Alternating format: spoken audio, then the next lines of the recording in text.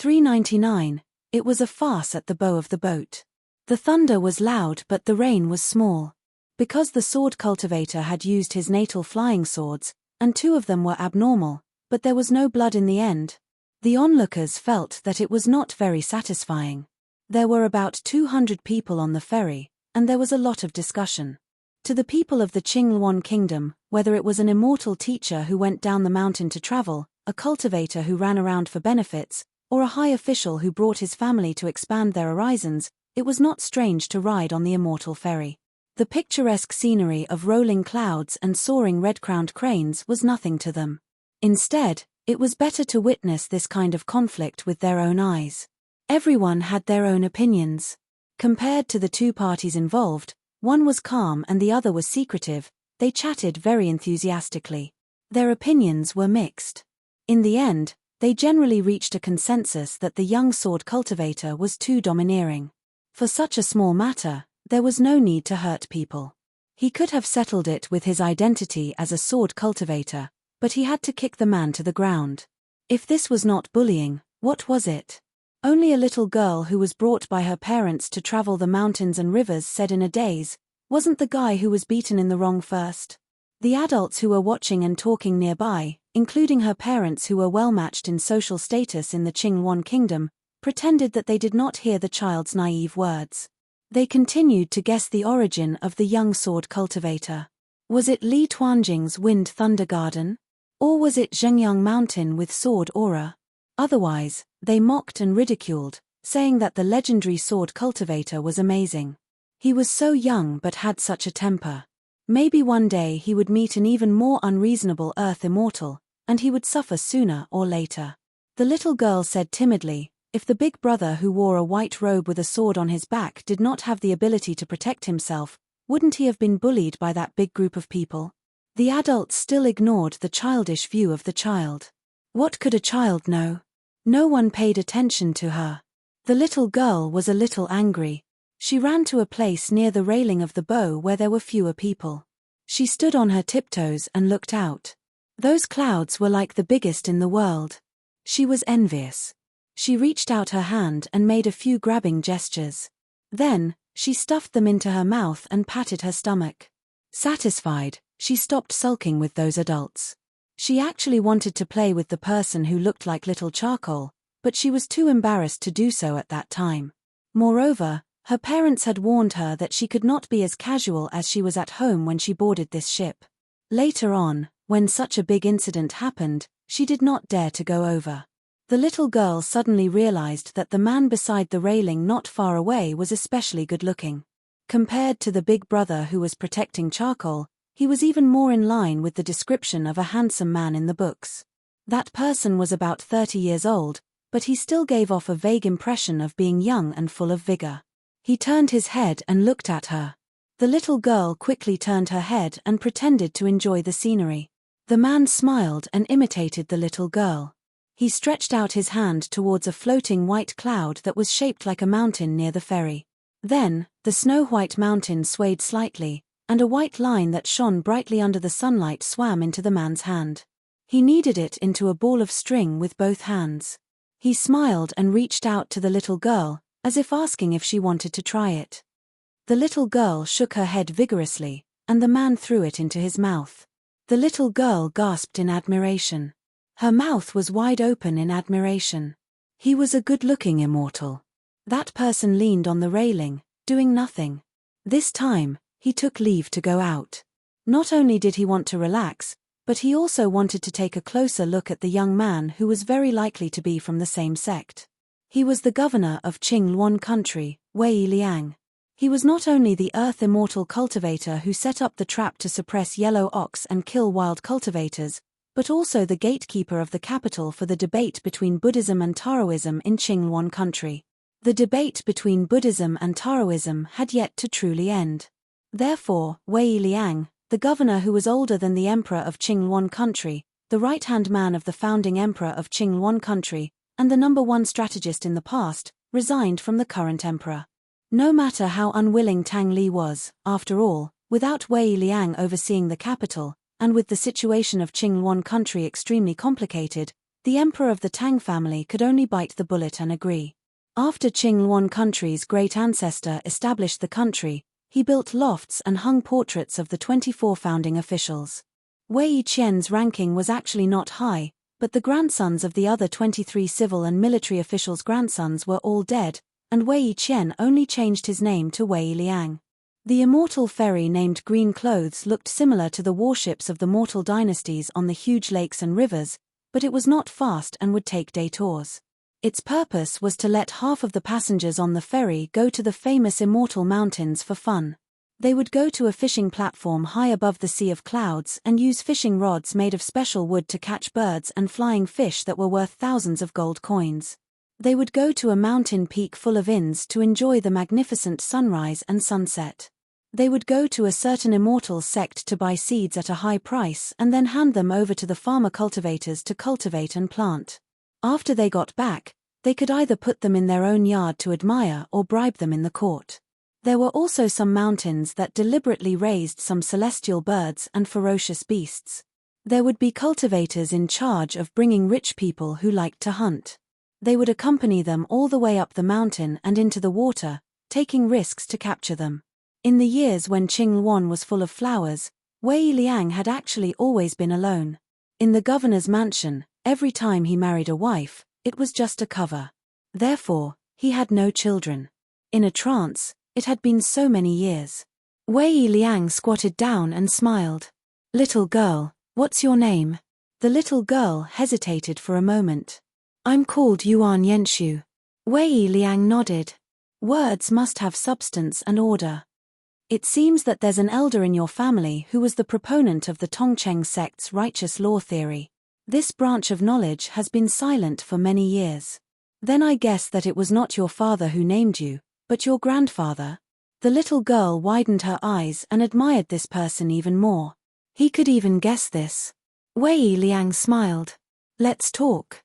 The little girl trotted a few steps and squatted beside him. "Sir, please speak. I'm listening." In the distance, the little girl's mother had a worried expression and was about to bring her daughter back to her side. The woman's husband, an elegant middle-aged scholar, also had the same intention. On the immortal ferry, there was no simple person. Only the old guest of the family who accompanied them shook his head at the middle-aged scholar and said softly, "Perhaps it's an immortal opportunity. It's best for us to wait and see." The husband and wife were slightly relieved and at the same time somewhat expectant. Wei Liang simply sat cross-legged with his hands on his knees. This immortal ferry sailed above a sea of clouds. Outside the railing was like a long snow-white river, becoming a ferry in name only. Wei Liang first asked the little girl Yuan Yenshu's opinion on the previous disturbance. The little girl then told him her opinion. Seeing this immortal gentleman nod his head, Yuan Yenshu was somewhat happy. Finally, there was someone who agreed with his opinion. Wei Liang slowly said, "You inexperienced children are all, how do I put it? You're like the most beautiful but most fragile porcelain. Whether you'll be able to enter the Hall of Elegance in the future or become a broken pot by the well depends on whether you teach it well. If you teach it well, the shape will be right. If you don't teach it well, it will grow crooked. Teaching by example and teaching by word, the latter is more important. Words are false, while teaching by example is true. This is because children may not understand the principles of adults, but they are most curious about the world. It's very difficult for children to understand and store the principles in their ears. Children can see more with their eyes, and it's easier for them to remember the general appearance of the world. It's relatively simple, black and white are distinct, and it's especially precious. If this imperceptible influence continues, they won't even realize it. Bit by bit, over the years, the world in their minds will be set, and it'll be difficult to change it. Therefore, many seemingly inexplicable actions that go against other people's impressions after they grow up are actually traceable long ago. At the critical moment of polishing the tool, the words and deeds of the parents are very important. A reprimand that doesn't hit the nail on the head, or a wrong action, but simply feels that their child is too young and chooses to ignore it. In the end, isn't it harming others, themselves, and their children? Therefore, rewards and punishments must be clear, and parents must learn to set rules for their children. Benevolence and righteousness are the foundation of reason. Punishment is the end of reason. Wei Liang spoke steadily, neither too fast nor too slow. The little girl listened attentively, occasionally blinking her eyes. Wei Liang continued, therefore, when you're young, parents teach your children benevolence and righteousness. When you're slightly older, teachers in school teach your disciples benevolence and righteousness from books. The two complement each other. The former teaches you realistically, and the latter teaches you at a higher level. Neither can be missing, and it's even more impossible to undermine each other. The little girl remained silent, and it was unknown if she understood. However, when others spoke, she still understood that she should listen attentively and not interrupt. Wei Liang turned his head and asked with a smile, "Do you know who's more willing to listen to others' reasoning?" The little girl shook her head. Wei Liang then asked and answered his own question. In the beginning, children listen to their parents. After that, students listen to their teachers. When they grow up, the weak listen to the strong, the poor listen to the rich, and the subjects listen to the king. For example, the people at the foot of the mountain listen to the people at the top of the mountain, and the people at the top of the mountain listen to the people at the bottom of the mountain. Then here comes the problem. If what the strong say is wrong, but the weak take all the words and reasoning of the strong as their standard, what should they do? Benevolence and righteousness are already very difficult to be effective, so there needs to be a law. There must be something in the world that is more revered than all the immortal spells on the mountain. It can make the so-called strong feel their hands and feet tied. It can make these people fear their parents' reprimand like a teacher's feather duster and ruler. Once they make a mistake, they will immediately be hit in the palm of their hand, and they will know the pain. Wei Liang smiled brightly. You don't really understand, right? Of course she didn't understand. Her little brain was a mess, yes. Wei Liang laughed and said, actually, you've heard it. It's just that you don't understand it for the time being. However, you've taken it all to heart. You're better than many adults. Often, after they've suffered losses, they've only learned some small tricks to deal with the world. Little girl, although your cultivation aptitude is average, your family background is good now. You don't have to worry about food and clothing. It's unlikely that there will be a huge change in your temperament. In the future, if you marry a good man, your life won't be too bad. Yuan Yenshu was a little shy. When it came to marriage, she had played with her peers before. Every time, they would find a piece of red satin and cover the head of the bride. If the husband was the little bookworm in the Liu residence next door, she would smile more. If it was the little fat boy in the Ma residence, she wouldn't be willing to smile. Wei Liang stretched out a finger, seeing that you're so smart and sensible, remember one thing. When you grow up, if you encounter a huge crisis that you think your family can't handle, remember to go to the governor's office in the south of the capital and find a person called Wei Liang. Yes, if it's urgent, you can send a letter. Yuan Yenshu timidly said, Teacher, that's many years in the future. Let's just forget about it. Wei Liang shook his head and smiled, you can't think like that. Time is like water. In the blink of an eye, you'll grow up. In another blink of an eye. She might have already died of old age. It's just that Wei Liang didn't say such inappropriate words out loud. Wei Liang smiled, a kind person will be bullied by others. Don't you want to be a good person? A wicked person can only be tortured by another wicked person. Do you want to be a bad person? A gentleman can be bullied. Do you think it's right to bully a gentleman? That's not right. It's just that talking about a person's good and evil is too complicated. Even if it's right and wrong, how to deal with it is still a huge problem. Just like today's disturbance on the ferry. If that young man with a sword on his back patiently tried to reason with that group of people, would they listen? They would listen with their mouths, but would they accept it in their hearts?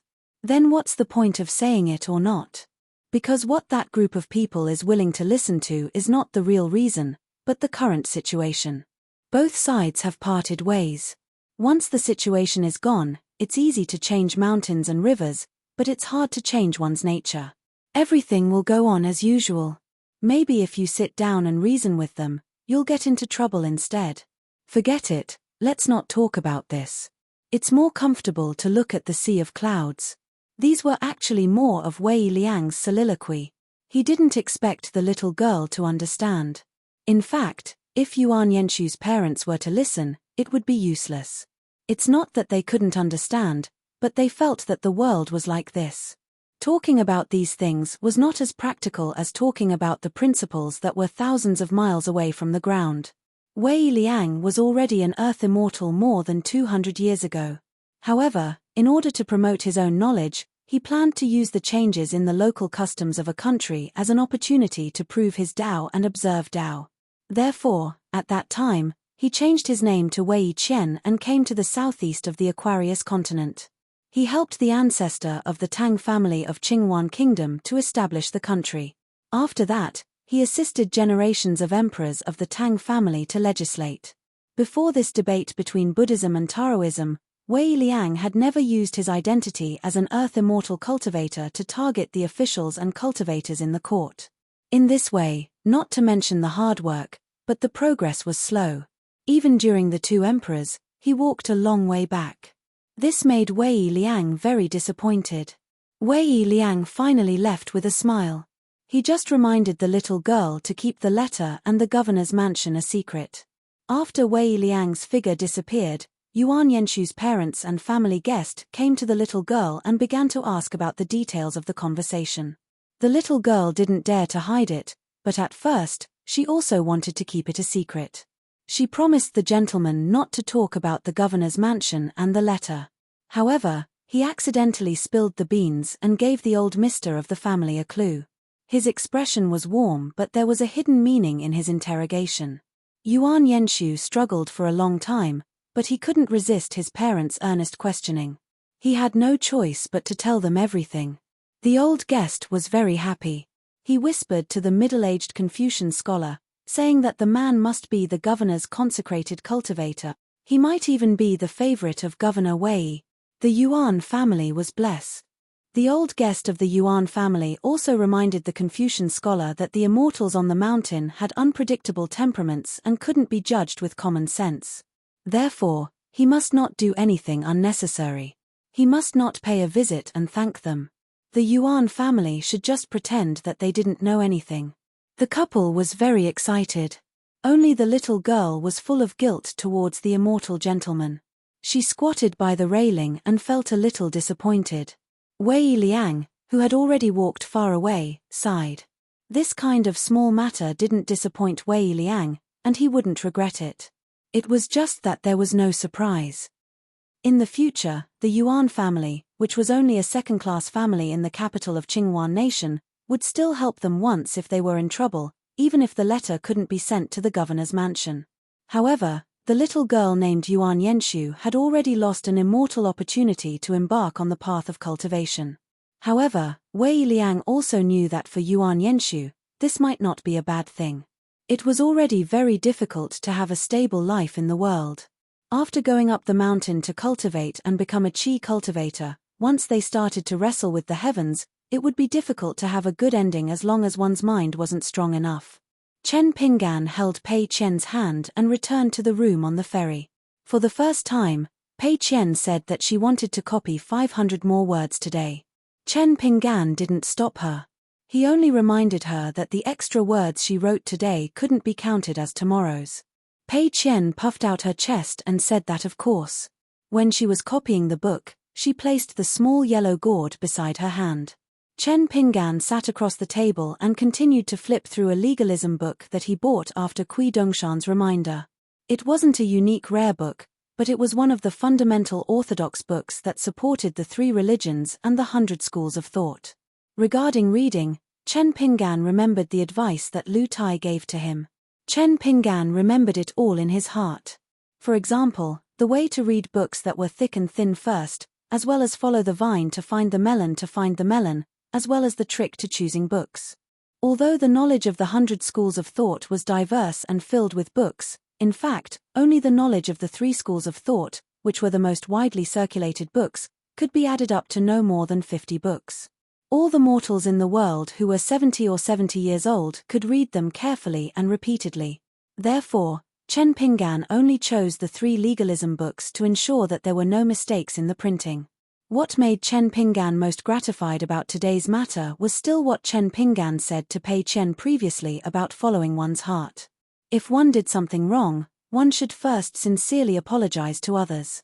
Furthermore, the current Pei Qian was completely different from the Pei Qian he met for the first time at the Lotus Flower-blessed land. For example, from the beginning to the end of the storm, Pei Qian's only thought was to copy books. She didn't turn around and curse that group of people to die a horrible death. Chen Pinggan asked, "Pei Qian, aren't you angry when that guy pressed your head and almost threw you out?" "I'm angry. On the way here, I've already cursed them to death in my heart. 8 big bad guys, each of them died in a different way. For example, the guy who was taught a lesson by Master accidentally sprained his ankle when he went out and fell off the ferry. With a bang, he was smashed to pieces. According to the physiognomy that old chef taught me, the bitch called Sleeping Silkworm thick and bulging suddenly quarreled with someone and then was slapped left and right. In the end, she was beaten until her teeth couldn't be found. Haha, and the one with a pointy mouth and monkey cheeks had a stomachache. There was no doctor on the ferry to treat him, so he was rolling on the ground and screaming. Pei Qian was busy copying books and accidentally said what was in his heart. He suddenly woke up and said with a bitter face, "Master, it's up to you to hit my chestnut or pull my ears." Chen Pinggan didn't get angry. He asked with a smile, then if Pei Qian seemed to know what Chen Pinggan wanted to ask. She straightened her back and said, "Master, don't worry. I'm just thinking about it for fun. Even if I master the peerless swordsmanship and invincible fist arts one day, I won't really do anything to those guys when I meet them. At most, I'll be like Master and kick them." Chen Pinggan asked curiously, "Why?" Pei Qian said with a look of righteousness, "I'm Master's disciple, and I'm your first disciple. If I lower myself to their level, won't I be embarrassing Master? Besides, it's not a big deal. When I was young, I was beaten and kicked many times. Now I'm rich and half a Jianghu man. I'm magnanimous." Zhu Lian just pushed the door open and entered with Sharu. He gave her a thumbs up and said, "Heroine Pei's flattery is getting better and better." Pei Qian continued to copy books. She was in a good mood today and didn't want to lower herself to old chef's level. Chen Pinggan said to Zhu Lian, "Those people will definitely come to apologize later. Help me stop them and tell them to get lost." Pei Qian suddenly asked, "Master, why don't we talk to them?" Zhu Lian smiled and said, "What do you know?" For the first time, Pei Qian didn't talk back. She just grinned. Last time on the path out of the lion's garden, she caught a fart for Zhu Lian and Sharu to guess. "Old chef, you really know nothing." Zhu Lian stood beside Pei Qian and watched her copybooks. Her writing style was probably learned from Chen Pinggan. Now, her writing could be considered proper. Zhu Lian said as he watched her meticulous writing, "Master, if you talk to these people properly, they'll be convinced in front of you. They'll say things like they won't do it again. But when they turn around, they'll take advantage of you. Maybe they'll take pride in it and tell everyone they meet that they don't know each other. Once they get off the boat, they'll continue to mingle in Jianghu. They'll have a sword cultivator friend that everyone on the boat can vouch for. How can they not be afraid? Do you think it's a small matter?" Pei Qian raised her head and asked in confusion, "How are we friends? Aren't we enemies?" Zhu Lian sat on the side and said indifferently, "We know, but Jianghu doesn't." Pei Qian stopped writing. She was so angry that she slammed the table with her other hand. "How can Jianghu be like this?" Chen Pinggan smiled and said, "Copy the book well. Try to finish it in one go. It's best if you don't dawdle in the middle." Pei Qian nodded and continued to copy books. As expected, there were footsteps in the corridor outside the door. Most of them were pure martial artists of the 3rd or 4th level. Only one was of the 5th level. They started to knock on the door. Zhu Lian opened the door and kicked them out. "Don't disturb my master's peace. If you're an eyesore again, I'll slap you to death." That group of people trembled in fear. They bowed their heads and left like a swarm of bees. In this corridor, almost half of the rooms nearby were opened. They were all very curious to see if what would happen next would be blood splattering 3 feet away. Or if it would be the so-called Jianghu anecdote in the book. In the end, it was such a scene. Everyone felt a little bored. But there were a few mountain and lake cultivators who felt a little better. If that group of boorish people really profited from their misfortune and managed to latch onto such an unfathomable young sword cultivator, wouldn't they die of jealousy? Looking at Chen Pinggan, who was quietly watching Pei Qian copybooks, checking every stroke for mistakes, Shiru suddenly had a feeling that her hundreds of years as a ghost had been wasted. Wasn't he not even 20 years old yet? He shouldn't be able to see through the minutiae of people's hearts so clearly. Chen Pinggan suddenly turned his head and asked with a smile, "You've been looking at me for a long time. What are you doing?" Shiru was a little embarrassed and shook her head. Seeing Chen Pinggan's strange expression, Shiru was afraid that he would misunderstand and mistakenly think that she had some improper thoughts. Shiru became more and more uncomfortable. She suddenly stood up, twisted her waist and walked away. Chen Pinggan was confused. He just felt that being stared at like this by Du Mao gave him goosebumps. Zhu Lian gloated, "Young master is really a dragon among men. If a woman in the world meets someone like you, won't she be ruined for life?" Chen Pinggan sighed, "Zhu Lian, sometimes your flattery is not as pleasing to the ear as Pei Qian." Zhu Lian chuckled, "After all, when it comes to flattery, Pei Qian is gifted. This old servant just has to work hard." Pei Qian copied the book without raising his head. He only said with an angry expression, "Old chef, just you wait. When I'm done, I'll still lack 125 words. Then you'll be in trouble." Zhu Lian laughed. "What? Are you going to compete with me in eating shit or scolding people?" Chen Pinggan couldn't listen anymore. He simply took out the priceless true body talisman of the day and night wandering god talisman and the jade pendant carved with the dragon palace. Because Li Baozhen opened the door and Chen Pinggan didn't know how to close the door, the two items kept losing spiritual energy. However, compared to the abundant spiritual energy of the talisman and the jade pendant, it was almost negligible. For example, in the reed-filled lake outside the lion's garden, someone used a hoe to dig a small ditch to release water. This set off the fatal flaw of a purely martial artist's talisman drawing. One was like burning oil in a raging fire, like the rotation of the 4 seasons.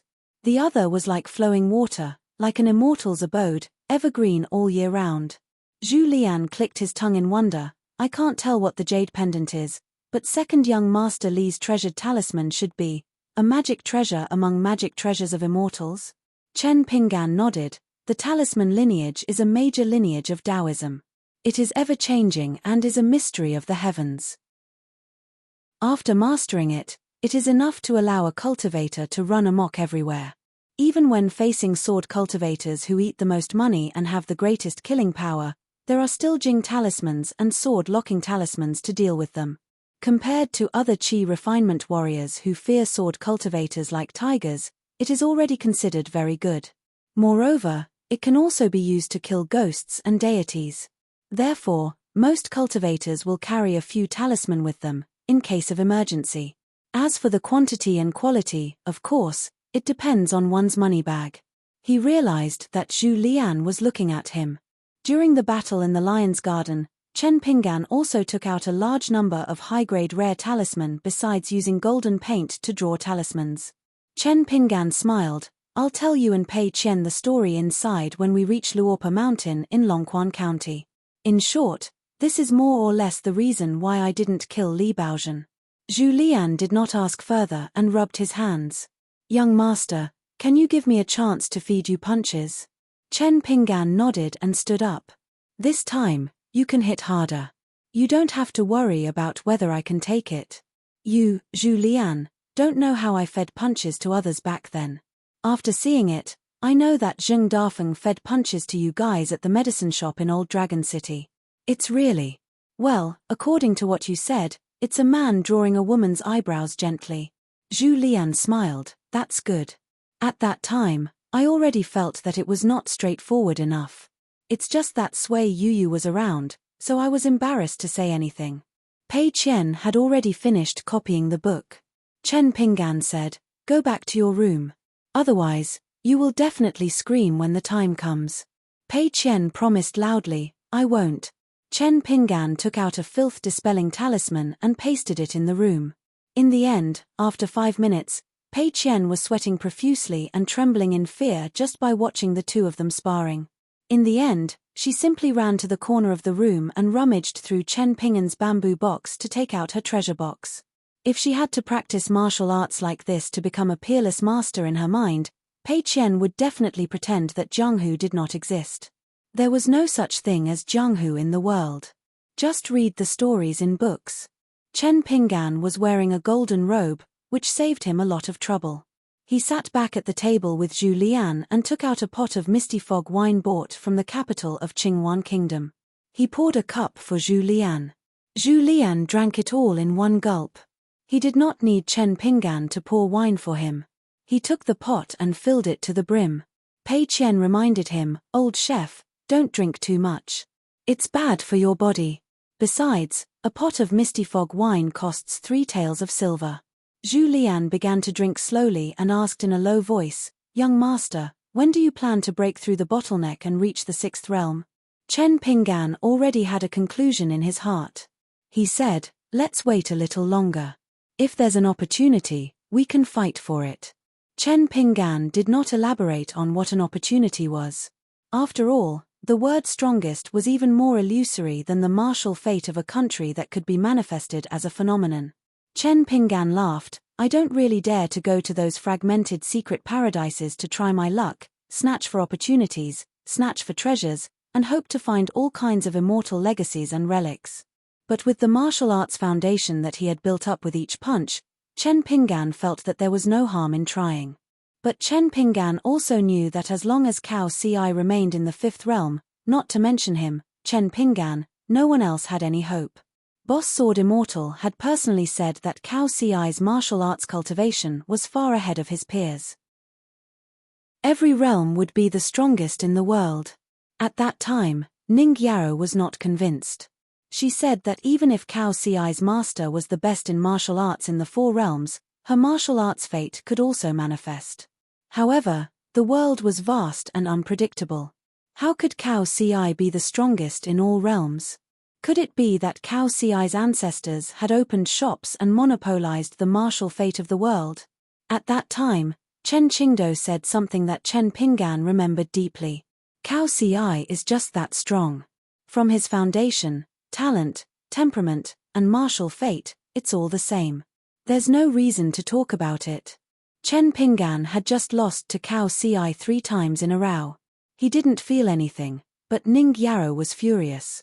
Seeing Ning Yaro like that, Chen Pinggan felt quite happy. But Ning Yaro saw him like that and became even angrier. At this moment, Zhu Lian subconsciously blurted out, Young master is a person of great fortune. How can you return empty-handed from a treasure mountain? Now that I'm in the Golden Body realm, I have some understanding of the secret realm after the Blessed Enclave is broken. I know that cultivators of the upper 5 realms cannot enter. Once they enter, the secret realm will be unstable and easily collapse. They will be easily swept away by the disorderly long river of time and seriously wear down their cultivation. Now that there are no upper 5 realms cultivators secretly eyeing you, and you have this old servant to help you, young master can go and try your luck. If you encounter a place like this next time, young master won't need to bring this old servant along. After all, we are pure martial artists, so it doesn't matter. Chen Pinggan thought for a moment and nodded, that makes sense. I'm used to avoiding these things. Now it seems that I have to change my mindset. Pei Qian originally frowned when he heard great fortune. But after hearing Zhu Lian's words, his brows relaxed. Zhu Lian thought for a moment. After that, the time on the immortal ferry boat slowly passed. Many scenic spots with signs of immortals' abodes on the mountains could not build an immortals' ferry that required an endless supply of immortals' money. Therefore, the ferry could not dock.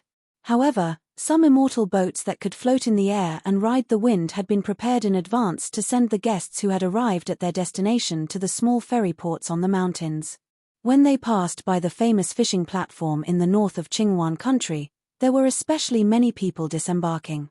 Chen Pinggan, Pei Qian and Zhu Lian came to the bow of the boat and saw that between two towering mountains, there was a huge sea of clouds floating past, flowing like a stream. The two big fishing platforms on the left and right were built on the banks of the sea of clouds at the top of the mountains. From time to time, colorful birds could be seen flapping their wings and breaking through the sea of clouds. Pei Qian was enthralled. She only hated that she could not ride the wind. Otherwise, she could rush over with a swoosh and hit those birds and flying fish with her walking stick, catching them and running back to the ferry. She should be able to sell them for a lot of money. Maybe if she made a few more trips, she would be able to buy a treasure box or even a treasure shelf. Zhu Lian was an 8th-level martial artist. But on this journey with Chen Pinggan, he had always been walking. He had never had the experience of riding the wind. Chen Pinggan asked curiously, "Zhu Lian, don't you have any thoughts? Don't you feel that you're not treating your realm unfairly?" Zhu Lian shook his head and smiled. "Young master, back in my hometown, I've long been tired of other people's startled gazes. I really can't bring myself to be so rash." Sharu was silently admiring the scenery on the side. She was already used to Zhu Lian's thoughts that were different from ordinary people's. While Chen Pinggan and the others were admiring the scenery, Wei Liang was sitting at a desk in a room, writing something. Beside his hand was an antique red sandalwood box. Inside it was filled with the gentleman's armament, paper cutter. He took out a yellow bamboo carving knife and used it as a paperweight. Although Wei Liang left the capital, he used the excuse of going sightseeing to relax. But in reality, he was doing one thing along the way. His relationship with Qingwan country was not big, but it was not small either. He was helping someone compile the immortal master rankings of the Aquarius continent. He needed to make a summary of things. Wei Liang drew up the first draft of a 9th-level system. First level, only the immortal realm of the upper 5 realms of the Aquarius continent could enter this list. Second level, the Jade realm of the upper 5 realms. Or the contribution of the Song clan's iron cavalry to the south and destroying the country. Third level, Yuanying realm. Or the contribution equivalent to opening up a new continent. Fourth level, Jindan realm. Gradually going down, all the way to the 9th level. The specific division was rather complicated. It was not absolutely linked to the realm of the Qi refinement warrior. One had to refer to the Dali imperial court, especially the military's records of the cultivator's contributions during the journey south. Among them was Ruan Tan of the Dragon Spring Sword sect. He was not only the first person in the 2nd level, but also the Song clan's immortal rankings that would be recorded as contributions in the future. He temporarily occupied the 1st position. In addition, there were the 2 military ancestral courts, Martial Mountain and Wind Snow Temple, as well as the 2 sword cultivator sects, Wind Thunder Garden and Zhengyang Mountain. Further down, it was Dallas Eternal Spring Palace, Yunxia Mountain, Qingfeng City's Shu family. They all needed 1 or 2 spots to enter this list, and their ranks would definitely not be low. As for the cultivators who had the peace and quiet token issued by Dallas Ministry of Justice, they would definitely be included. After that, the immortal masters who took the lead to surrender to Dali, regardless of their background, immortal masters, or mountain and swamp cultivators, could all be included. Wei Liang had been perfecting the details recently. This required that person to provide him with a large amount of spy information, even the inside story of a country's throne and the life and death of the emperor. Wei Liang put the brush in his hand on the brush holder mountain, stood up, and slowly paced in the room. The reason why he was willing to do this. It was not that Wei Liang was forced by the general situation and had no choice but to surrender to that embroidered tiger. In fact, with Wei Liang's temper, if Qidong could not convince him, he could give up on the more than 200 years of operation in Qingwan country and start anew in another continent. For example, the more lawless Julu continent, or the relatively stable Tongyi continent. With the foundation of Qingwan country, it would only take 1 or 200 years. But this time, when Qidong came to Qingwan country in person, the first person he found was Wei Liang. Qidong had a frank conversation with him. After Wei Liang learned about this Dali imperial tutor and the general direction of the Dali dynasty's established national policy, Wei Liang decided to cooperate. Cooperation, not surrender. Wei Liang did not compromise and did not bargain. Kui Dong also did not have any doubts about this. It was undeniable that Kui Dong's request was more far-reaching than Wei Liang's. Therefore, Wei Liang looked forward to the scene that Kui Dong spoke of, appearing in front of his eyes one day. Inscribe the Dali law on a tablet, and erect the tablet on the peak of the mountains of Baoping continent. Wei Liang came to the window, his eyes burning, his heart surging with heroism. It was even better than the rolling sea of clouds that flowed between the two mountains beneath his feet. A real man should be like this, only then would he not walk in vain, and not let down what he had learned. Chen Pinggan had already sat on the ferry 3 times and knew that this green clothes ferry was originally slow. He did not expect it to take so many detours, purposely going along the northeastern and northern borders of the Azure One Empire, letting off a few batches of passengers. After finally leaving the territory of the Azure One Empire, he originally thought that it would be faster, stopping at a vassal state north of the Cloud Sky Empire. Finally, at noon today, he decided to stop at the middle mountains of this small empire, saying that he would only set sail tomorrow evening. The guests could go to the middle mountains to admire the scenery, especially since it was stone gambling 4 times a year. If there was a chance, it would be a good thing if they were lucky.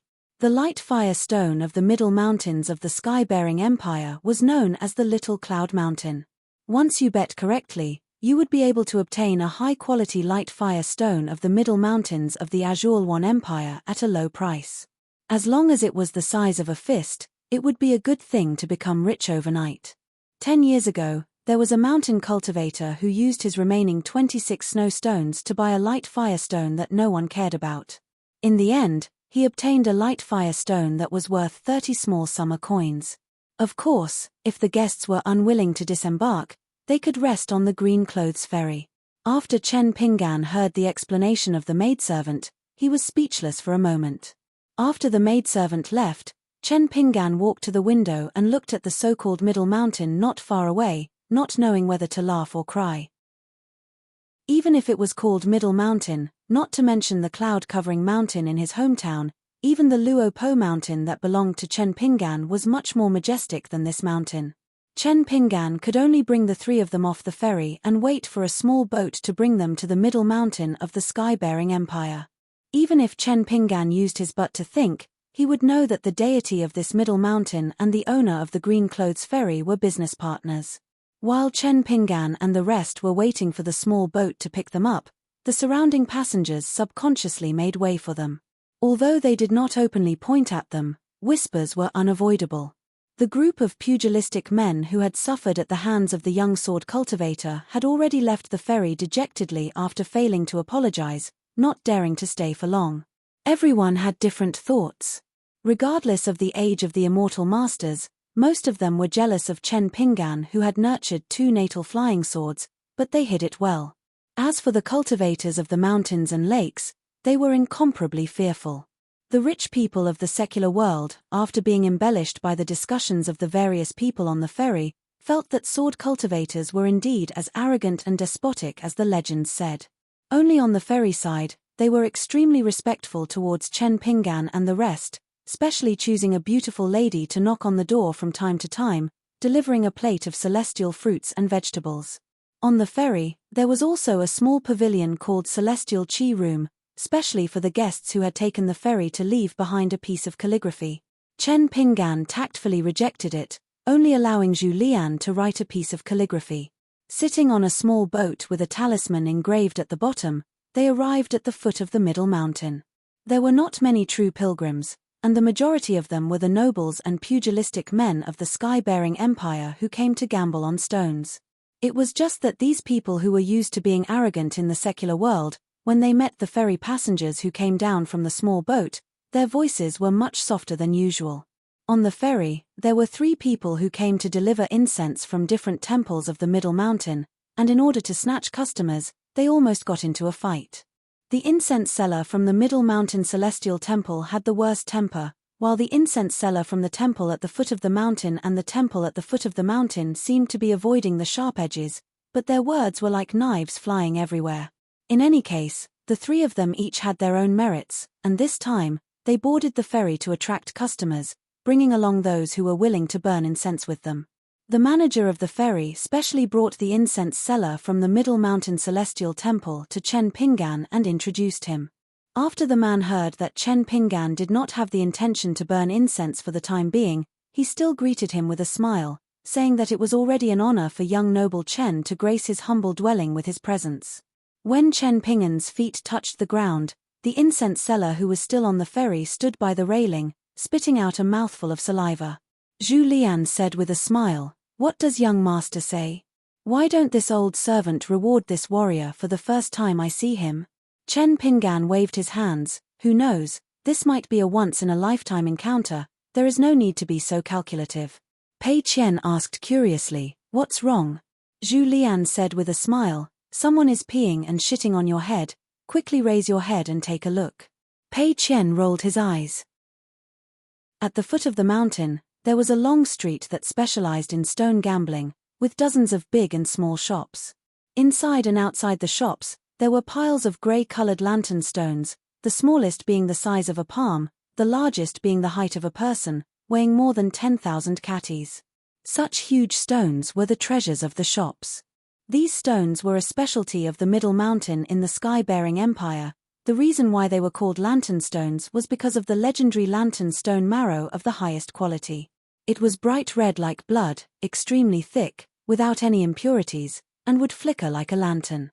Holding a piece in one's hand would naturally deter evil spirits. The strange thing was that before opening the stone, even an earth-immortal cultivator would not be able to see the quality of the stone. Chen Pingan was not interested in these, and gave Pei Qian and the other 10 snowflakes each, letting them choose and open the stones themselves. He went up the mountain alone, wanting to take a look at the Middle Mountain Celestial Temple, and arranged to meet at an inn at the foot of the mountain at dusk. Pei Qian was a little embarrassed, and asked if she could not buy the stones. Chen Pingan smiled and pinched her tanned face. "Anyway, the 10 snowflakes are yours, you can spend it however you want." Pei Qian made a no sound. Waiting until Chen Pingan was far away, they started to climb the mountain. Pei Qian immediately jumped up in joy, baring his fangs and brandishing his claws, performing a crazy demonic sword technique. Zhu Lian had not even finished visiting 2 shops before he bought a pleasing lantern stone, but when he opened it on the spot, he lost everything. Pei Qian was so angry that he almost fought with him. Zhu Lian pressed one hand on Pei Qian's head, allowing Pei Qian to move his hands and feet. Sharu held the 10 snowflakes in her hand, looking carefully and listening attentively, going from shop to shop, often picking up a lantern stone, looking at it for half a day and then putting it back down, not spending a single snowflake. Zhu Lian was full of praise. "You really know how to live." Pei Qian followed beside Sharu, staring at the lantern stones of different sizes, wishing he could stick his eyeballs on them. His butt was kicked by Zhu Lian a few times, and he was even mocked by Zhu Lian for being greedy for money, but why would he fall into a pile of stones? Zhu Lian soon regretted not going up the mountain with Chen Pingan. These 2 girls, Sharu and Pei Qian, really had extraordinary perseverance when it came to shopping. Not only did they want to go from shop to shop, but they also wanted to look at the lantern stones one by one. In addition, whenever a customer bought a lantern stone and asked the shop to help open it, the 2 would stop and look from beginning to end with a solemn expression, as if they cared more about the result than the rich people who spent a lot of money to buy stones. Zhu Lian did not have a hard time walking, but his heart was tired. In the end, when Zhu Lian looked up at the sky, he estimated that even young Master Chen had almost reached the foot of the mountain. Sharu finally bought a palm-sized lantern stone, and according to the shop's price, she spent 2 snowflakes. The stone that came out was actually a thumb-sized bright red chalcedony. Even the shopkeeper was sincerely shocked.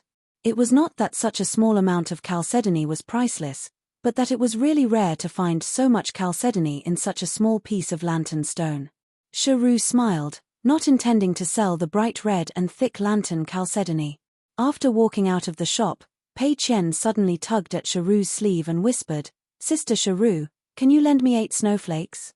Sharu asked curiously, "You're not buying stones, why do you need money?" Pei Qian said in all seriousness, "I'm buying stones." Sharu was even more puzzled. "We've already finished shopping, and there are so many shops, you still remember which one? Pei Qian nodded vigorously. Shiru smiled and handed the remaining 8 snowflakes to Pei Qian. Pei Qian took a deep breath and began to run. Shiru and Zhu Lian looked at each other and quickly followed. They did not know what Pei Qian was up to. In the end, the two found Pei Qian standing in a corner in a large shop with piles of various colored lantern stones, struggling to pull out a lantern stone. She might not be able to hold it with both hands, but the lantern stone was estimated to be very big. Although the lantern stone could not be seen inside, but with hundreds of years of mining history, the few mountain root stone veins in Zhongyue were also very particular, plus the rich experience of not cutting out the chalcedony, the shopkeeper of each shop would have a rough estimate. It was inevitable that there would be some deviation, but generally it was not big. There would occasionally be a small leak, but it was almost impossible to find a big leak. So although many lantern stones were big, the price was very low. Some stones were not big, but the price was high. Pei Qian was squatting, the lantern stone at her feet was quite big, and was only priced at 20 snowflakes. It had been in the shop for more than 100 years, and no one had ever asked about it. Pei Qian began to seriously bargain with the shopkeeper, saying that she only had 15 snowflakes, and that it was all the savings she had painstakingly accumulated over the years. The old shopkeeper felt that this little girl was very interesting. She did not look like the child of a rich family at all. She looked dark and swarthy, but she could have 15 snowflakes, which was worth 15,000 taels of silver. In the counties and cities of the sky-bearing empire, she could be considered a rich man. The old shopkeeper actually felt that it was a good price to cut off 5 snowflakes and 15 snowflakes. Otherwise, this lantern stone, which the shopkeeper privately estimated to be worth 10 snowflakes, could not be sold after another 100 years, and the shop would have been passed down to his grandson. However, the old man still asked for a sky-high price and Pei Qian returned the money on the spot. After fighting and scheming for about half an incense stick's worth of time, the old shopkeeper wanted to see what excuses and reasons this little girl could come up with in order to save money on 5 snowflakes. In the end, the old shopkeeper laughed and agreed. In the end, he saw the charcoal girl take out a handful of snowflakes, put 3 into her sleeve, and gave the remaining 15 to him. The old man's mouth twitched. "Little girl, you're a little unkind." Pei Qian pretended to be stupid, grinning. Shiru pretended not to know Pei Qian. Zhu Lian gave her a thumbs up. "You're indeed the first disciple." The old shopkeeper was not angry. Instead, he felt that this mischievous little girl was a good businessman. He smiled and asked, "Do you want our shop to open the stones for you?" Pei Qian nodded, "Of course, otherwise I won't be able to carry such a heavy stone. According to your rules, any lantern stone less than 20 snowflakes will be opened for free. Also, if a good stone is opened, it's up to the buyer to give the shop a reward. If I don't give you a reward, you can't be angry."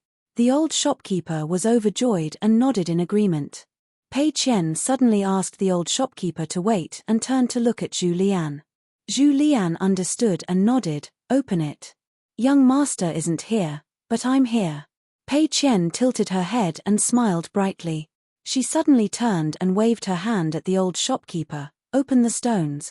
Then she returned the remaining 3 snowflakes to Shiru and said softly, "I still owe you 5. I'll pay you back later." After a stick of incense. The entire street at the foot of the mountain was shocked. Pei Qian, who was already carrying a bag, now had another heavy bag. The old shopkeeper behind her beat his chest and stamped his feet in regret. "Lantern stone marrow that is hard to come by in 100 years. It's worth 3 snowflakes." Zhu Lian, with both hands in his sleeves, smiled and leisurely followed behind the swaggering Pei Qian. Shiru only felt that it was too unimaginable. Chen Pinggan had just come down the mountain and reached the end of the street. Seeing Pei Qian, who was the center of attention, Chen Pinggan was confused. When Pei Qian saw that familiar figure, she immediately dashed over, panting. Chen Pinggan asked with a smile, "What's wrong? Is it Zhu Lian or Shiru who picked up a bargain?" Pei Qian just smiled. Zhu Lian and Shiru came to the master and disciple's side. Zhu Lian said with a smile, "Young master, this is a waste of money. You used 15 snowflakes to open a piece of lantern stone marrow worth at least 3 snowflakes. Chen Pinggan smiled and touched Pei Qian's head. So amazing. He was happy, but not shocked or surprised. Pei Qian's eyes narrowed into crescent moons. Tilting her head, she took off the bag with some difficulty and handed it to Chen Pinggan. Master, I'll give it to you.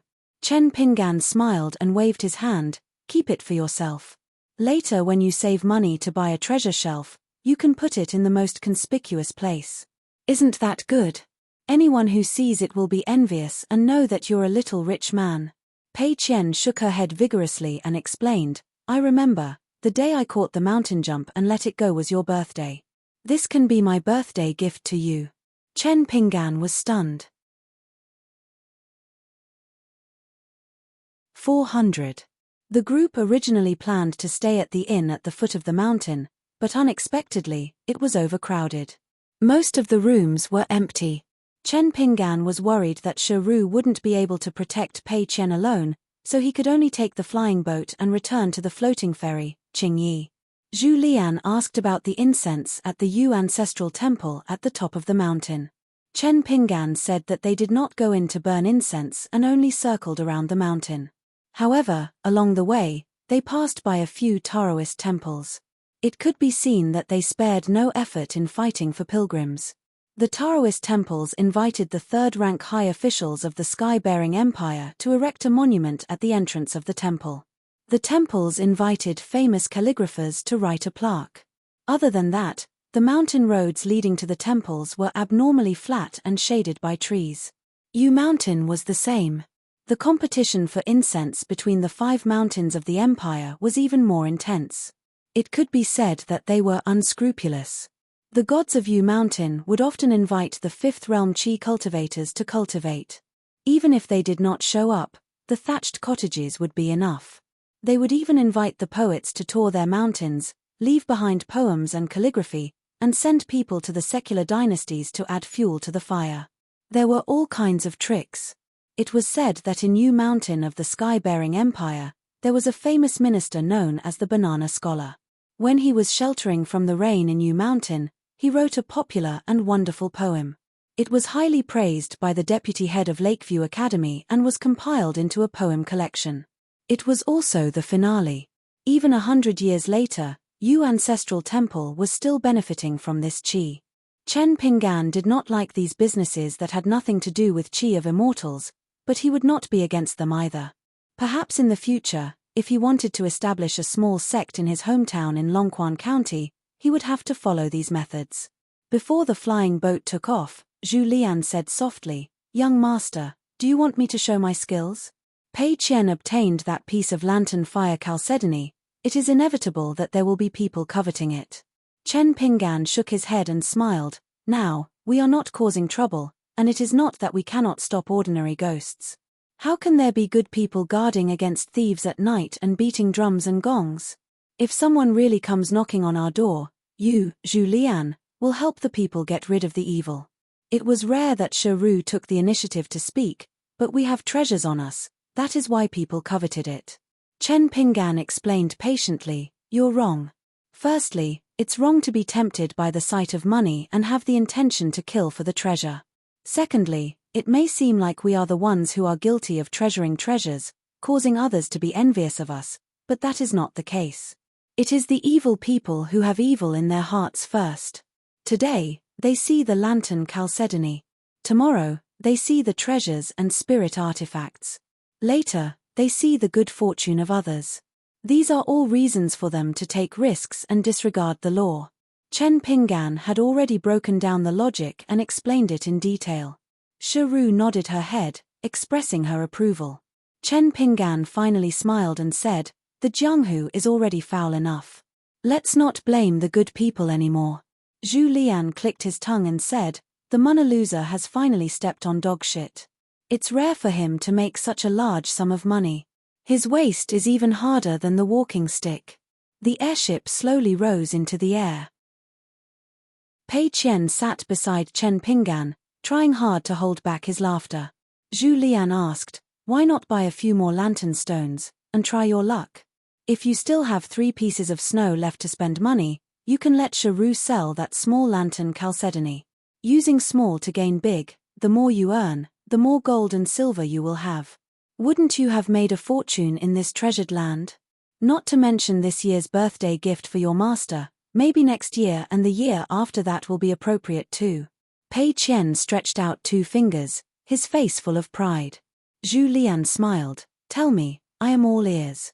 Pei Qian imitated Chen Pinggan and said slowly, Firstly, master has taught me the way out of lion's den.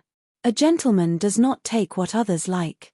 Therefore, I will not ask Sharu to sell the lantern Chalcedony. Secondly, in Jianghu, know when to stop. This is also what master taught me. Zhu Lian cupped his fists. I have learned. I wonder when Heroine Pei or Teacher Pei will open a school to teach.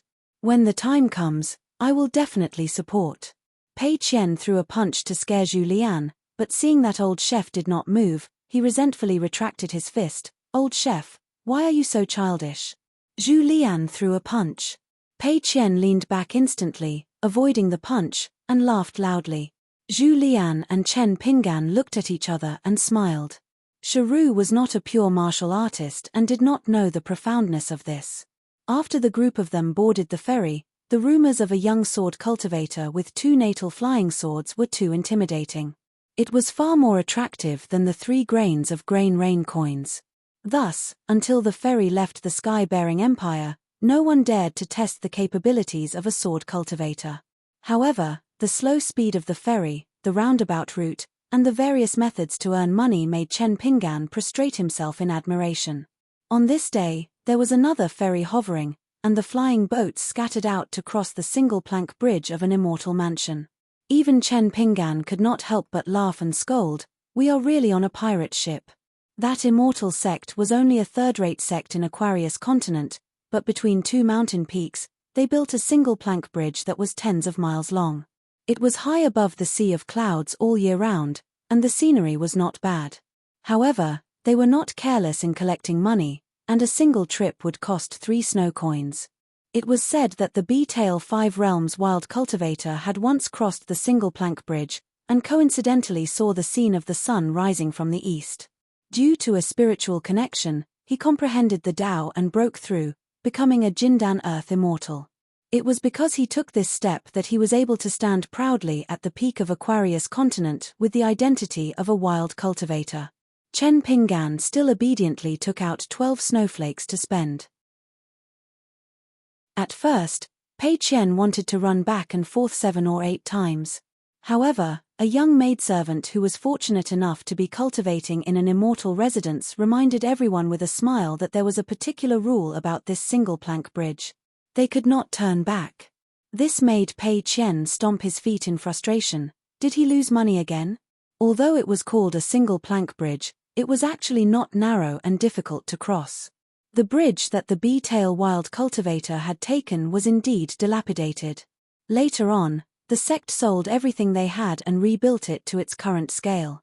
Not only was it wide and stable, it was also rebuilt to be exquisite and beautiful. After that, the ferry bypassed the Aquarius continent that was in full swing, and made a veritable big circle. So much so that the map below the ferry was the dragon path that Chen Pinggan once took to the south. At that time, Chen Pinggan separated from Zhong Shanfeng and Xu Yuanxia, and went south alone. This time, he was accompanied by Pei Qian, Zhu Lian, and Sharu.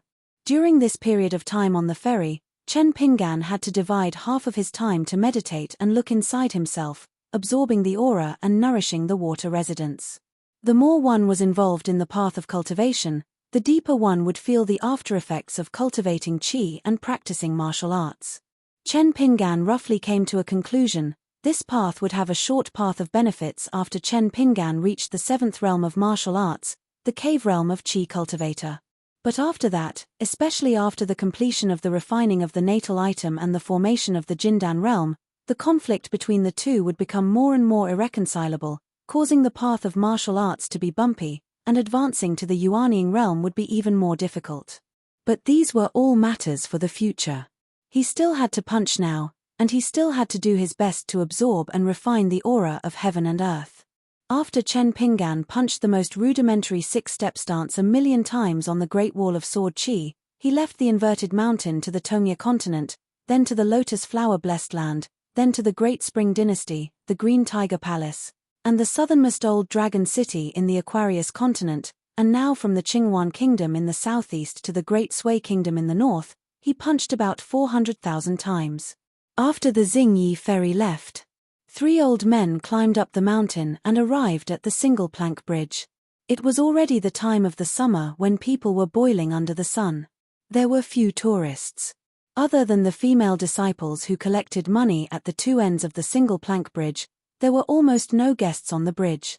A short old man in hemp clothes, who looked like a bandit, slapped the shoulder of an old man with the same temperament. "Zun, what are you waiting for? Pay up." The old man with the surname Zun was busy asking the young lady about the uniqueness of the scenery here. After his shoulder was pressed, he immediately took out 9 snowflakes and paid for it. The old man who paid was the senior Zun that Zhu Lian mentioned. In the dusty medicine shop in Old Dragon City, he gave Zhu Lian a few novels about immortals fighting. Zhu Lian was very impressed with this senior's knowledge. His knowledge was very profound. After that, Sui Yu went to the Jade Gui sect of the Tongyi continent where this old man was. After Du Maro of the Tongyi continent failed to ascend, his vitality was greatly damaged. The Jade Gui sect was now fully deserving of being the leader of a continent. The remaining ordinary-looking old man wanted to say something but hesitated. He wanted to persuade this carefree old friend of his. "Old Senior Zun was kind enough to cross the continent to visit you, but you didn't give him any face from the beginning to the end. What's going on? Did you really think that this senior was a junior disciple of your invincible divine fist sect? Moreover, if it wasn't for Senior Zun's help, he wouldn't have been able to obtain the largest fragment of the glazed golden body that Du Maro left behind." Taking a step back, Zun Yuan was after all an immortal realm cultivator of Tongya continent and the old sect master of Yugue sect. Where did you, who fell back to nascent soul realm, get the confidence to yell at this senior every day? This old man was the 5th realm cultivator from B-Tail Crossing and was also Jiang Yun's master. Therefore, this single-plank bridge was the blessed land for him to become a golden pill expert. The 3rd realm servant girl couldn't tell the depth of the 3 people. Not to mention her, even the sea-viewing realm mountain lord couldn't see through them.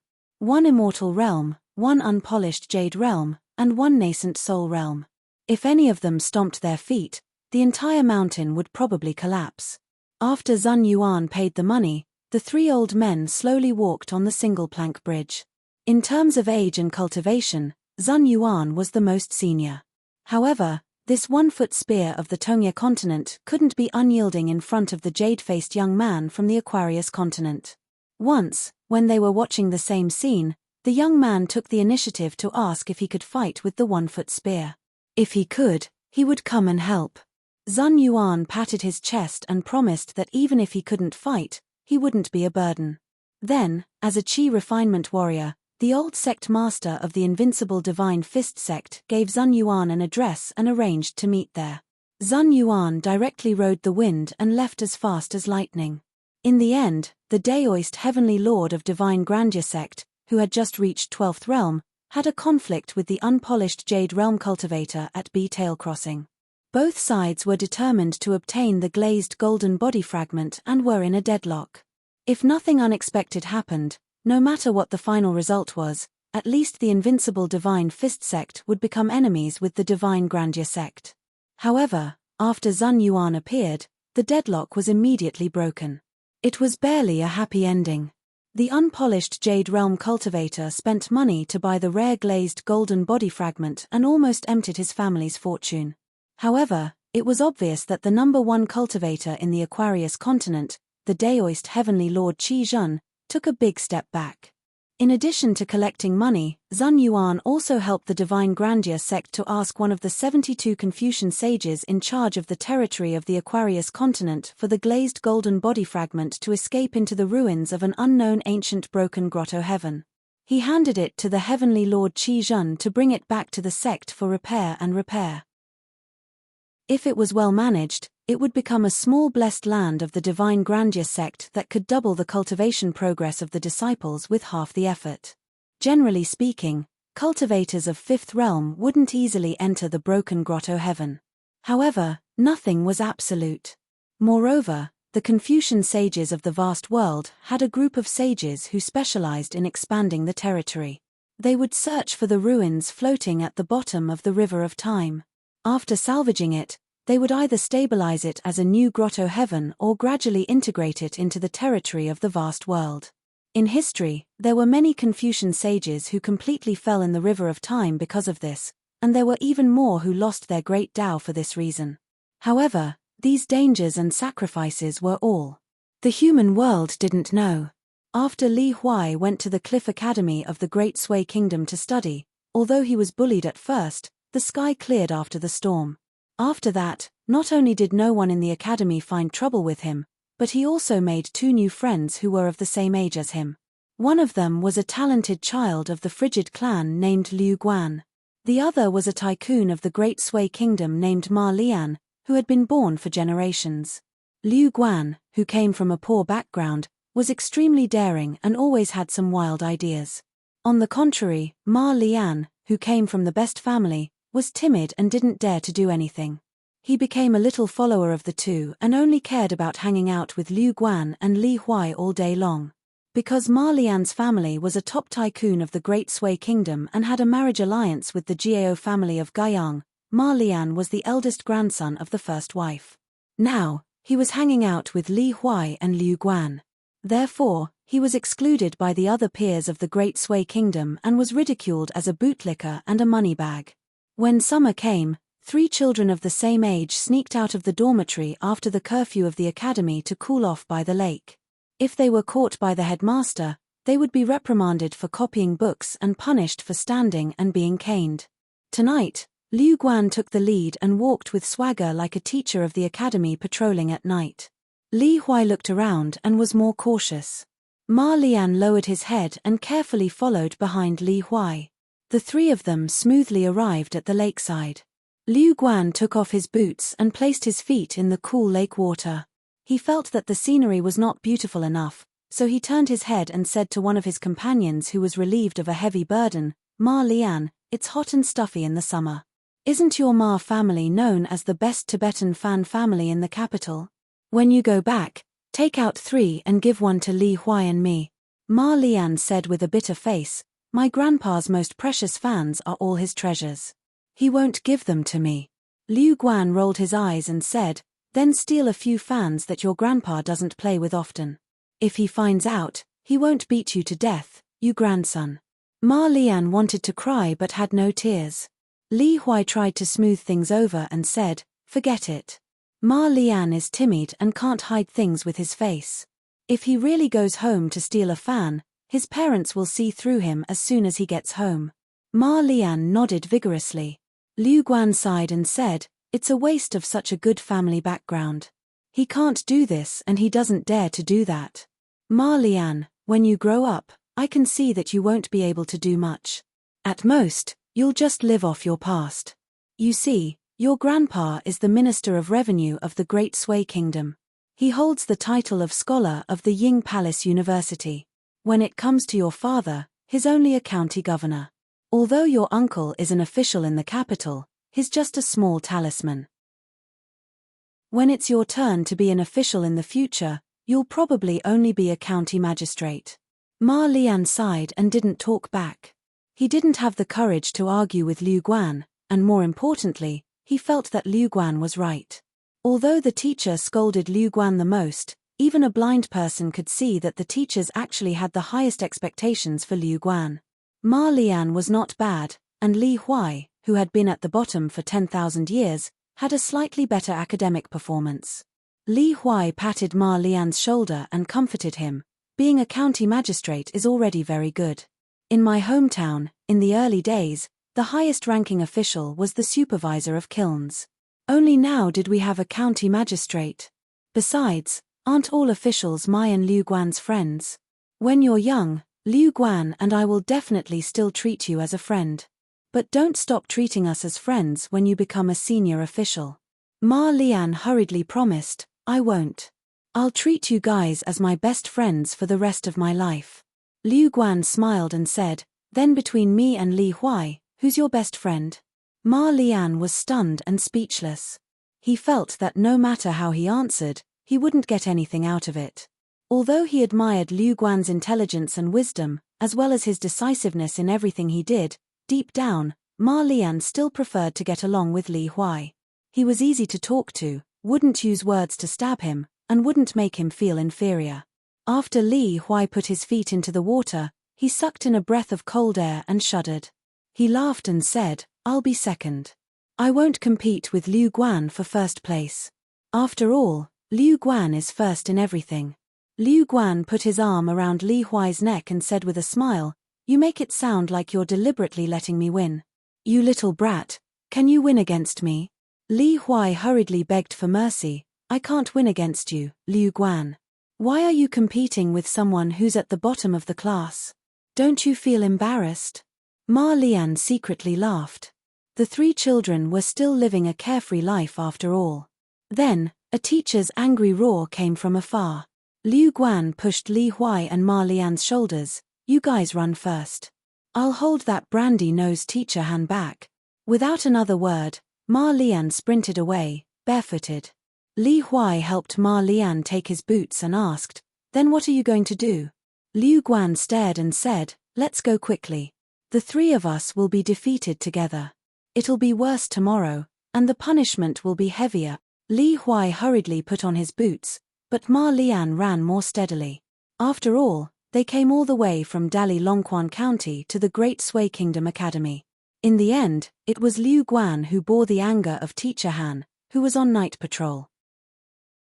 If it weren't for the fact that Liu Guan's answers were flawless, Teacher Han would have punished Liu Guan to stand by the lake for the whole night.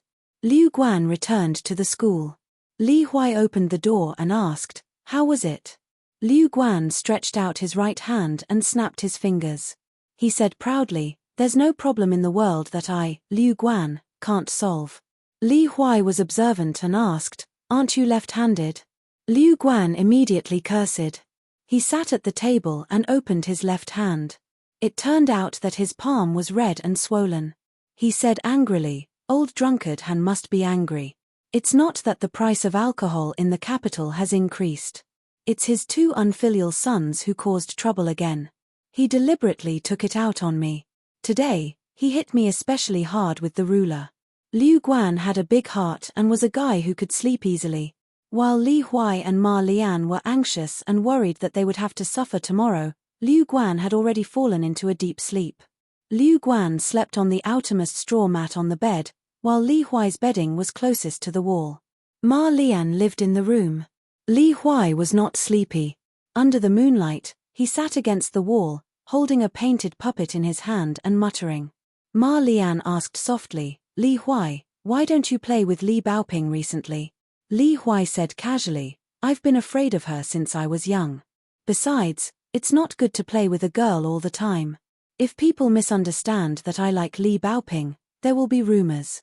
I'll definitely be beaten half to death by Li Baoping. Ma Lian said, oh, and was a little disappointed. He thought that the girl in the red cotton-padded jacket was really beautiful. If he could see her from afar in the academy one day, he would be happy for the whole day. Ma Lian was silent for a long time. Li Huai was still rocking the painted puppet, pretending that he was the commander of the army. He was having a lot of fun. Ma Lian knew that Li Huai's small green bamboo box contained a lot of Li Huai's favorite things. Ma Lian suddenly asked, Li Huai, you often talk about that Chen Pingan. You've been at the academy for almost 3 years. Why hasn't he come to see you? Li Huai stopped his movements and was lost in thought. Finally, he smiled and said, he's busy. Ma Lian found that Li Huai quickly lay down on the mat and put the painted puppet beside his head. In the past, Li Huai could play for half an hour, but today was an exception. Li Huai actually opened his eyes wide and looked at the moonlight outside the window. There was a green bamboo box, a pair of straw sandals, and a jade hairpin carved with the shadow of a locust tree made of black jade. These 3 things were the rarest for Li Huai.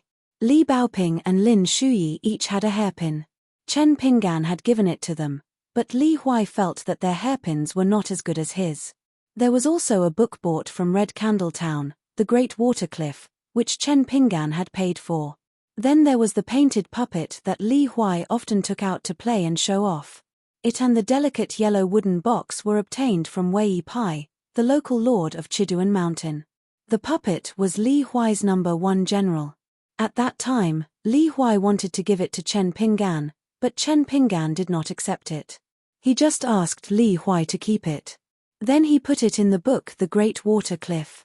There was also a set of lifelike clay figurines, which was given by the Wei and Jin dynasties of the Wind Snow Temple. They were not as tall and majestic as the painted puppet. The 5 clay figurines were only half a finger tall. There was a knight-errant swordsman, a horsetail whisk, an armored general, a woman riding a crane, and a gong and drum watchman. They all gave Li Huai nicknames, according to the title of a certain general. Back then, Sword Immortal Wei, who was flying here and there, had said some things that Li Huai had long forgotten. Something about the school of yin-yang, the school of Moism's puppet art, the school of Taoism's talisman art, and the Qi refinement warriors of the 7th and 8th realms. At that time, he was only focused on having fun. Later, when he introduced the clay figurines to his 2 friends, he wanted to brag about the value of the 5 little guys. He racked his brains but could not boast. Finally, he remembered this. Li Huai did not ask Li Baoping or Lin Shuyi, who had a good memory. He thought that since Chen Pinggan said that he would come to the academy to see them, he could ask him when he came. Anyway, Chen Pinggan remembered everything. On a piece of paper, there was the Qi character that Mr. Qi had asked them to copy back then. But Chen Pinggan seemed to have forgotten about them. In the beginning, he would write letters and send paintings to Li Baoping. Later, it seemed that he did not even write letters. Compared to the small fights between Li Huai and his 2 peers, Lin Shuyi was already recognized as the favored one in the Cliff Academy. He did not neglect both learning and cultivation. He was highly valued by many teachers in the academy. He had traveled the Great Sui Kingdom with an old immortal who was proficient in thunder spells. The time he spent in the academy and outside was almost half. The only one who received such treatment was the youngest sage of Lakeview Academy in the Great Sui Kingdom. He was also praised as a gentleman by the vice-headmaster of Lakeview Academy. As he grew older, Lin Shuyi turned from a handsome young man to a handsome and noble young master. More and more women admired Lin Shuyi inside and outside the academy. Many young women from the top families in the Great Sui Kingdom's capital city would come to the academy built on Little Eastern Mountain to see Lin Shuyi from afar. Lin Shuyi gradually developed an otherworldly temperament that seemed to be farther and farther away from the mortal world. As Lin Shuyi's reputation grew, and as flawless as white jade, many influential people in the Great Sui Kingdom's capital city heard Lin Shuyi's name more and more often. They began to more or less cast their gazes on this young scholar. They paid attention to these people behind the scenes, as well as their daily entanglements. Lin Shuyi, who was born as the illegitimate son of Longquan County's official Shu Li, was neither arrogant nor impatient. Cultivating the mind was also cultivating. The more he was willing to work hard, the fewer flaws he would have when breaking through the next day. Lin Shuyi had seen a lot about the turbulent times in the Great Sui Kingdom's court because of his travels. Originally, the most prosperous dynasty in the northern part of the continent had a sorrowful atmosphere. But Lin Shuyi was not interested in any of that. He was not even interested in his hometown, Dallas Iron Cavalry, who were invading the south like a hot knife through butter. In addition to the thunder technique taught by the old master of the academy, Lin Shuyi had been diligently studying the Cloud Gem book from Chiduan Mountain. This time, Lin Shuyi followed the old headmaster to the North Peak at the border of the Great Sui dynasty and an immortal's cave called the Divine Cloud Mountain. It took him 3 months to get there. It was also the first time in his life that Lin Shuyi took a flying boat of immortals. He wanted to see a thundercloud at a close distance. The scenery was magnificent and thrilling. The old headmaster flew with the wind and left the swaying flying boat. He displayed his divine sense of catching thunderbolts and collected them in a porcelain bottle specially used to carry thunderbolts. It was called the Thunder Drum Bottle. The old headmaster gave it to Lin Shuyi as a gift so that Lin Shuyi could absorb spiritual qi when he returned to the academy. Tonight, Lin Shuyi walked alone in the night and went to the library to read the classics. The old master on night duty naturally did not stop him. There were many rules in the Confucian Academy, but they were not rigid. He went to the library and read until dawn. After Lin Shuyi became a qi refinement warrior, he would not be tired if he stayed up late to read as long as his spirit was nourished properly. Lin Shuyi put the book back and came to the window. It was the time when the turbid qi in the world sank and the clear qi floated. The world in the eyes of qi refinement warriors was completely different from that of ordinary people. The naked eye could not see the flow of aura, the rise of evil spirits, the gathering of yang aura, and the scattering of yin aura. It was just that the doors of the cave abodes of ordinary people were tightly closed. Although they could not receive the nourishment of aura to prolong their lives, they could not be affected by the strong winds of the world at the same time. Life, old age, illness, and death were all determined by the heavens. Kui Dongshan once recited poems. Lin Shuyi had no yearning for it. The wind was strong and the waves were fast. Riding on the back of a toad for thousands of miles, he traveled in the sky and looked down at the foggy qi. The drunken immortal shook the Osmanthus tree, and the human world was called a cool breeze. After entering the academy, he flipped through the yellowed classics. It was rumored that the ancient immortals could indeed go to the moon palace and drink immortal wine with the gods. They could be drunk for thousands of years. Lin Shuyi was full of longing for this. Lin Shuyi suddenly sighed. If there really was such a day, he hoped that the willowy woman would be by his side. When Lin Shuyi thought of her, he could not help but smile. If the women in the capital of the Great Sui Kingdom saw this scene, they would probably be shaken. In the past few years, Lin Shuyi would occasionally think of the ignorant journey when he was young.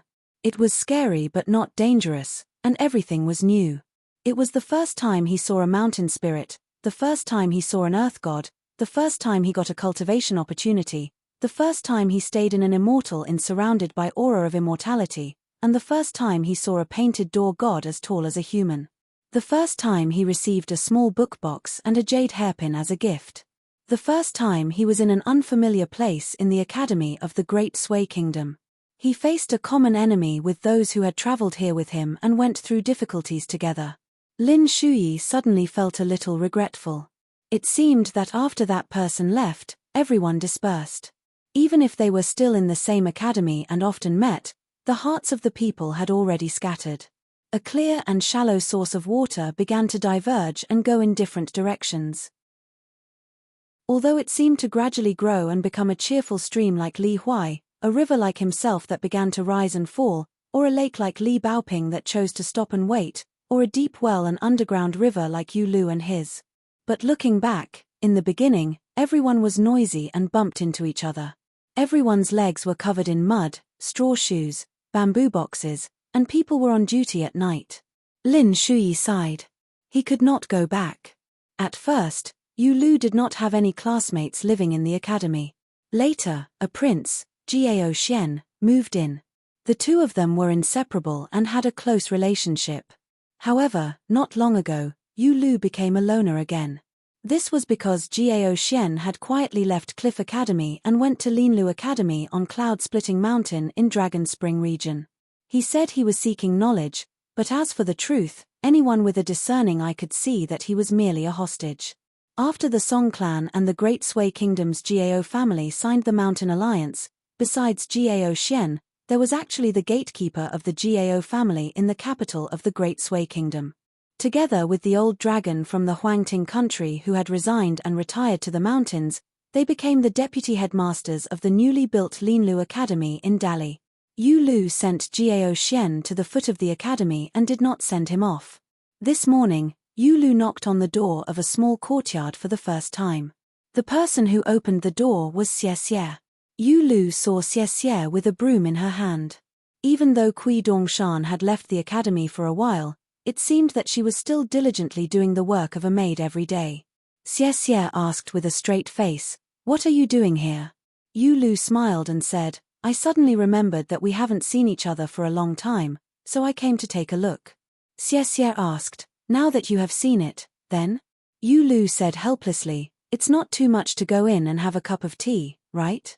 Xie Xie hesitated for a moment, but still let Yu Lu, the young man whom she should respectfully address as the crown prince, enter the courtyard.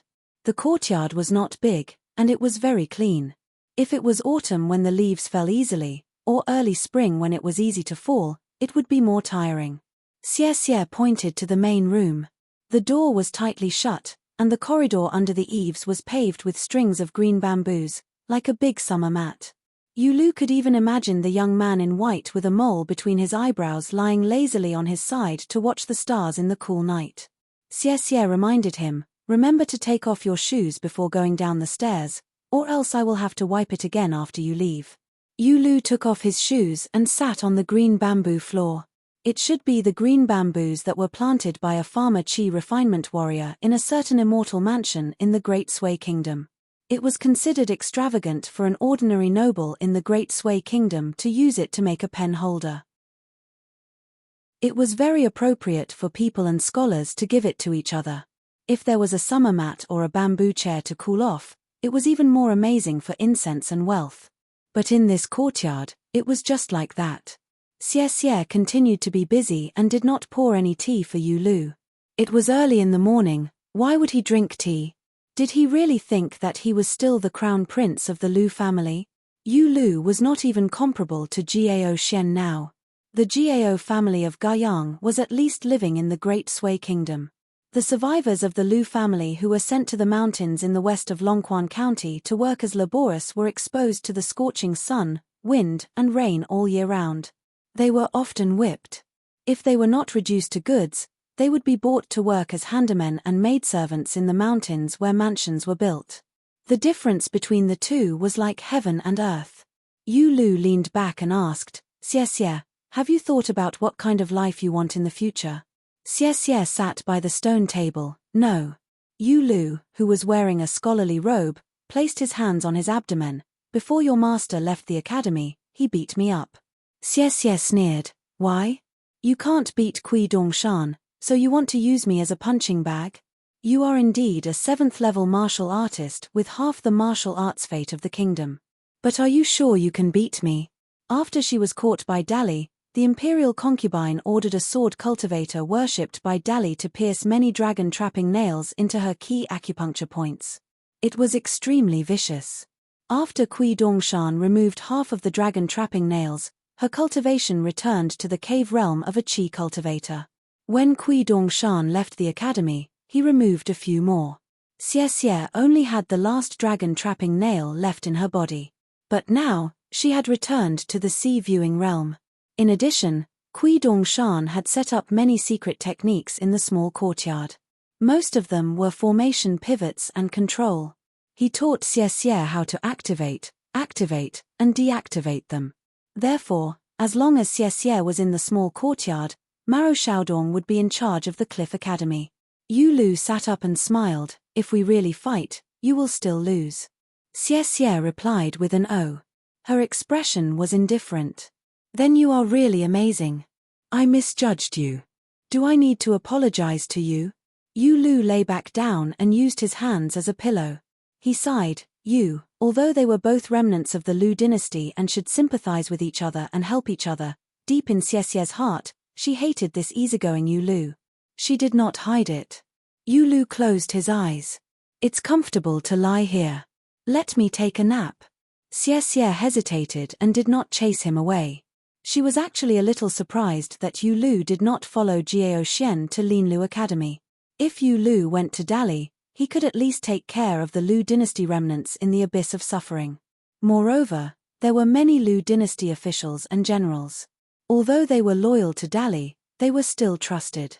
Many generals even followed Dali to the south. It was said that they had achieved great things and were attracting attention. They were beginning to integrate into the Dali military. Even if all these were ignored, Yu Lu was now a Dali household register. Such a young golden body realm martial artist. It would scare people to death if they heard about it. The Song clan's emperor had to admit that Xie Xie did not lack magnanimity. Song Jianqiang was the same. No matter how one looked at it, Yu Lu should have gone to Linlu Academy. But Yu Lu chose to stay at Cliff Academy. They were a group of outsiders who entered the academy together. Outside the eyes of the Great Sui Kingdom's imperial court and the top of the academy, Lin Shuyi, who had always been a cultivator, was the most outstanding and had the highest future. The red-padded jacket girl, Li Baoping, was the most interesting. No one hated her. Xie Xie had the most backing. Li Huai's talent in learning was the most mediocre, but they could not afford to offend him. And Yu Lu was always the one who did not attract attention. He was easily forgotten. Even after becoming friends with Prince Jiao Xian, people still did not think that the young Yu Lu was worth paying attention to. Instead, people looked down on him. He was just a young man who liked to play tricks and climb up the social ladder. Yu Lu suddenly opened his eyes. Your young master said that Chen Pinggan is already a fifth-realm martial artist who is about to break through. His real combat power is even higher. Xie Xie gloated. Why, are you afraid of being kicked out? Yu Lu shook his head. I will definitely be kicked out. Xie Xie frowned. Very soon? Yu Lu nodded. So soon that it's beyond your imagination. Xie Xie asked again, the blessing of martial arts? Yu Lu shook his head. It has nothing to do with that, so I feel a little melancholy. Xie Xie was speechless. He did not know what Chen Pinggan would look like the next time they met. Xie Xie could not imagine it. Probably still carrying a bamboo box, wearing straw sandals, and just a little taller. Li Baoping also lived alone in the academy. This was the only thing that Maro Xiaodong and Kui Dongshan, the two sworn enemies, did not argue about. This was because the academy was a four-person bed. Logically speaking, the academy should be empty for a girl in a red cotton-padded jacket who lived alone. However, the truth was that other than her own bed, the other three places were filled with piles of papers, neatly stacked and stacked. Because of this, the teachers could not help but complain to the mountain chieftains of the academy. The girl had already finished copying books that could be punished more than 100 times. How could she be punished? The teachers on night patrol did not know whether to laugh or cry. Almost every night, they could see the girl copying books by the light. Her pen flew like the wind. She was too diligent. At first, some old teachers felt injustice for the girl. They mistakenly thought that the teachers in charge of teaching Li Baoping were too harsh on the girl. They complained in private, but the answer made them dumbfounded. The teachers said that it was the girl's hobby. There was no need for her to copy so many sages' chapters. Li Baoping occasionally skipped classes to daydream at the peak of Xiaodong Mountain, or sneaked out of the academy. After that, according to the academy's rules, she was punished to copy books, but there was no need for so many. The problem was that the girl liked to copy books. How could they stop her? For other academy students, especially those of the same age who were impulsive, the teachers used boards and rulers to force them to copy books. This girl, on the other hand, copied a mountain of books. Fortunately, this girl was well known in the academy. Other than making the teachers angry by skipping classes from time to time, she was still very popular. Of course, other than those strange questions, she also often gave the teachers headaches. Why are there so many strange ideas in her little head? Why do the rivers in the world like to twist and turn? Teacher, do you know the answer? When it rains heavily, will the mosquitoes outside the school be killed by the raindrops? Teacher, do you know? Anyway, I searched for a long time after the weather cleared, but I couldn't find a single mosquito corpse. Teacher, you still don't know why the fish in the lake don't die after drinking so much water, right? Did the book mention it? I can go and read the book myself. As a result, the teachers who taught the little girl had a headache and chatted casually, wondering when they could compile a collection of Li Baoping's questions. Today, Li Huai did not follow Liu Guan and Ma Lian. He said that he needed to go to the toilet and went to the peak of Eastern Mountain alone. Coincidentally, he saw Li Baoping, who was wearing a red dress, sitting on a tree branch. Li Huai did not dare to greet her. He leaned on the stone table at the top of the mountain and looked at the guy who often came here to climb trees. After Li Baoping woke up from her daze, she skillfully held the tree trunk and slid down to the ground. Then she ran quickly. She also saw Li Huai, who had his arms raised high but was unable to speak. Li Baoping only shot a glance at Li Huai before he turned around and ran down the mountain like a gust of wind. Li Huai felt sad and wronged. He found a branch and squatted down to draw in circles. Li Huai's eyes lit up. He remembered that this time he wrote father and mother. They really came to the academy to see him. Then, would it work if he wrote Chen Pingan's name? Li Huai grinned and began to write Chen Pingan's name. Without waiting for him to finish writing, she reached out a hand and erased all the words that were left unfinished. Li Huai was confused. He did not know when Li Baoping came back. Li Huai wrote Chen again in a fit of pique. Li Baoping reached out to erase it. If it was in the past, Li Huai might have flinched. But today, he seemed to have eaten a bear's heart and leopard's guts. He braced himself and started to write again. Li Baoping did not speak. Li Huai wrote with a branch and she reached out to erase it. In the end, even after Li Huai broke off the branch, he still couldn't write a complete Chen on the ground, let alone the two words Pingan at the back. Li Huai threw away half of the branch and began to cry. Li Baoping ignored Li Huai. She picked up the branch and continued squatting. Her chin, which was already a little sharp, rested on one of her arms. She began to write the words junior uncle. After she was done, she nodded her head in satisfaction. Li Huai wiped his face carelessly and sobbed, Li Baoping, if you continue to bully me, I will complain to Chen Pingan when he comes. If he gets angry, he might not be willing to be your youngest uncle. Li Baoping changed the font and continued to write youngest uncle. She stared at the ground attentively and turned a deaf ear to Li Huai's threat. Li Huai suddenly squeezed out a smile and asked carefully, Li Baoping, can you let me write 3 words? It's so effective. Maybe Chen Pingan will come to our academy tomorrow. I'm not lying to you. This time I miss my parents. If I write this, the 3 of them will come. You know that. Li Baoping did not raise her head and just passed him the branch. Li Huai was very excited. However, just as he started to write with the branch, Li Baoping suddenly frowned and said, write properly. Li Huai was so frightened that his hands trembled. He immediately twisted and turned unreasonably. He cried out, what are you doing? Li Baoping helped to erase the traces. Li Huai smiled through his tears and began to write the word Chen seriously. After he finished writing, Li Baoping looked around. Where is he? Li Huai said with a sad face, how can he be so fast? Li Baoping got up and ran to the big tree.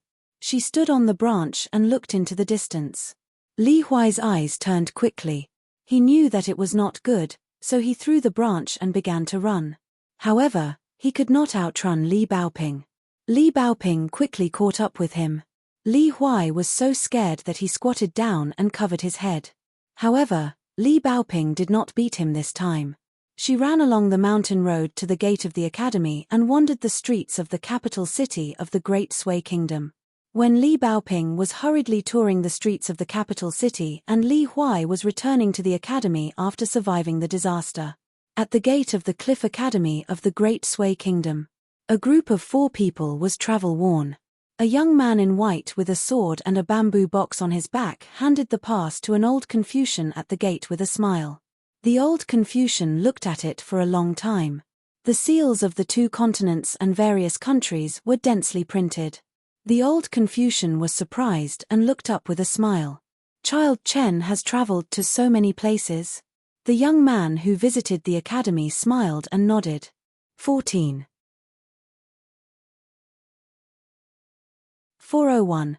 Happy National Day tilde. The old Confucian returned the passport to the young man named Chen Pingan. The headmaster of the academy had a very good impression of him. The old Confucian looked at Chen Pingan again. He was carrying a long sword and a box of books, which was very pleasing to the eye. Carrying a book and wielding a sword, traveling 10,000 li to study, is what we scholars can do, and it is also the best thing we can do. Chen Pingan asked, do you know a girl named Li Baoping? She likes to wear a red cotton-padded jacket and a red skirt. The old Confucian laughed and said, who in the academy doesn't know this girl? Not to mention the academy, even the capital city of the Great Sui Kingdom has been visited by her. She is full of vigor every day, which makes us old guys who can barely walk envious. Today, she skipped class and sneaked out of the academy. If you had come an hour earlier, you might have met her. Chen Pinggan asked. She left the academy alone? The old Confucian nodded and said, every time. Seeing Chen Pinggan's worried look, the old Confucian smiled and said, don't worry. The girl has been out so many times and has never made a mistake. After all, she is a disciple of the academy. Moreover, the capital city of the Great Sui Kingdom has always been peaceful and simple. Besides, the minister of the Ministry of Rites is the hill master of the academy. He often comes to this small eastern mountain to drink tea with several deputy hill masters. Nothing will happen. Chen Pinggan was slightly relieved. The old Confucian asked, why? Are you visiting the Cliff Academy to find little Baoping? Looking at your passport, you are also from Longquan County of Dali. Are you not only a fellow villager but also a relative? Chen Pinggan smiled and said, just a fellow villager, not a relative. A few years ago, I came to the capital of the Great Sui Kingdom with little Baoping and the others, but I didn't climb the mountain to enter the academy. The old headmaster felt a little strange. Years ago, when this group of children from Longquan County entered the new Cliff Academy to study, the elite cavalry was first sent to the border to pick them up, and then the emperor himself came to the academy. It was a very grand occasion, and the emperor was very pleased and bestowed gifts to all the traveling children. Logically speaking, even if this young man from Dali named Chen Pinggan did not enter the academy, the old headmaster should have seen him once or twice. The headmaster asked, are you going to wait here for Li Baoping to return to the academy? Chen Pinggan nodded. Of course, he hoped that the first person he saw at Cliff Academy would be Little Treasure Bottle. Li Huai, Lin Shuyi, and Yu Lu thanked him.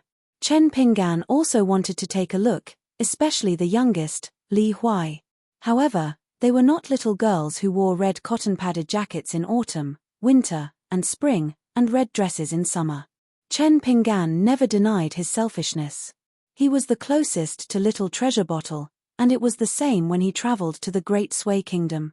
Later, when he went to the inverted mountain alone, he also only sent a letter to Li Baoping, and then asked the girl who received the letter to help him, the youngest uncle, to deliver the rest of the letters to them. On the top of Osmanthus Island, the painting by the painter of the Fan family was also only given to Li Baoping, and Li Huai and the others did not have one.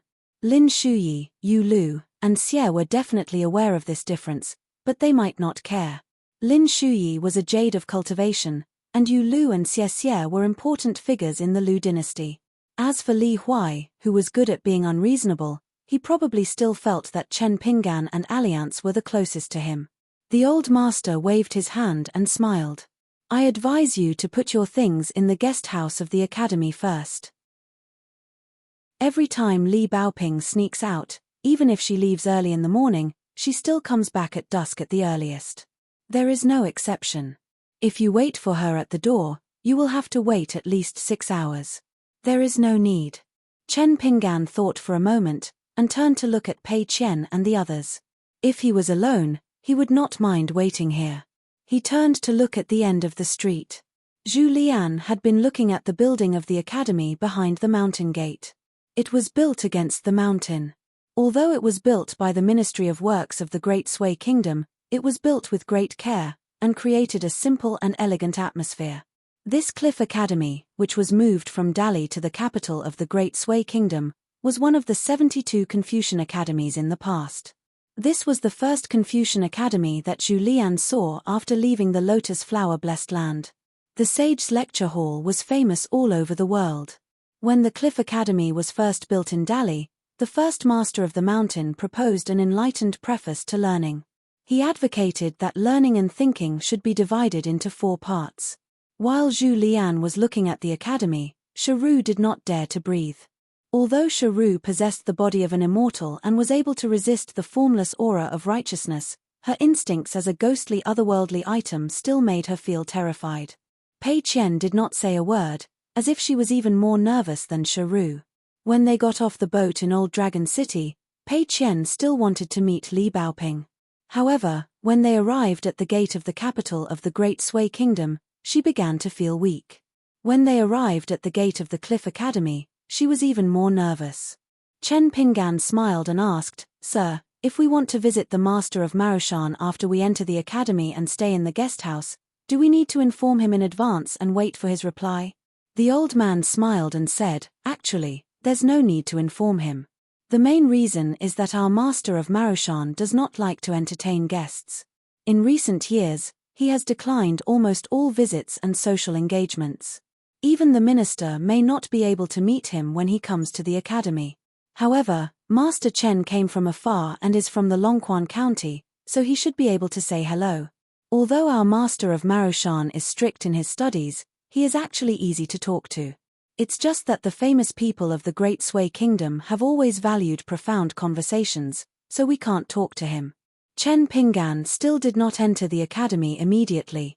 He asked, "If I remember correctly, the Yamen that is in charge of the security of the Great Sui Kingdom is the Yamen that is led by the infantry?" The old man understood that he was still worried about Li Baoping. He smiled and said, "That's right. The youngest son of the Yamen's master is now studying in the academy." Chen Pinggan breathed a sigh of relief again.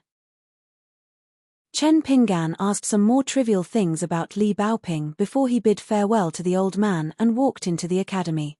Pei Qian walked with heavy steps, especially after he passed through the gate. The gentle slope of the mountain road made him feel like he was wading in the river or trekking in the snow. The academy had a guest house that was specially used to entertain students, relatives, and elders. Back then, Li his wife, and his daughter, Li Liu, stayed in the guest house. The academy only charged them some copper coins as a token.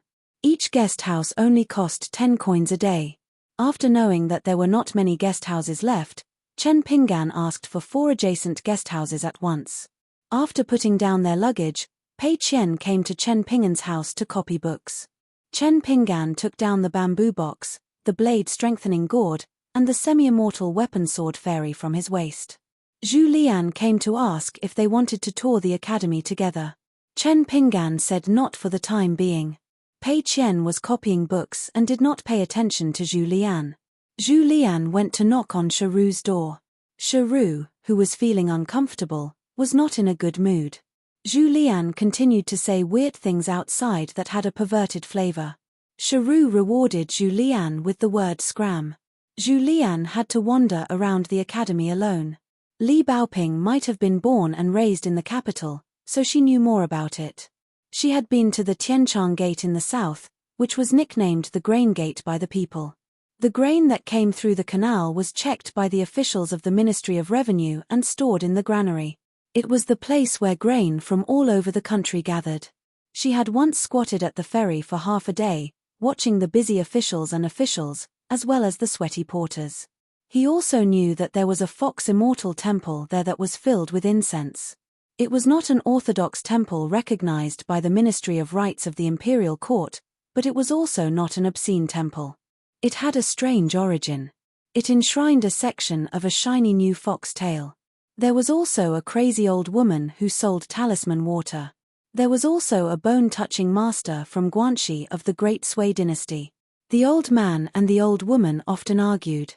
She had been to Chengfu Temple's temple fair. It was a sea of people. She coveted a kind of tubular snake made from cow horns.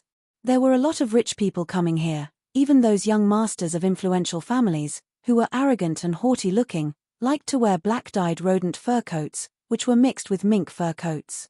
Li Baoping had also been to the edge of the imperial city. She had squatted there for many afternoons and learned that there were many husbands and embroiderers. These people who were not from the palace could enter and leave the imperial city as well.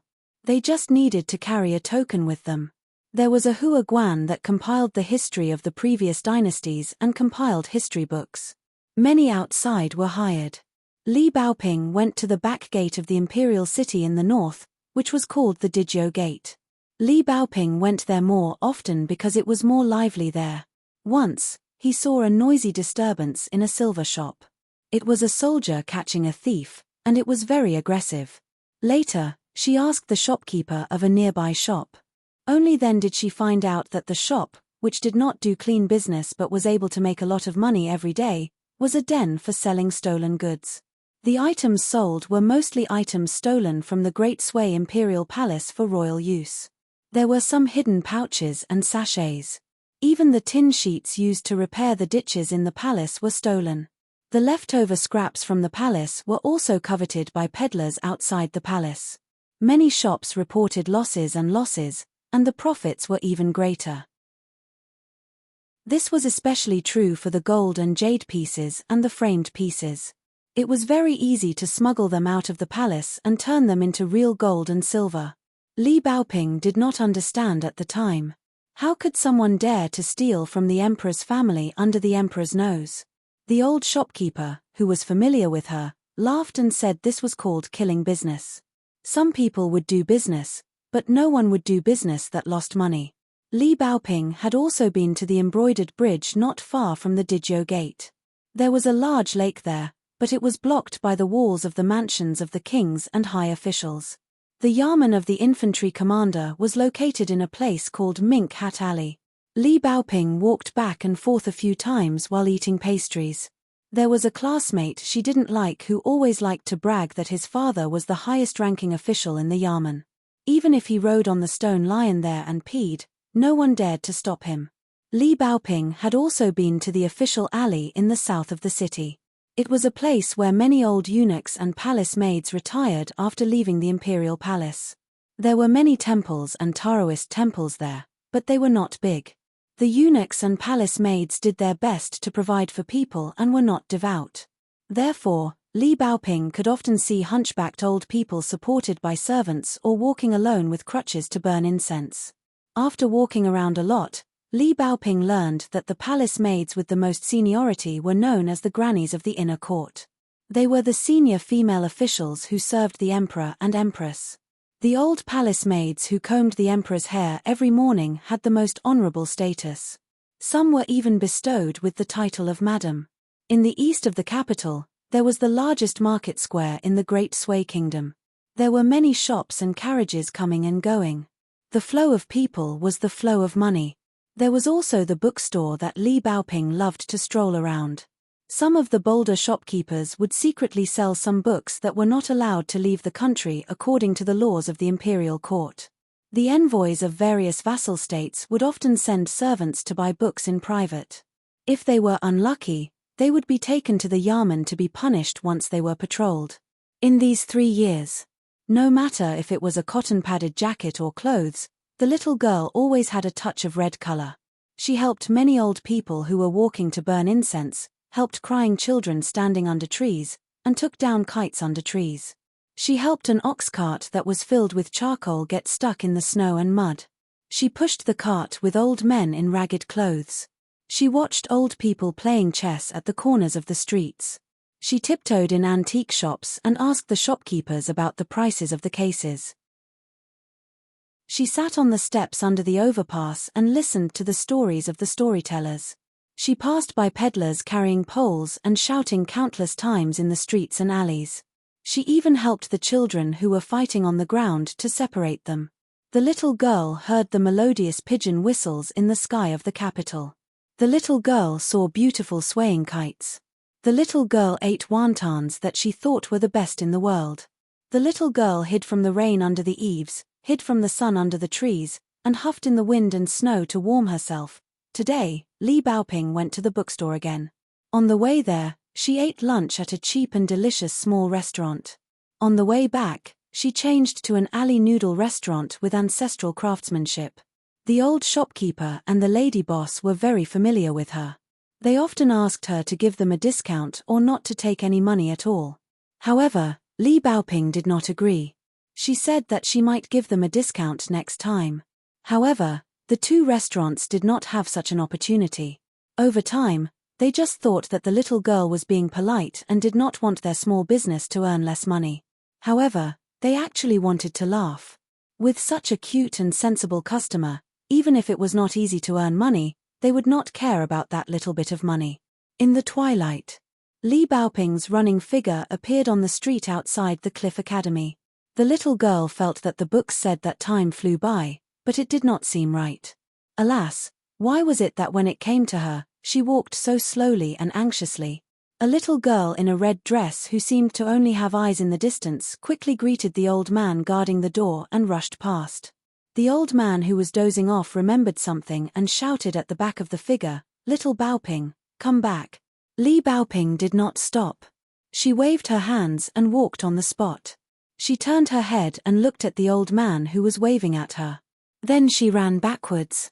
Unexpectedly, she ran quite fast. Li Baoping ran backwards to the door and stood still. She asked, "Mr. Liang, is there anything I can help you with?" The old man surnamed Liang asked nicely, "Did you meet any acquaintances on the way?" Li Baoping widened her eyes and shook her head, "No." The old man smiled and asked, "Then did you not turn in from by Marrow Street today?" Li Baoping nodded and said, "Yes, what's the matter?" The old man smiled and asked, "Baoping, before answering your question, you have to answer mine first.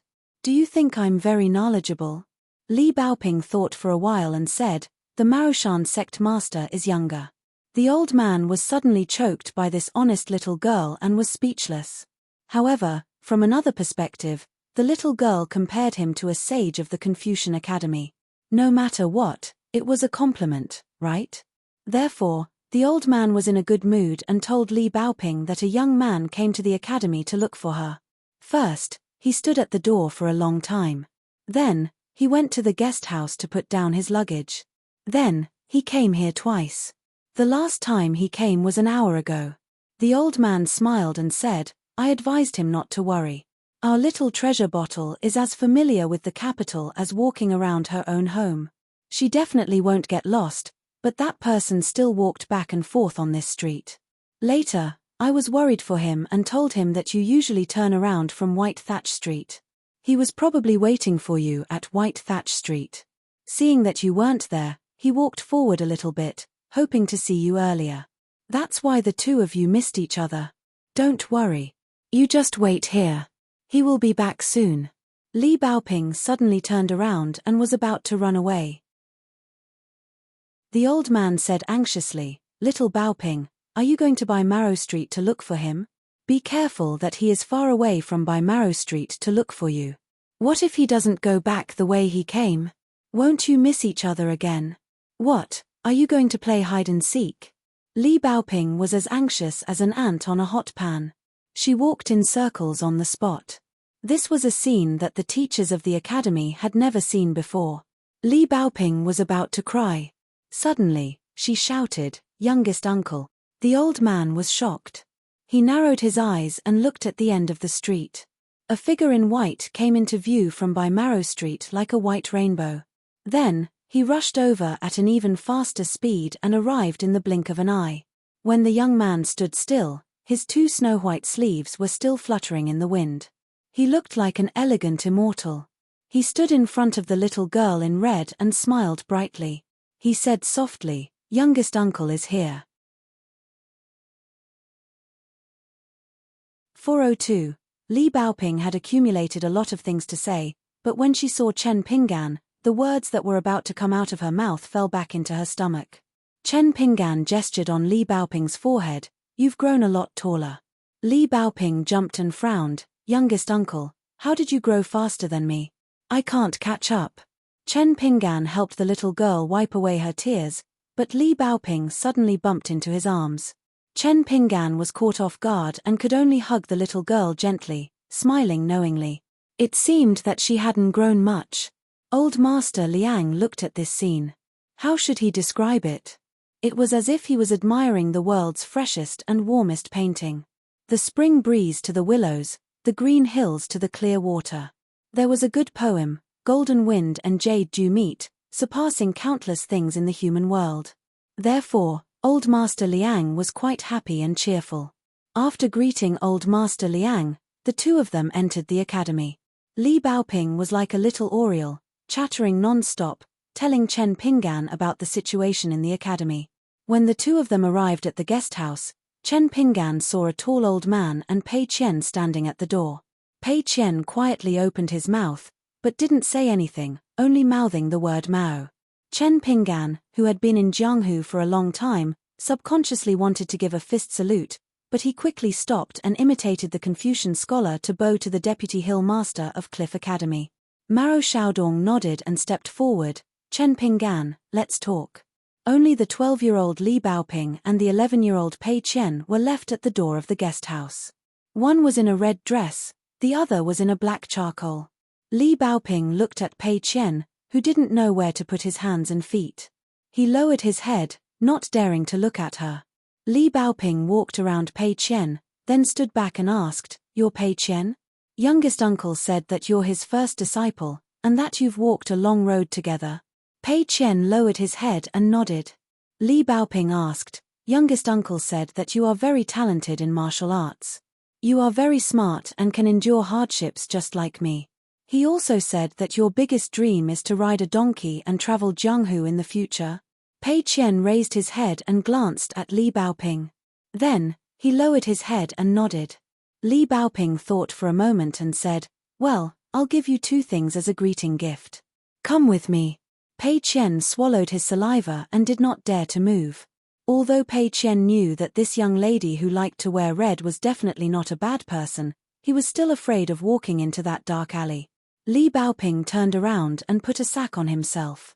She would throw him to a corner of the capital city of the Great Sui Kingdom outside the academy. Li Baoping had already turned around and ran a few steps. She turned around and saw Pei Qian standing there like a wooden man. She said considerately, "Youngest uncle said a lot about you and said that you're timid. Well, stick the yellow paper talisman on your forehead and then come with me." Pei Qian quickly took out a demon-suppressing pagoda talisman and stuck it on his forehead. Only then did he gain some courage and slowly walk forward. Li Baoping walked very fast. However, in order to take into account Pei Qian's walking speed, she had to take small steps. Her arms were like swinging on a swing. She ran back to Pei Qian and said, "Pei Qian, your youngest uncle's first disciple. Alas, even if you're unfamiliar with this place and are afraid of meeting strangers in the academy, you have to pretend to be brave. Besides, with me here, no one dares to bully you. Don't worry." Pei Qian squeezed out a smile and took out a light-lifting talisman. He handed it to Li Baoping. He was indeed a fence-sitter. He wanted to please Li Baoping first. As for his original ambition to arm wrestle with Li Baoping, he had long forgotten about it. However, as soon as he took it out, Pei Qian regretted it. He felt that he would be looked down upon by Li Baoping. Unexpectedly, Li Baoping directly took his hand, dipped it in her saliva, patted it on her forehead and laughed loudly. Pei Qian also laughed along. Pei Qian could even see through the abbot's divine sense of the ancestor of Taiping Mountain. Therefore, she could actually see some people's ups and downs. Some people were like a mass of ink with dark hearts and livers. Some people were like a mass of paste with no ideas of their own. For example, the female ghost Sharu was like a golden seed that was not easily seen by others. It had just sprouted and had a little bit of green. Another example was Zhu Lian, who was particularly frightening. He was like a bloody storm with thunder and lightning, but there was only a vague beautiful attic with a noble aura. However, some people were as pure as glass, just like this little sister in red. Therefore, Pei Qian felt particularly ashamed. Seeing that she still walked slowly, Li Baoping gave up the idea of running back to her own guest house. She accompanied Pei Qian for a walk and asked casually, "I heard from youngest uncle that you met Kui Dongshan. Did he bully you?" Pei Qian did not dare to tell the truth and only said that it was okay. Li Baoping grabbed something with one hand and put it to her mouth to breathe. "This guy needs to be taught a lesson. When he comes back to the academy, I will teach him a lesson for you." Pei Qian turned her head and peeped at Li Baoping. She immediately admired her. Except for her master, from old Wei and Little Bai to Sister Sharu and even the yellow bull monster, who was not afraid of Kui Dongshan, Pei Qian was even more afraid.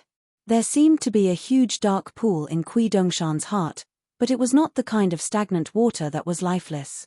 There was a shadow of a so-called flood dragon that Pei Qian had seen in books and portraits. There was a shadow outline that was slowly swimming. Every time the flood dragon's body approached the water surface, it would bring about chilling ripples. Fortunately, there were piles of golden and silver books beside the pool, so it did not seem so gloomy and scary. Otherwise, Pei Qian would not dare to get along with Kui Dongshan. The tall old man with the ferule hanging on his waist was the real backbone of Cliff Academy, Maro Xiaodong. Maro Xiaodong led Chen Pinggan all the way to his own study. On the way, he did not exchange any pleasantries with Chen Pinggan. After the two sat down, Maro Xiaodong, who had been expressionless, suddenly smiled. He stood up and bowed to Chen Pinggan. Chen Pinggan hurriedly moved aside. He knew that he could not accept this sudden Confucian bow.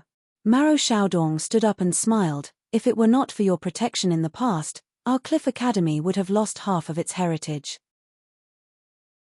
Chen Pinggan did not know how to answer. Maro Xiaodong explained, just now, there were many eyes and ears outside.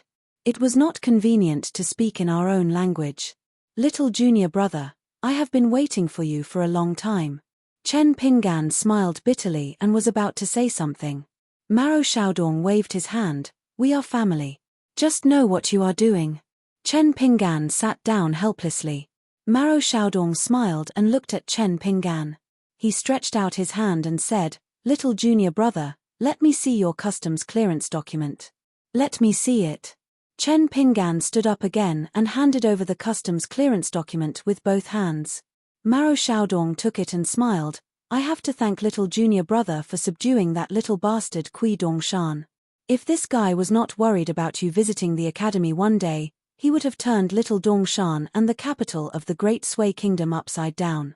Chen Pinggan said, actually, Kui Dongshan is still afraid of Mr. Wensheng. It has nothing to do with me. Maro Xiaodong stretched out his hand and pointed at Chen Pinggan, little junior brother's conduct is very similar to our master's. The greater the feat, the more modest he is in front of us disciples. Oh, don't flatter him, as if he has done something great. The person who won the argument is not that Taoist ancestor or Buddhist ancestor. Why are you so excited? Did you think that he could not win from the beginning? It would be a pleasant surprise if he won. You, Maro Xiaodong, have the most ridiculous smile. Go out and study with Zhuozhuo in the yard. Remember to remind Zhuozhuo to bring a supper for Xiao Qi when they sneak out. Xiao Qi is now growing up. Remember not to be too oily. It will make one unable to sleep at night. Maro Xiaodong laughed heartily as he talked about his teacher's past. Chen Pinggan felt a headache coming on. Why did he feel that Maro Xiaodong was harder to talk to than Kui Dongshan? Chen Pinggan asked, I heard from Mr. Liang at the gate that Lin Shuyi is very promising. Don't worry. But Li Huai seems to be not very good at his studies. Will Li Huai be tired? Maro Xiaodong smiled and said, with Li Huai's happy-go-lucky temper, even if the sky falls down, he will still lie on the ground and play with his painted puppets and clay figurines. He might even be happy that he doesn't have to listen to the teacher's nagging lectures today.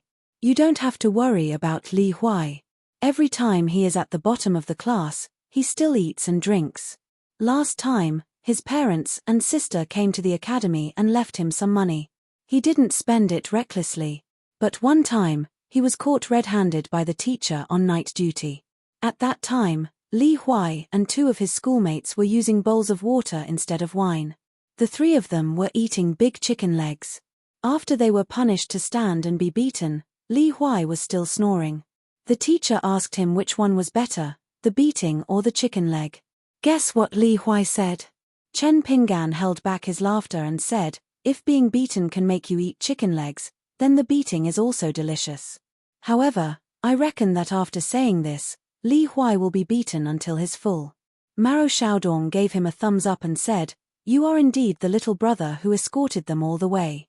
You really know Li Huai the best. Then Maro Xiaodong smiled and said, although Li Huai is slow at reading, he is not stupid. Many of his peers only know how to recite. As long as Li Huai is able to read, he can really make it his own.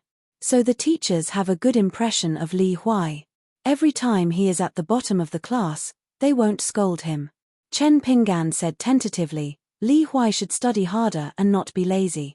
These principles have to be said. Maro Xiaodong's eyes were full of admiration. Yes. At that time, Li Huai had just made a scene in the palace and everyone was scared out of their wits. The teachers liked Li Huai more, And they were also worried that Li Huai was too protective of his children. For a period of time, they didn't even dare to say a harsh word. So I reprimanded those teachers. After that, they were on the right track. They were beaten and reprimanded when they needed to be beaten. This is the attitude that teachers' disciples should have. Chen Pinggan asked, after that incident, did Li Huai and the other children have any side effects that they themselves didn't notice? Maro Xiaodong said with a smile, with me around, and at the very least, with Kui Dongshan, that bastard with a bellyful of evil tricks keeping an eye on them, they didn't cause any trouble. This kind of thing is inevitable. It is also a part of learning etiquette and knowledge. Don't worry too much about it. Chen Pinggan nodded and said, it's easy to control and not go to extremes.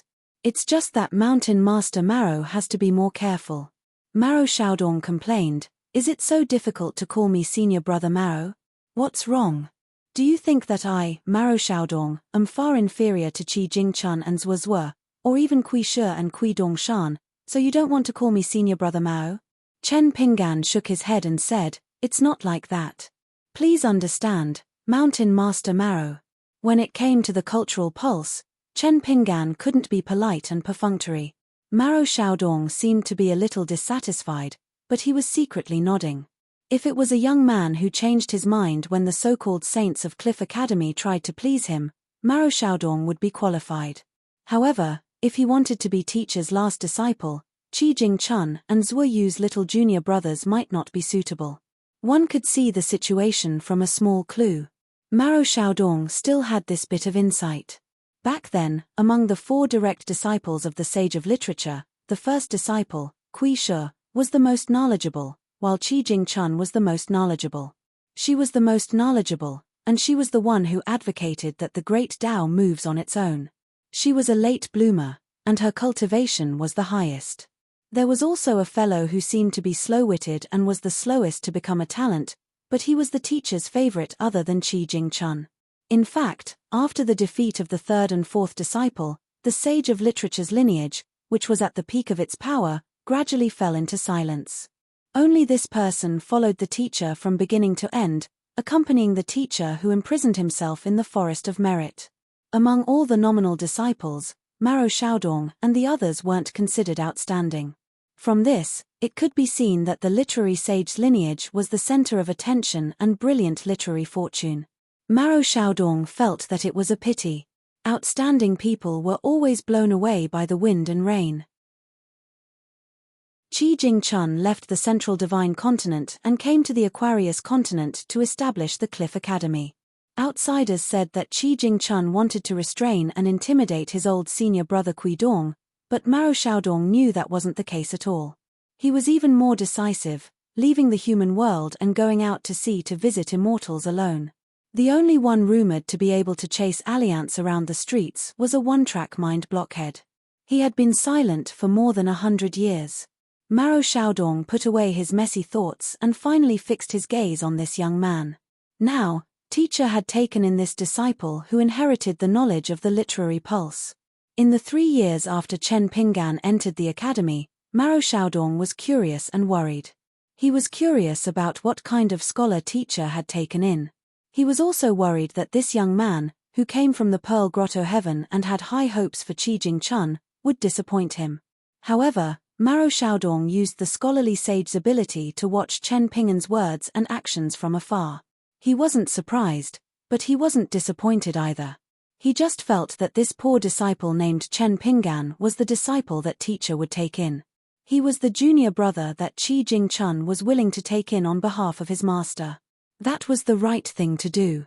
After that, Chen Pinggan asked Lin Shuyi in detail if there would be any conflicts between his cultivation and learning.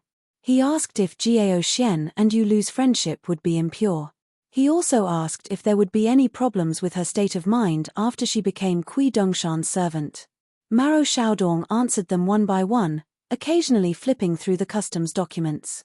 After knowing more or less everything, Chen Pinggan was truly relieved. Maro Xiaodong finally smiled and asked, "Aren't you tired of thinking so much about your own and other people's?" Chen Pinggan shook his head and said honestly, "Not at all." Maro Xiaodong nodded and said softly, learning and practicing the sword are actually the same. They both need to accumulate strength. A gentleman will do great things when he's successful, but when he's not, he'll be like a dragon. Therefore, when you have a strange idea, it's as if brilliant literary talent has come from the heavens and the world has never seen it before. Chen Pinggan felt that his words were a little too exaggerated. He was a little nervous. Maro Xiaodong suddenly asked in a low voice, "Has teacher ever mentioned me?" Chen Pinggan wanted to say something but hesitated. He answered honestly, "I don't think he's ever mentioned you." Maro Xiaodong slapped his knee and said angrily, "There's actually such a biased teacher in the world." Maro Xiaodong didn't give up and asked, "Think about it again. Could it be that you've missed something?" Chen Pinggan shook his head decisively. Maro Xiaodong stroked his beard and smiled. He said confidently, "I think teacher has a disciple in his heart. Of course, he doesn't have to mention me all the time." Chen Pinggan was relieved. The Maro Mountain chieftain in front of him was definitely a disciple taught by teacher Wen Sheng. Pei Qian probably thought that Li Baoping was easier to talk to. She walked faster and faster, her footsteps lighter and lighter. However, when Pei Qian arrived at Li Baoping's dormitory and saw the stacks of copied books on the bed, she almost knelt down and kowtowed to Li Baoping. It was no wonder that when Pei Qian boldly showed off that he copied books every day, Li Baoping only responded with an "oh" and did not say anything else. At first, Pei Qian felt that she had finally turned the tables a little. She was a little proud and straightened her back a little. Li Baoping poured a cup of tea for Pei Qian and asked her to sit anywhere she wanted. She climbed onto the bed and moved the small bamboo box that was leaning against the wall to the table. She took out the narrow saber lucky talisman and the small silver gourd that Liang had given her. Li Baoping said, "They're for you." Pei Qian looked at the narrow saber and the small calabash. She was more knowledgeable now. She looked up at Pei Qian and asked, "Is it very expensive?" Li Baoping didn't deliberately hide anything. She said in detail, "I heard from Alliance that this auspicious symbol saber is of average quality. It's a half-immortal weapon. This small calabash that was abducted from Wei Jin of the Wind Snow Temple is better. It's one of the 7 sword-nourishing calabashes on the calabash vine that the Taoist ancestor planted during his early cultivation. The swordsmen in the world use this to nourish their flying swords. Pei Qian, haven't you started to learn swordsmanship? Then you can use it." Pei Qian was tongue-tied. She said vaguely, "But I've just started to practice swordsmanship. I'm not a swordsman. I'm not a swordsman. I may not be able to cultivate a natal flying sword in my life." Li Baoping asked directly, "Do you like the auspicious symbol and the small calabash?" Pei Qian nodded timidly. Li Baoping scratched her head and sighed in her heart. Why did little martial uncle find such a silly disciple? Pei Qian became more and more uneasy. She glanced at the mountains of books on the bed and then looked at the narrow saber and the silver sword-nourishing calabash on the table. Pei Qian suddenly had an idea. She whispered, "Sister Baoping, I dare not accept such expensive gifts. Master will scold me." Li Baoping blinked her eyes. "Then you can tell Master that I'm borrowing them from you. I'll borrow them for 1 year, 10 years, 100 years, or 1,000 years. Anyway, I won't ask you for them. You can take them to travel in Jianghu with a clear conscience. Isn't that enough?" Pei Qian lowered her head. "Yes." Li Baoping changed her position and sat on the bench next to Pei Qian. She comforted her, "Don't feel stupid. You're young. I heard from youngest uncle that you're 1 year younger than me." Pei Qian felt that it made sense. She immediately looked up and smiled. She put her hands on the table and asked carefully, "Sister Baoping, can I touch them?" Li Baoping suddenly stood up, giving Pei Qian a fright. Li Baoping signaled Pei Qian not to panic and then asked him to watch carefully. However, Pei Qian saw Li Baoping unsheathing her saber. She took a deep breath and slashed at the calabash. Pei Qian looked like a little dumbfounded goose. Li Baoping's slash was more domineering.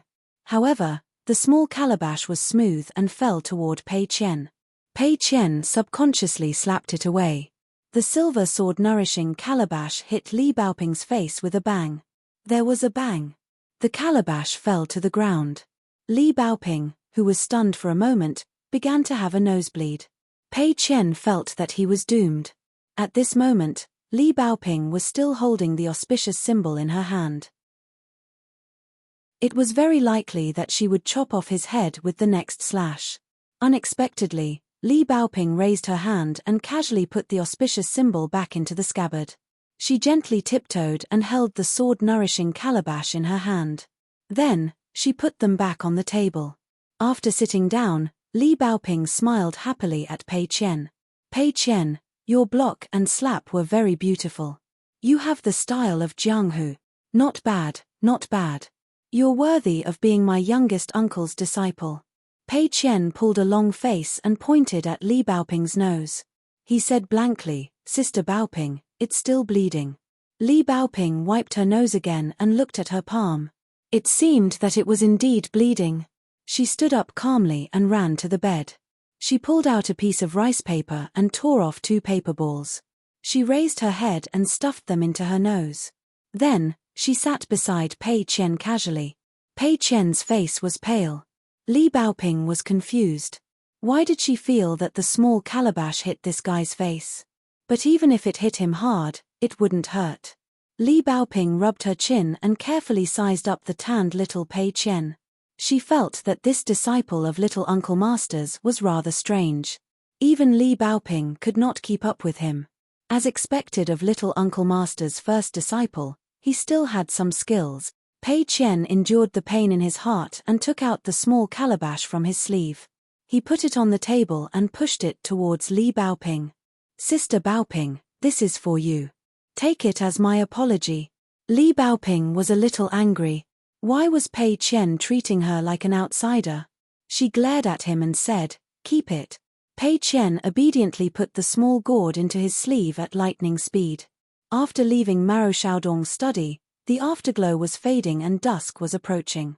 Chen Pinggan went to find Li Huai, who should be listening to the headmaster's lecture. Outside the window of the school, Chen Pinggan saw Li Huai with a book in his hand. Behind the book, he was dozing off like a chicken pecking at rice. There were 2 people of the same age sitting beside Li Huai. One of them had a face full of spirit. He was someone who couldn't sit still and was looking left and right. When he saw Chen Pinggan, he started staring at Chen Pinggan. The other child was sitting upright and listening to the lecture attentively. Liu Guan saw that the young man in white kept looking at him with a smile. He knew that the young man couldn't be the headmaster of the academy, so he secretly made a provocative gesture with his fist. The headmaster of the academy shouted angrily, Liu Guan. Liu Guan stood up obediently. Li Huai, who was having a beautiful dream, was scared out of his wits. He woke up and put down the book, looking around blankly. The headmaster of the academy immediately shouted, and you, Li Huai, you too, copy persuasion to study 5 times tonight. And don't ask Ma Lian for help. The lesson was over. The headmaster of the academy walked out of the school with a straight face. He nodded to Chen Pinggan, who had been paying attention. Chen Pinggan bowed back. Walking out of the cheerful and noisy classroom, Li Huai suddenly opened his eyes wide with an expression of disbelief. Chen Pinggan?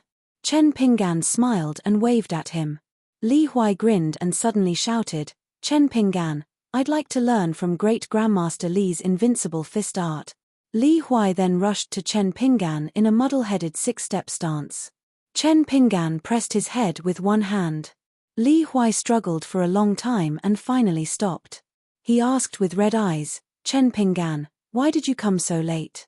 My sister has been gone for a long time. Otherwise, if you met her and I set you up, you would be flirting with each other and flirting with each other. I could call you brother-in-law now. Chen Pinggan did not know whether to laugh or cry. Li Huai hugged Chen Pinggan's arm and turned to Liu Guan and Ma Lian with a smile. He is Chen Pinggan, the one who gave me my book box and made my straw sandals. You know what I said. He would definitely come to the academy to see me. Do you believe me now? Liu Guan rolled his eyes. It turned out that this guy was Chen Pinggan, the one Li Huai kept talking about. Ma Lian hurriedly bowed to Chen Pinggan. Li Huai laughed unscrupulously and suddenly stopped. Have you seen Li Baoping? Chen Pinggan nodded and said, "When I arrived at the academy, I saw the little treasure bottle first." Li Huai nodded hard and said, "Let's go find Li Baoping together later. She has to thank me. I invited you to the academy. When she was at the top of the mountain, she wanted to beat me. Haha, how can a little girl run faster than me? What a joke.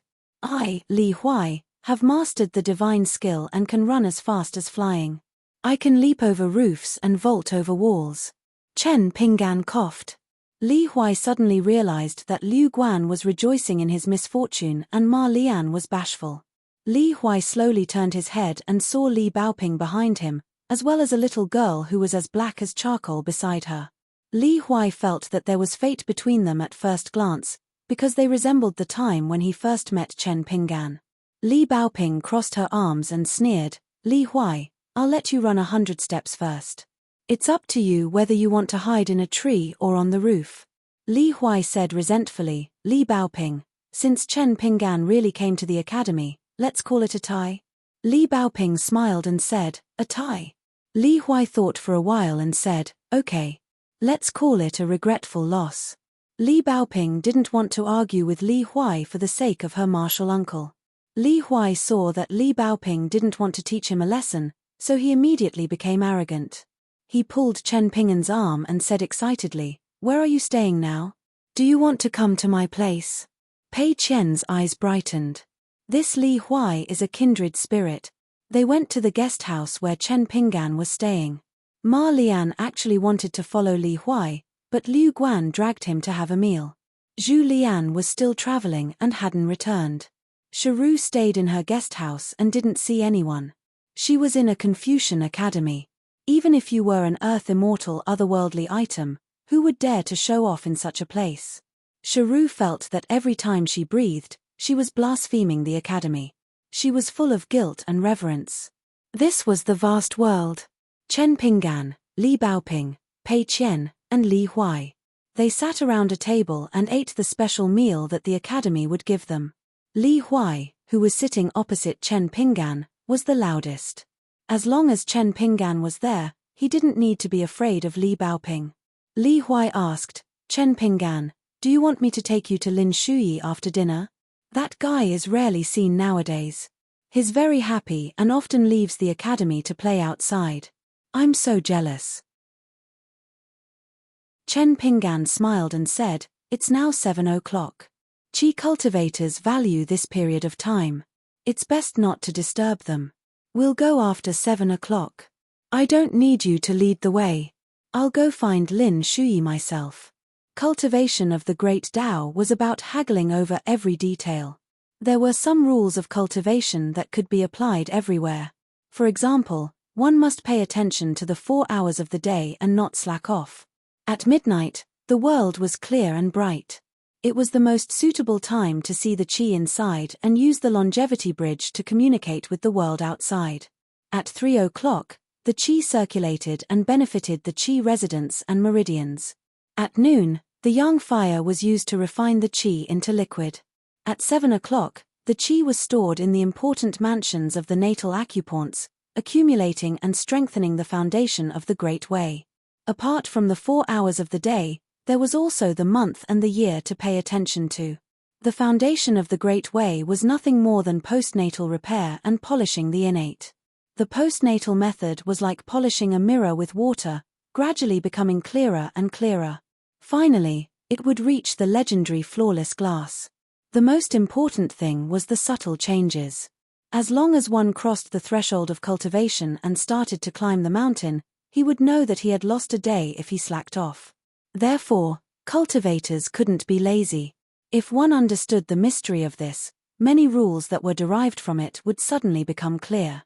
For example, the emperors and monarchs of the secular dynasties couldn't cultivate to the middle 5 states.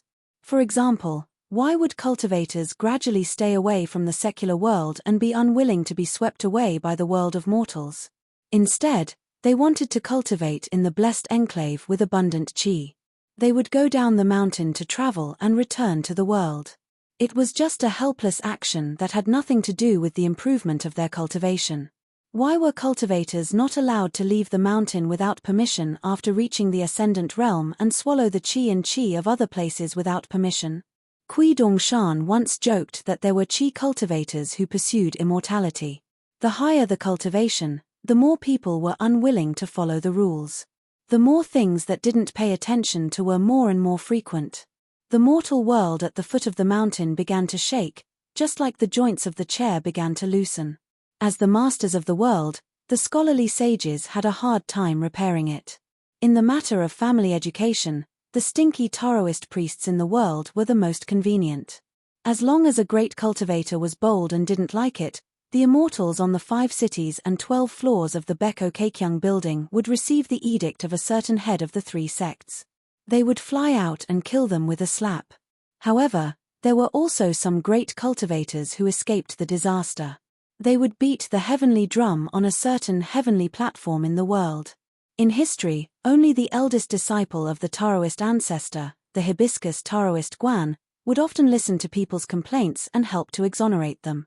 At least, they would slightly reduce the punishment. There were even records of directly exempting the punishment and blaming and severely punishing the immortals of the Beko Keikyung building. If Lu Chen, the youngest disciple of the Taoist ancestor, was in charge, it would depend on the mood of the Taoist master. If he was in a good mood, everything would be fine. It might be an opportunity. If he was in a bad mood, he might be punished even more. If it was the second Taoist master's turn to be in charge of the Beko Keikyung building, there would definitely be no one who would beat the heavenly drum. Because the second Taoist master would definitely kill them directly. The remaining souls would most likely be pulled into his palm, the purest thunder purgatory in the world. The world was huge. Even if a mortal teacher liked to travel in his lifetime, he might not be able to travel to the end of a country. Even if he became a cultivator, he wouldn't dare to say that he could travel to the end of a continent. Similarly, the peak immortals who were lucky enough to reach the upper 5 states also wouldn't dare to say that they could travel to the end of the world. Li Baoping didn't like to talk much when eating. Pei Qian didn't dare to say it. So it was Li Huai who was making a fuss. Li Baoping glared at Li Huai. She had told Li Huai many things about the academy. How could she tell her youngest uncle? Li Huai shook his head. He was still provoking Li Baoping recklessly. This was called smashing a broken jar. Anyway, he would definitely be punished by Li Baoping in the future. Chen Pinggan didn't say much. He ate slowly and chewed slowly as usual. Most of the time, he picked up food for the 3 children. Li Huai suddenly asked, "Chen Pinggan, why did you change your clothes? You're not even wearing straw sandals. Be careful, it's hard to go from extravagance to frugality." Before Li Huai finished speaking, he began to bend over and wail. Li Baoping and Pei Qian each gave Li Huai a kick under the table. Chen Pinggan smiled and said, "Actually, I thought about it. When I came to the academy, I changed into my old clothes and straw sandals. But I didn't want to embarrass you. Now, I have to be very careful when I'm in the Jianghu. Plus, wearing it can help my cultivation. So I'm used to wearing this Daoist robe. But I don't feel uncomfortable wearing it before." Li Huai grimaced and said, "When I was outside the academy, I almost couldn't recognize you. Chen Pinggan, you're much taller and not as dark as before. I'm not used to it." Chen Pinggan joked, "Li Huai, you haven't changed. Do you feel sleepy as soon as you read?" Li Huai sighed and said, "Chen Pinggan, you don't know how hard it is for me to study now. It's even more tiring than when we were on the road. Especially when the teachers were teaching, I had to hold my pee." Li Baoping tapped the table with her finger, indicating that Li Huai should pay attention to his words. Li Huai was annoyed and said, "Annoying. You have more rules than the teachers." They had almost finished eating and there was not much left on the table. Chen Pinggan said, "I have to go to Mount Mao's place later. I have some things to discuss. Then I'll go find Lin Shuyi and Yu Lu to thank them. You guys can walk around by yourselves. Remember not to violate the academy's curfew." Li Huai asked, "Chen Pinggan, how many years are you going to stay in the academy?" Li Baoping smiled for the first time. Pei Qian's face was bitter and he was trembling. Chen Pinggan laughed angrily and said, I won't stay for too long, but I won't leave in a few days either. Li Huai made a no sound. When Li Baoping and Pei Qian were cleaning up the dishes, he asked, Chen Pinggan, why don't you stay in the academy to study? We can go back to Longquan County together in the future. What's wrong? Have you been wandering outside for too long? Even if you don't take Li Baoping seriously, the academy has me, Li Huai. We're good brothers who have been through thick and thin together. Maybe I'll have to call you brother-in-law in the future. Can you bear to leave me, your brother-in-law, in the academy? You know, back then Alliance cried and begged to be my brother-in-law, but I didn't agree. Chen Pinggan said helplessly, don't say this in front of Lin Shuyi and Dong Shuijing. Li Huai sighed heavily. These two fellows, one is a taciturn person who doesn't know how to speak frankly, and the other is a blockhead who doesn't understand. I think it's unlikely that my sister will like them. As for my mother, she likes Lin Shuyi more, and my father likes Dong Shuijing more. But what's the situation in my family? I, Li Huai, have the most say. Even my sister listens to me. Chen Pinggan, let's make a deal. You only need to accompany me in the academy for a year. All right, half a year is enough, and you'll be my brother-in-law. You don't even need a damn betrothal gift. Chen Pinggan laughed and scolded, scram. Li Huai slammed the table. Chen Pinggan, talk properly to your brother-in-law. Don't say I didn't warn you. Li Baoping's slap made Li Huai shrink his head back. In an instant, Li Baoping's arrogance disappeared.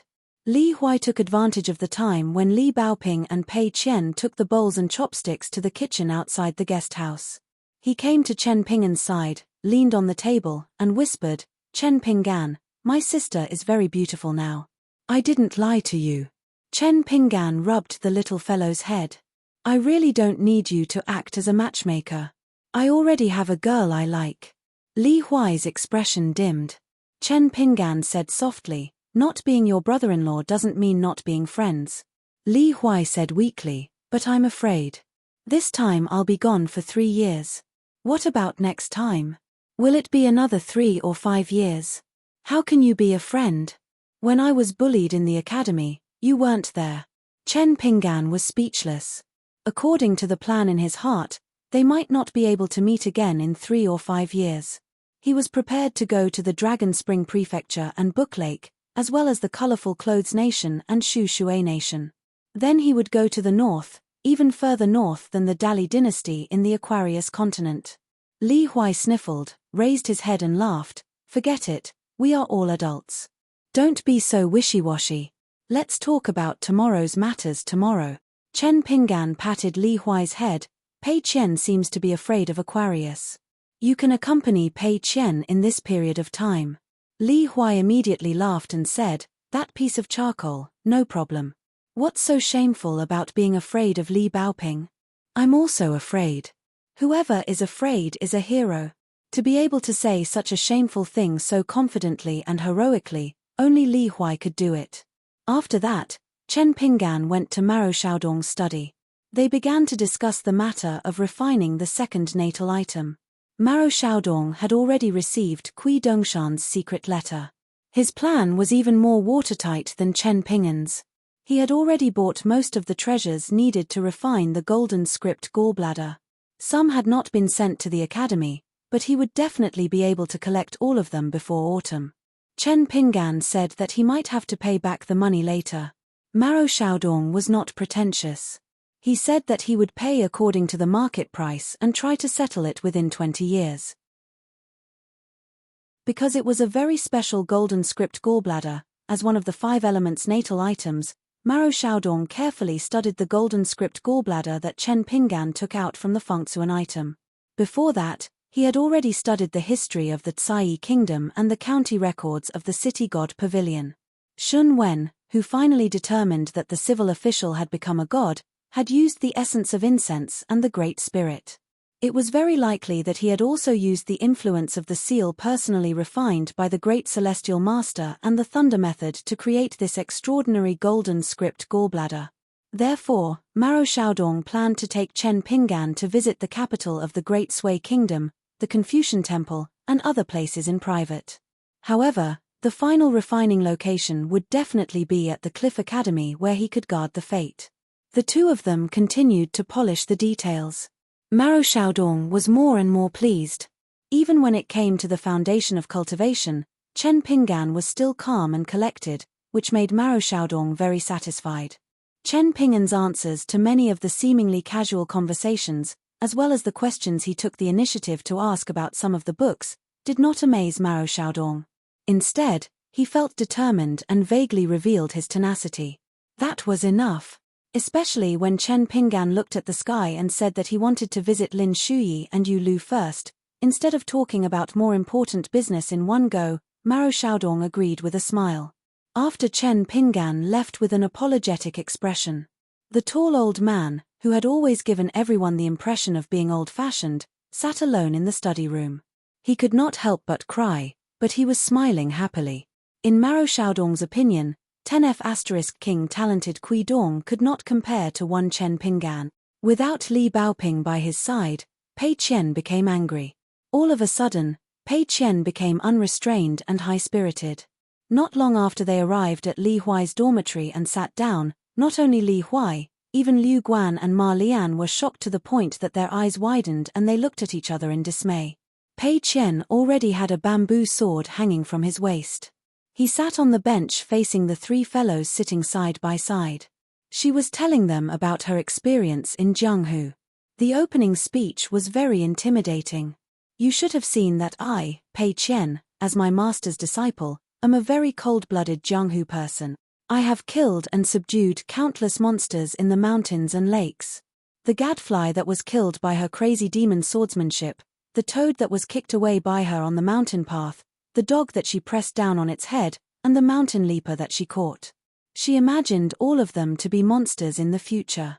Liu Guan, who was skeptical, served tea. While Heroine Pei was drinking, Ma Lian quickly took out some sunflower seeds and pastries. Li Huai hugged the painted puppet with a silly smile on his face. In fact, he thought that this black girl could not be judged by her appearance.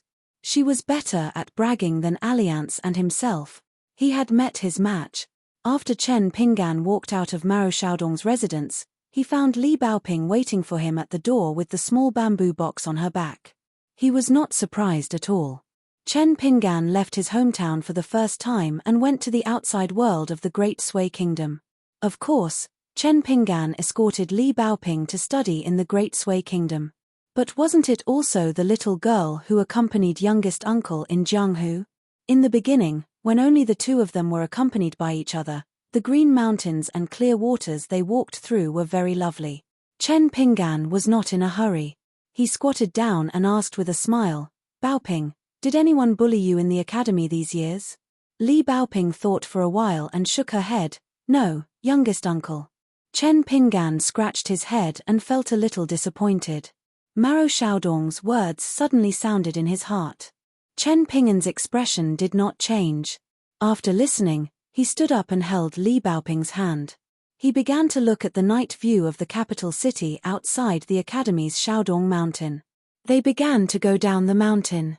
"Young martial uncle, I've already divided the copied books into 5 parts and put them in the small boxes. I've given them to the 5 teachers. But those are just copies for skipping classes for a month. I still have a lot of them in the academy. Don't worry, youngest uncle." "Are the teachers angry?" "They're not angry. They're used to it. They just want me to run slower when moving the books. The teachers are all good." "Well, they are. But they're not as knowledgeable as Mr. Qi." "Why?" "Mr. Qi is the most knowledgeable. Youngest uncle is the best. There's no reason." "Ha, that makes sense." 403. Chen Pinggan first went to Kui Dongshan's courtyard. At the entrance, Li Baoping asked if Pei Qian could sleep at her place at night. Chen Pinggan said it would be fine as long as Pei Qian agreed. Li Baoping also asked if she could give or lend Pei Qian the saber, the auspicious symbol, and the small silver gourd so that Pei Qian could roam Jianghu with more dignity. Chen Pinggan smiled and said that there was no need to give Pei Qian such an expensive gift for the time being. As Pei Qian's master, He would prepare everything he needed when roaming Jianghu in the future. Besides, it was his first time roaming Jianghu, so he didn't want to be too eye-catching.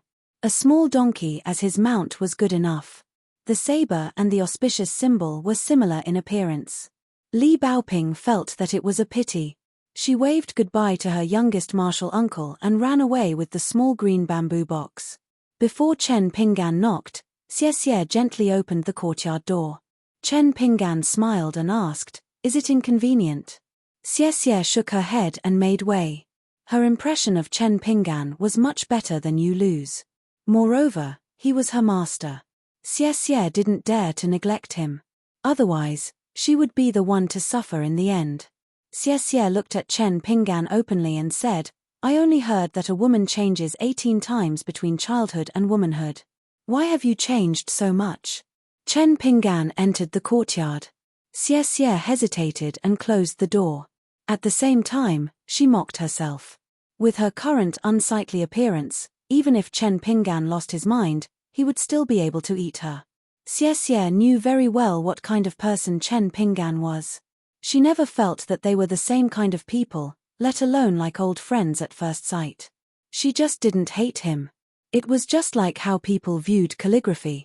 Whether they were in love with the carefree cursive script or the regular script, it was just a personal preference. There was no distinction between the two. Compared to Yu Lu, Xie was much more polite and tolerant towards Chen Pinggan. He took the initiative to point at the green bamboo corridor outside the main house and said, "You don't have to take off your shoes. This is a specialty of the Great Sui Kingdom's Qing Xiao Ferry. It's warm in winter and cool in summer. It's suitable for cultivators to meditate." Before the young master left, he asked me to pass a message to Lin Shuyi that he could come here to cultivate the thunder magic. However, I felt that Lin Shuyi wouldn't agree, so I didn't go and ask for a rebuff. Chen Pinggan still took off the pair of boots that Pei Qian had secretly bought in Hua Town and gifted to him. Sitting cross-legged on the green bamboo floor, he flipped his wrist and took out a bottle of well wine he bought from B-Tail Ferry. He asked, "Do you want to drink?" "It's just a fine wine." Not far away, Xie, who was sitting diagonally on the steps, nodded. Chen Pinggan gently tossed the wine bottle to Xie. Xie took the wine bottle, opened it, and sniffed. "It's actually not bad. As expected of something taken out from a Fengsuan item." Xie wasn't in a hurry to drink. He asked with a smile, "The robe you're wearing is a Daoist robe, right?" "It's because I'm in this courtyard that I can sense the flow of spirit qi." Chen Pinggan nodded. "This robe is called Golden Wine.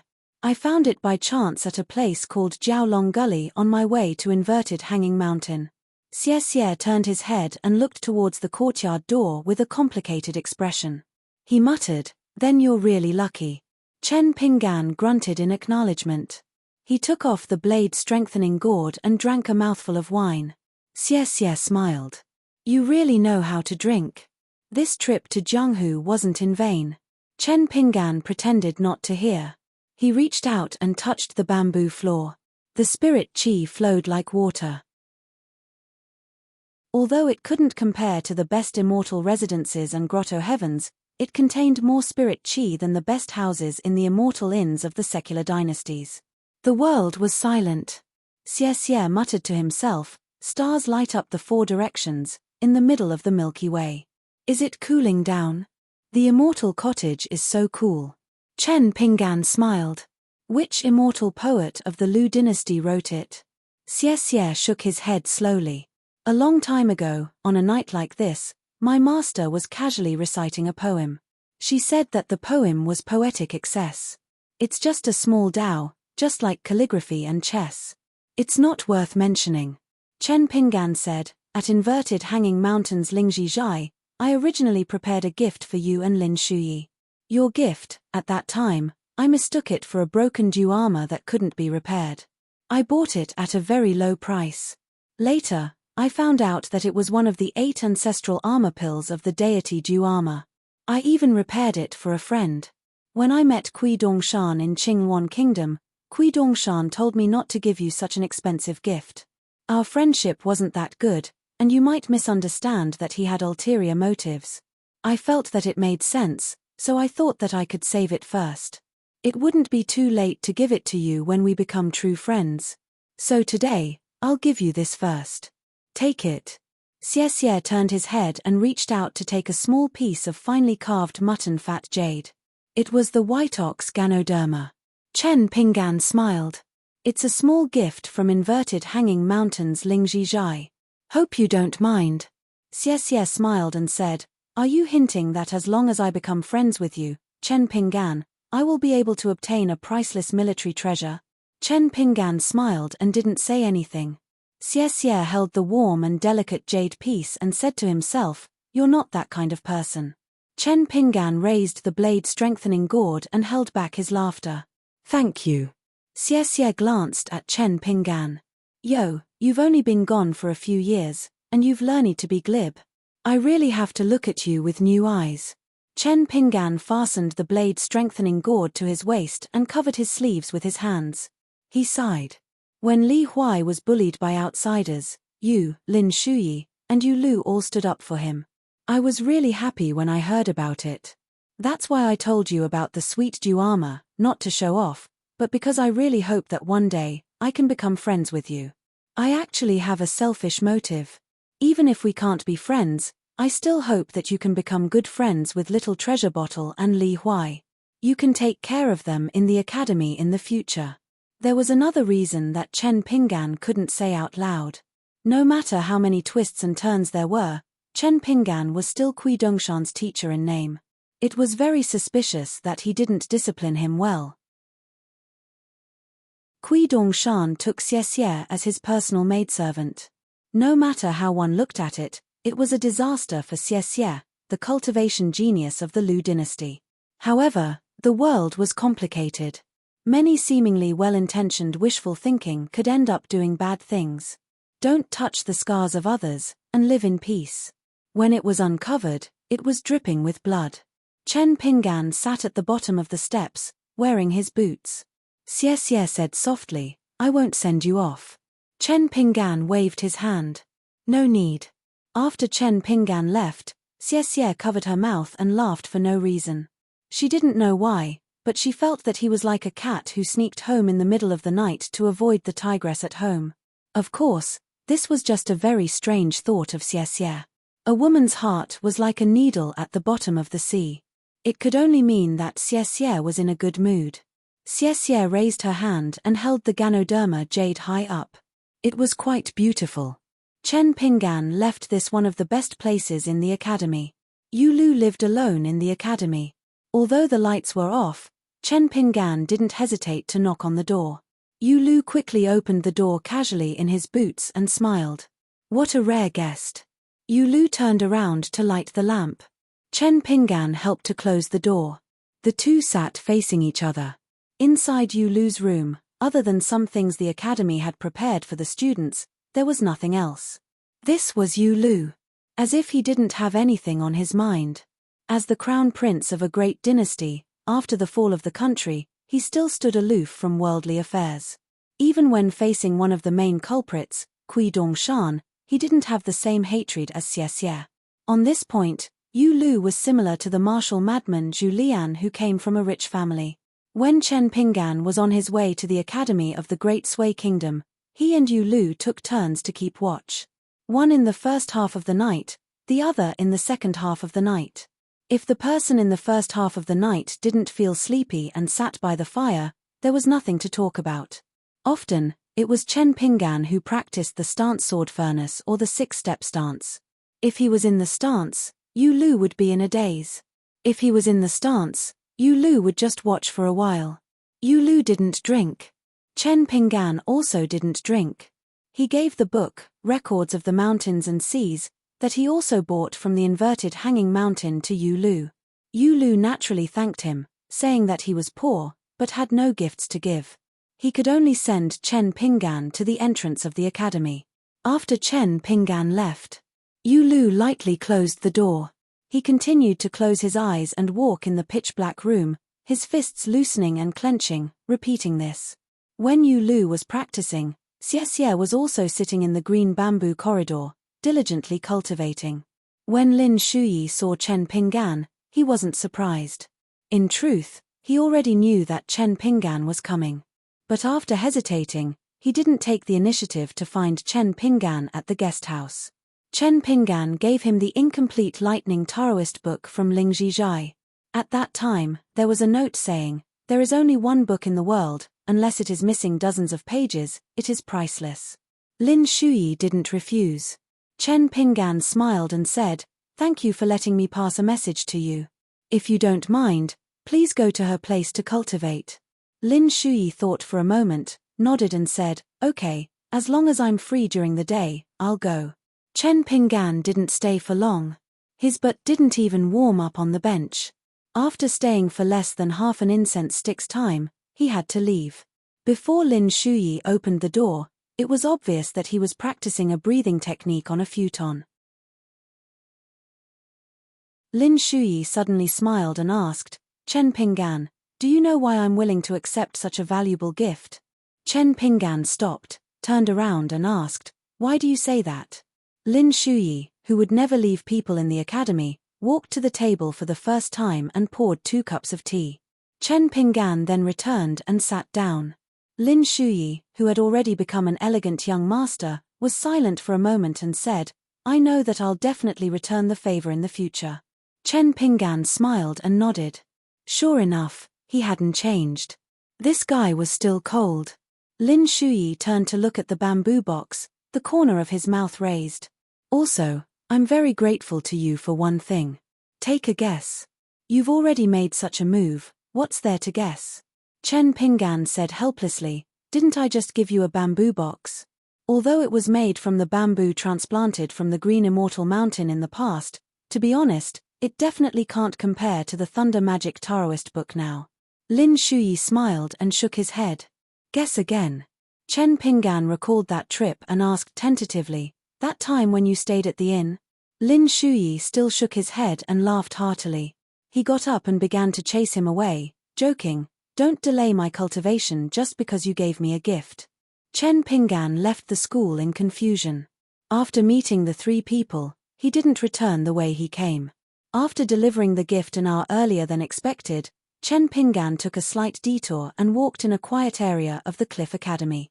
Just as he passed by the guest house, Chen Pinggan saw Li Huai sneaking over alone. Seeing Chen Pinggan, Li Huai quickened his pace and said hurriedly, "Chen Pinggan, I came to ask you a question, otherwise I can't sleep." Chen Pinggan smiled. "About Pei Qian?" "Ask away." Li Huai whispered, "At first I thought that Pei Qian was bragging, but the more I listen, the more I feel that Pei Qian is extraordinary. Chen Pinggan, tell me the truth from the bottom of your heart. Is Pei Qian really a princess living among the common people?" Chen Pinggan could completely imagine Pei Qian's stiff face and secretly happy appearance when she was telling this lie. She might even laugh at Li Huai and the others for believing it. Were they stupid? Not to mention Li Huai, even the 3 experienced constables in Hua Town at the border of Daquan could be fooled by Pei Qian's nonsense. It would be strange if Li Huai, Liu Guan, and Ma Lian didn't fall for it. Chen Pinggan didn't intend to expose Pei Qian's bragging in front of Li Huai. It was just a naive prank between these children. Chen Pinggan patted Li Huai's shoulder. "Guess it yourself." Li Huai nodded vigorously and said in realization, "Then I understand." Chen Pinggan smiled and asked, "What do you understand?" Li Huai crossed his arms and rubbed his chin with one hand. "No wonder this little charcoal had a look of disdain when she saw my painted puppet. This won't do. I have to compete with her tomorrow. An expert's move wins in momentum. When the time comes, we'll see who has more treasures. So what if she's a princess? Isn't she just a little charcoal kid? What's so great about her? TSK, carrying a bamboo sword at such a young age. Who is she trying to scare? Oh right, Chen Pinggan, what does the princess like to eat?" Chen Pinggan reached out and pressed Li Huai's head, gently twisting it in the direction of his dormitory. "Quickly go back and sleep." Li Huai was satisfied after asking the question. He turned and ran back to his dormitory. Not long after, an angry roar came from afar. Needless to say, it must be Li Huai who was caught red-handed by the night patrol teacher. Chen Pinggan was just about to help Li Huai out when he saw Li Huai swaggering over with Zhu Lian by his side. It turned out that Zhu Lian had already found an excuse, saying that he was Li Huai's distant relative. He didn't know the way in the middle of the night and needed Li Huai's help to return to his dormitory. Li Huai gave a thumbs up and said to Chen Pinggan, "This big brother Zhu is really loyal. Chen Pinggan, you're really lucky to have such a butler." Then Li Huai turned his head and smiled at the stooped old man. "Big brother Zhu, if Chen Pinggan treats you badly in the future, come find me, Li Huai. I'll help you get justice." Zhu Lian looked left and right. This brat named Li Huai really didn't look like someone who was good at studying. Zheng Dafeng, Li Li Baozhen, Li Baoping. It was rare to meet someone who came out of Lizhu Grotto Heaven who wasn't a freak. Zhu Lian felt that he needed to cherish him, so he suddenly felt that Li Huai was much more pleasing to the eye. So he became even more benevolent. Wait a minute, why does this Li Huai look a bit like the 10th realm martial artist who came to visit in Old Dragon City? Li Huai, both surnamed Li. Could they be family? Only he, as a pure martial artist, could know the horror of an ultimate grandmaster. No matter how conceited Zhu Lian was about his martial arts talent, he only dared to say that if he was born and raised in the vast world and his talent remained the same, it wouldn't be difficult for him to reach the peak of the 9th realm in his lifetime. Reaching the 10th realm was impossible. Zhu Lian turned his head and looked at Chen Pinggan with questioning eyes. Chen Pinggan smiled and nodded. Zhu Lian was so angry that he kicked Li Huai's butt lightly. Wandering around like a lonely ghost in the middle of the night, "Get out of here." Li Huai was shocked. After he ran out, he pointed at Zhu Lian from afar and said, "Help me this time. Kick me and we'll settle our grudges. If we meet again in the academy tomorrow, whoever runs away first will be the boss." Zhu Lian made a movement of lifting his foot. Li Huai soon disappeared without a trace. At Li Baoping's school, Li Baoping and Pei Qian copied books at the same table and sat opposite each other. One wrote quickly. The other was crawling.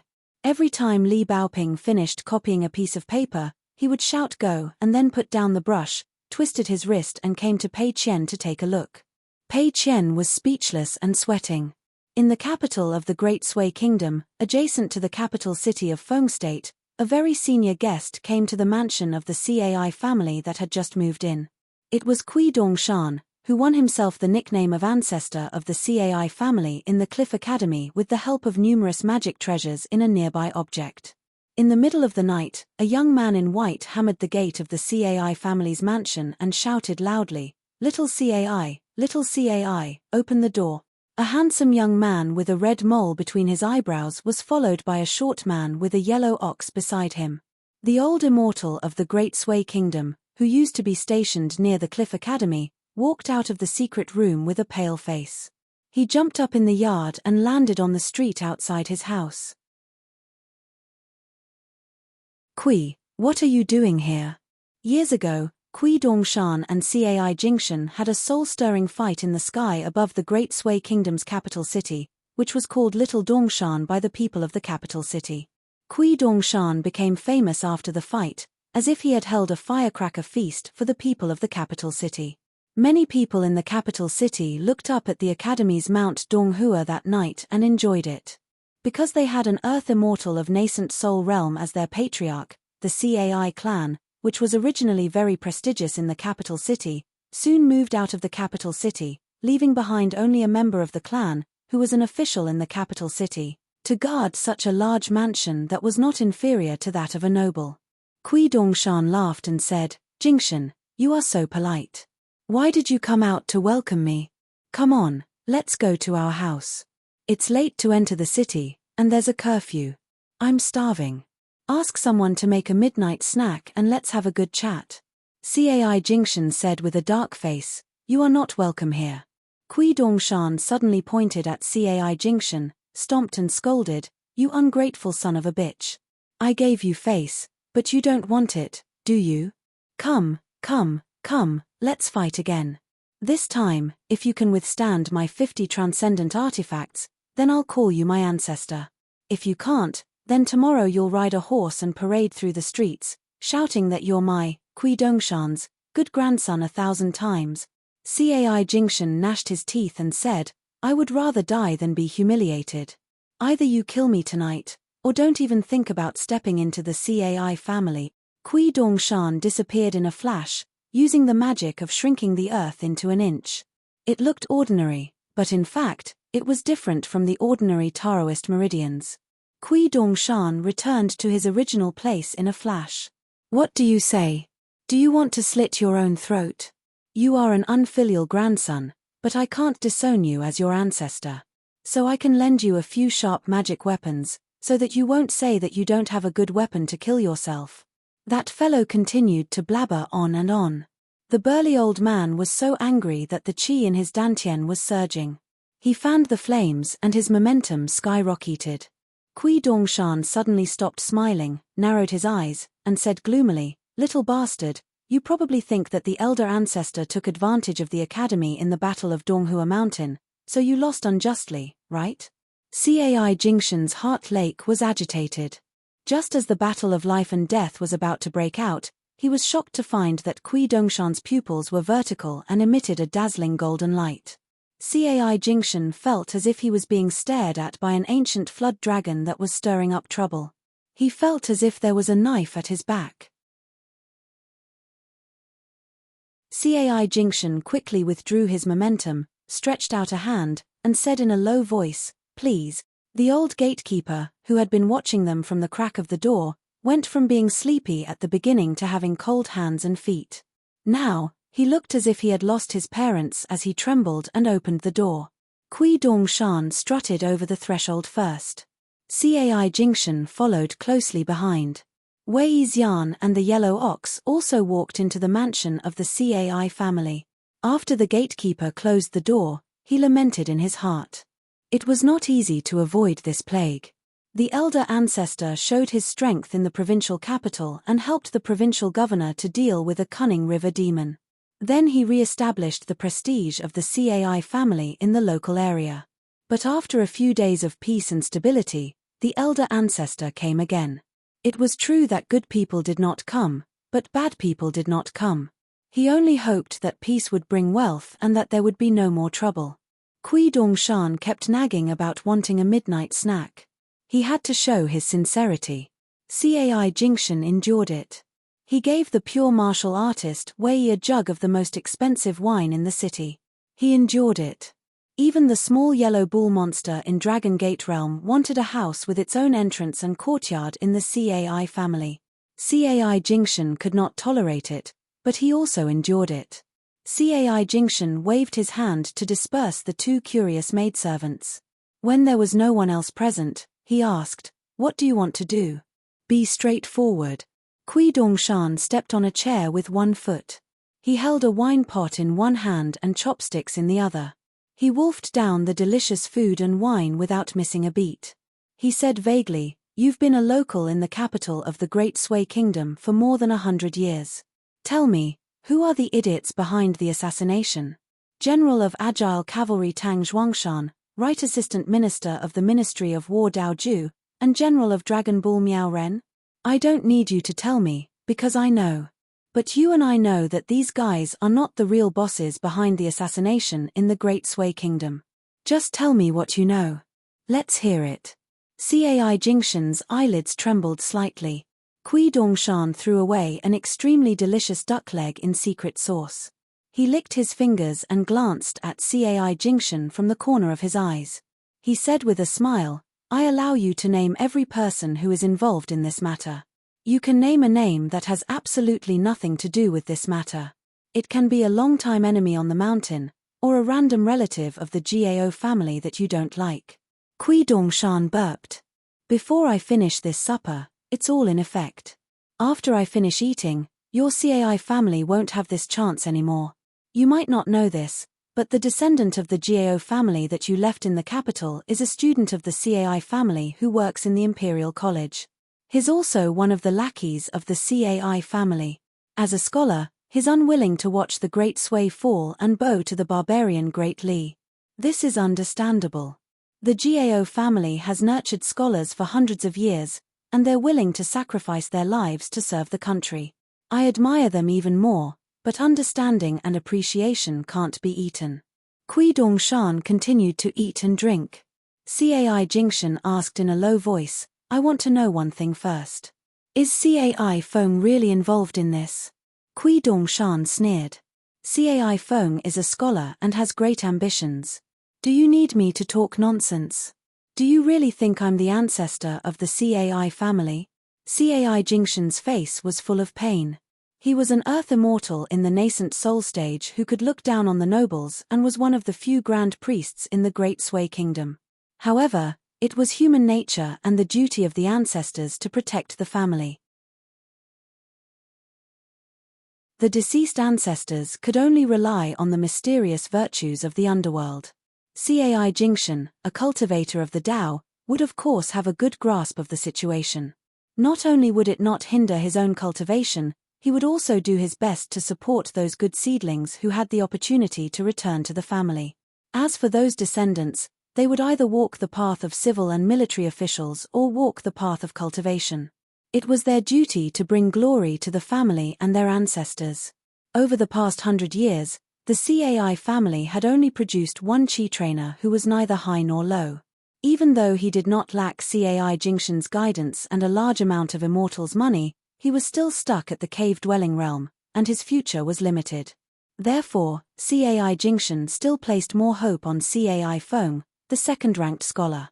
Cai Feng's promotion in the next 50 to 60 years in the official field, his posthumous title of Wanzhen from the emperor after his death, his yin spirit manifested in a certain place, and the imperial court of the Great Sui Kingdom conferred him the title of city god of a certain county.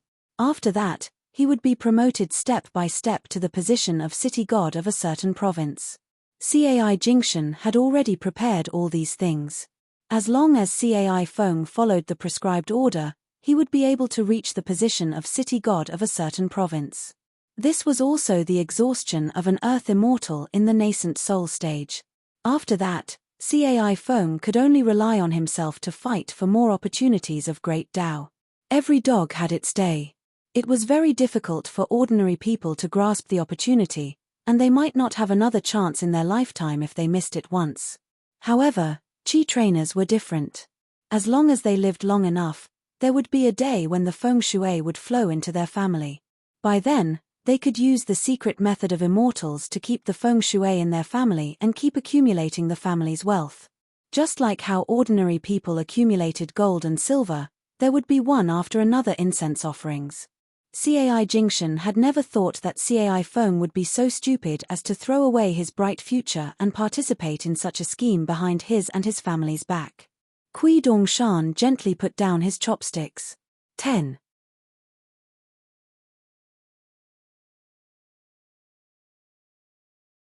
404. Kui Dongshan put down the pair of chopsticks, lowered his head, and placed them neatly. He looked up and smiled. It seems that you're sure that I won't start a massacre here? Kui Dongshan clapped his hands and smiled. He slowly got up. You made the right bet. I won't kill indiscriminately. After all, I still have to return to Cliff Academy. Well, the descendants have their own blessings. As an ancestor, I can only help you up to here. Cai Jingshan stretched out his hand to signal Kui Dongshan to return to his seat.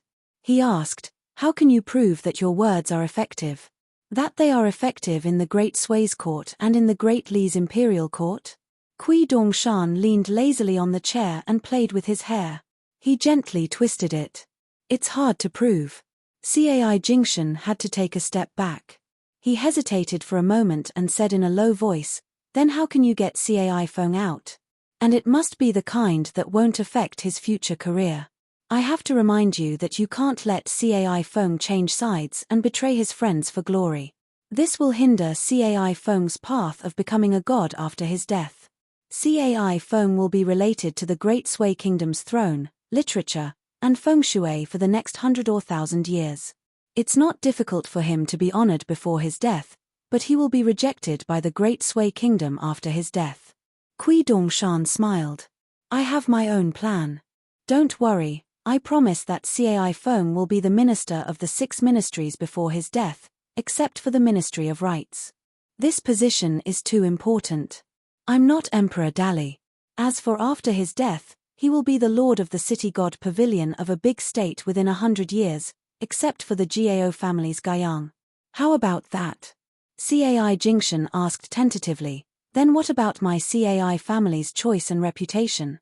Kui Dongshan smiled. When the time comes, I'll let you and the Cai family cooperate. Everyone will give you a thumbs up. In the future, the history books will be full of good words. Cai Jingshan wanted to say something but stopped. Kui Dongshan sneered. You and I signing the Mountain Rivers Covenant? Cai Jingshan, I advise you not to do that. Cai Jingshan thought of that pair of vertical golden pupils and felt a chill run down his spine.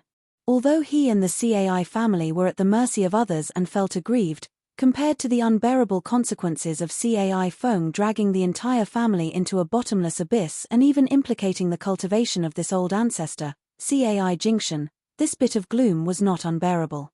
Now that they had become temporary allies, Cai Jingshan wanted to express some sincerity.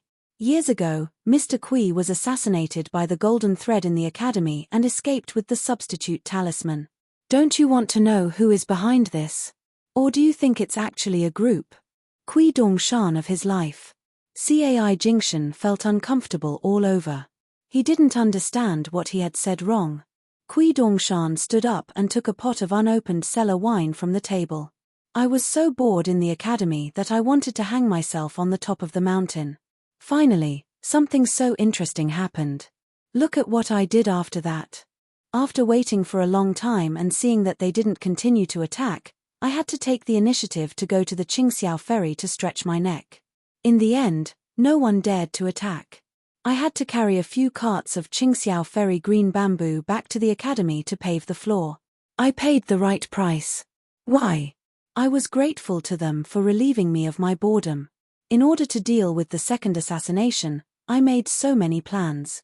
Although I didn't have a chance to use them, the process of using my brain was very boring. Kui Dongshan walked around the table and patted Cai Jingshan's shoulder. Little Cai, you're still too young to know my temper. After a long time, you'll find that you've recognized a good ancestor. If you have time, go to your family's ancestral grave and take a look. I'm sure the smoke is billowing. If any of the ancestors of the Cai family visit you in your dreams and thank me with tears and snot, you can tell them that there's no need to thank me. Kindness and charity have always been the foundation of my knowledge. Cai Jingshan kept a straight face and turned a deaf ear.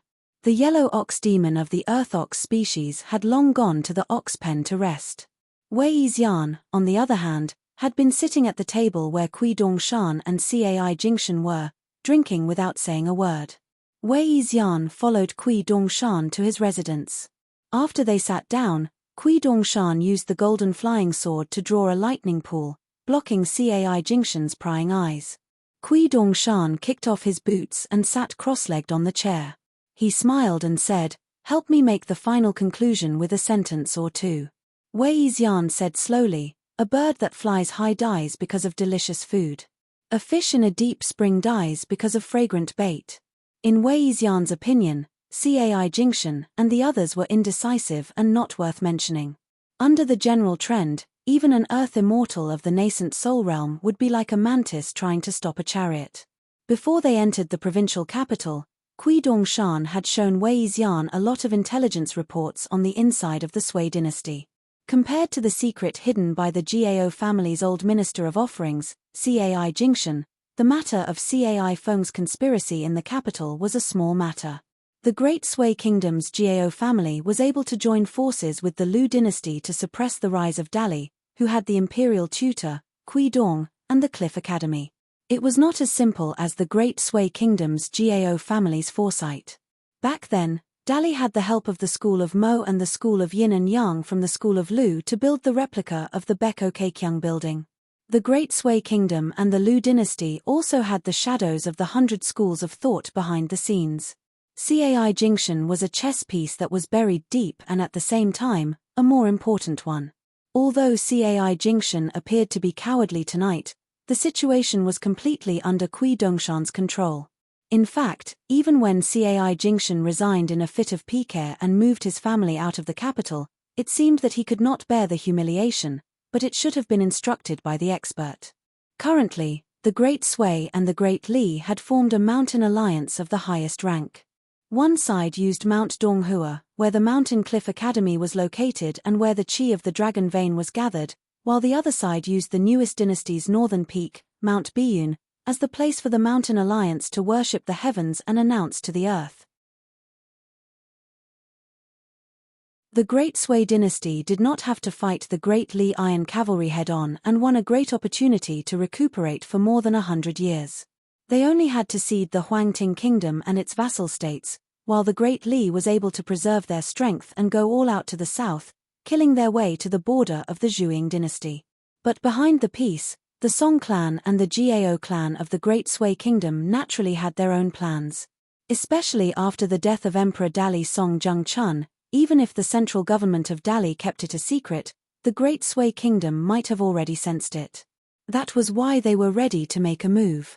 Now, although Dali's Iron Cavalry was unstoppable and included half of the Aquarius continent, it was not stable.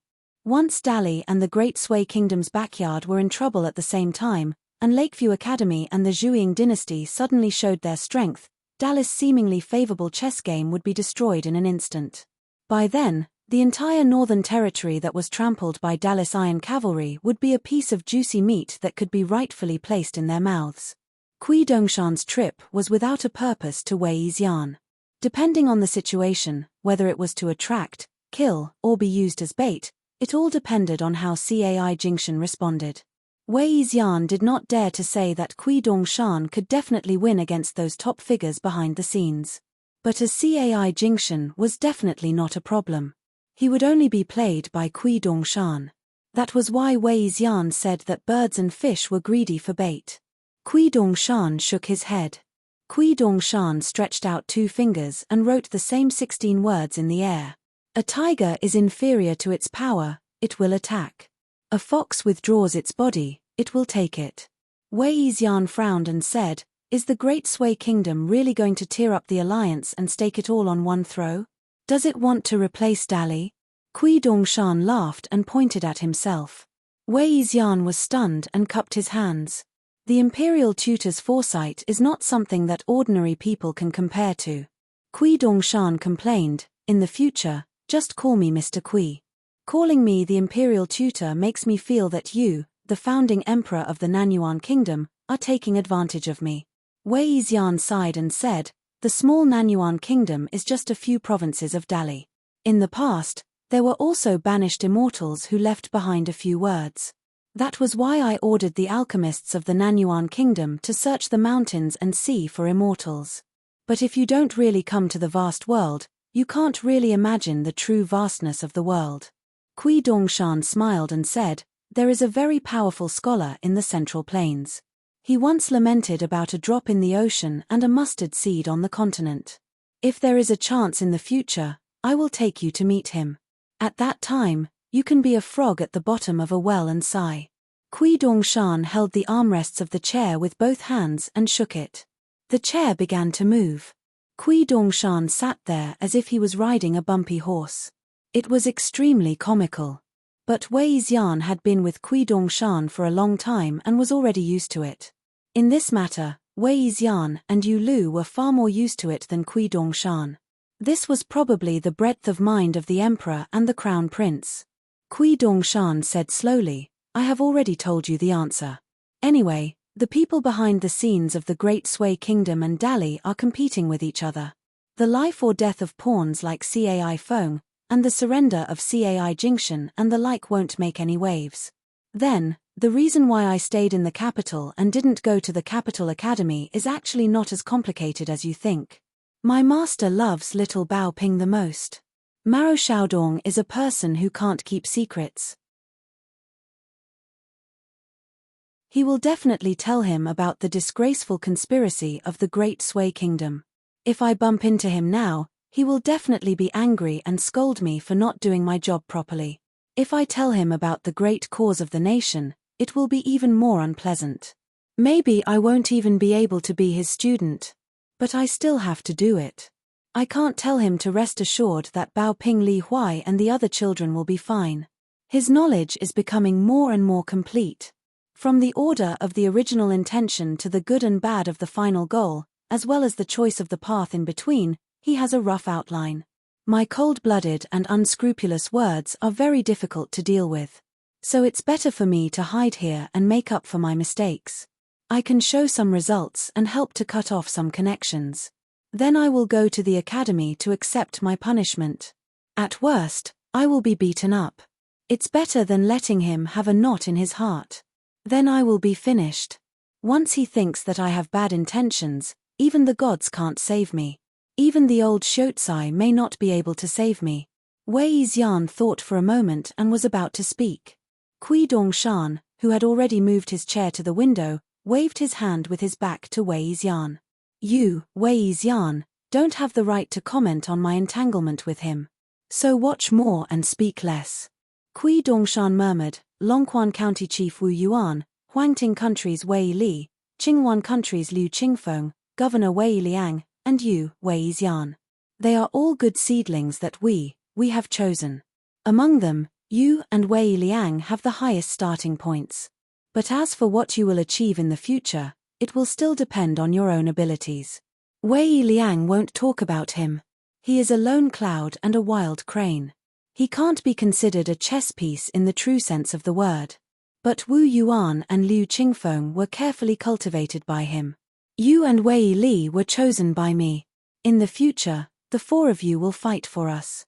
His words were a bit vague, but Wei Xian silently remembered them. Kui Dongshan suddenly slapped his hand on the armrest of the chair. Sharu, that stupid thing, probably still doesn't know that the words on the folded paper in the brocade bag are my words from the bottom of my heart. They are sincere and sincere. Every word is written with blood and tears. They are the most precious words of experience for someone who has experienced it. The next time we meet in the academy, if she doesn't improve at all, see how I will deal with her. Du Mao's immortal body doesn't need to eat, drink, poop, and sleep. That's why she can endure the disgust.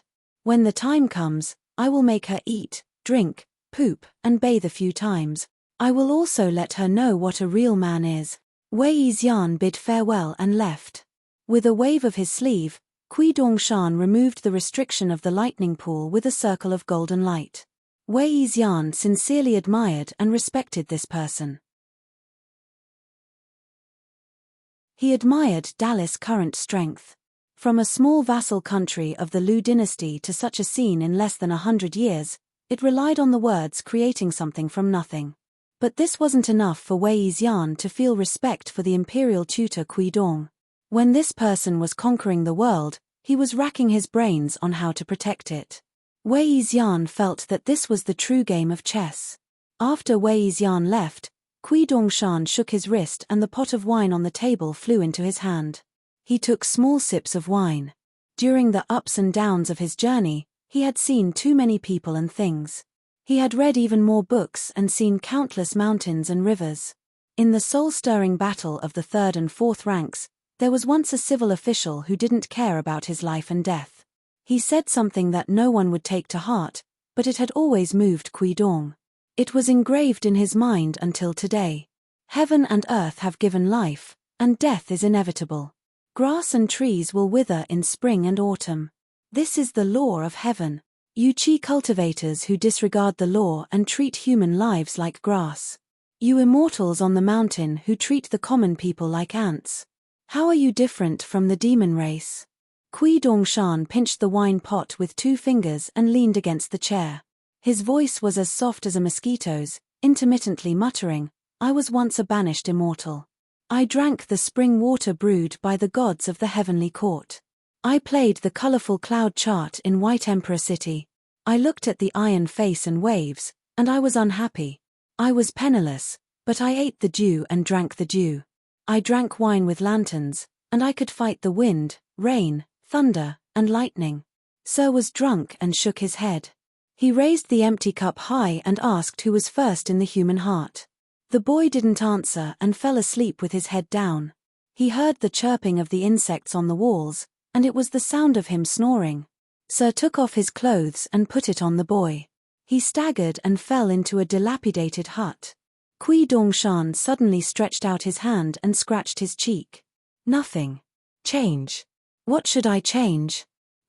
I got it. He began to hum an unknown folk song. A toad with one mouth, two toads with four legs, splashing and splashing as they jump into the water. Toads don't drink water. Peaceful years, toads don't drink water. Peaceful years, the capital, the CAI family mansion. The carriages and horses were silent. High-ranking officials had gathered, and all of them had arrived. CAI Feng, who was currently serving in the Imperial College, was already considered an outstanding person. Who would have thought that tonight, among the 7 or 8 people, CAI Feng was only the one with the lowest official position? The left assistant minister of Rights Guoxin, the right assistant minister of War Dao Ju, the Dragon Ball General Miao Ren, and the deputy commander of the infantry Yamen, Song Shan, most of them were young officials from the capital of the Great Sui Kingdom, and they were not old. The oldest was Dao Ju, who was only 45 years old. CAI Feng was a tall and handsome youth with an imposing appearance. Even when facing these high-ranking officials, he did not lose to them in terms of aura. This was not only because of his talent, but also because of the family name of the mansion. The ancestor of the CAI family, CAI Jingshan, even if he was reduced to a laughingstock, he was still an old Yuanying immortal who had protected the capital of the Great Sui Kingdom for many years. Everyone was either drinking tea or drinking wine. They had already made plans, and it was very likely that the future of the Great Sui Kingdom, and even the future of the entire Aquarius continent, would be decided by the CAI mansion tonight.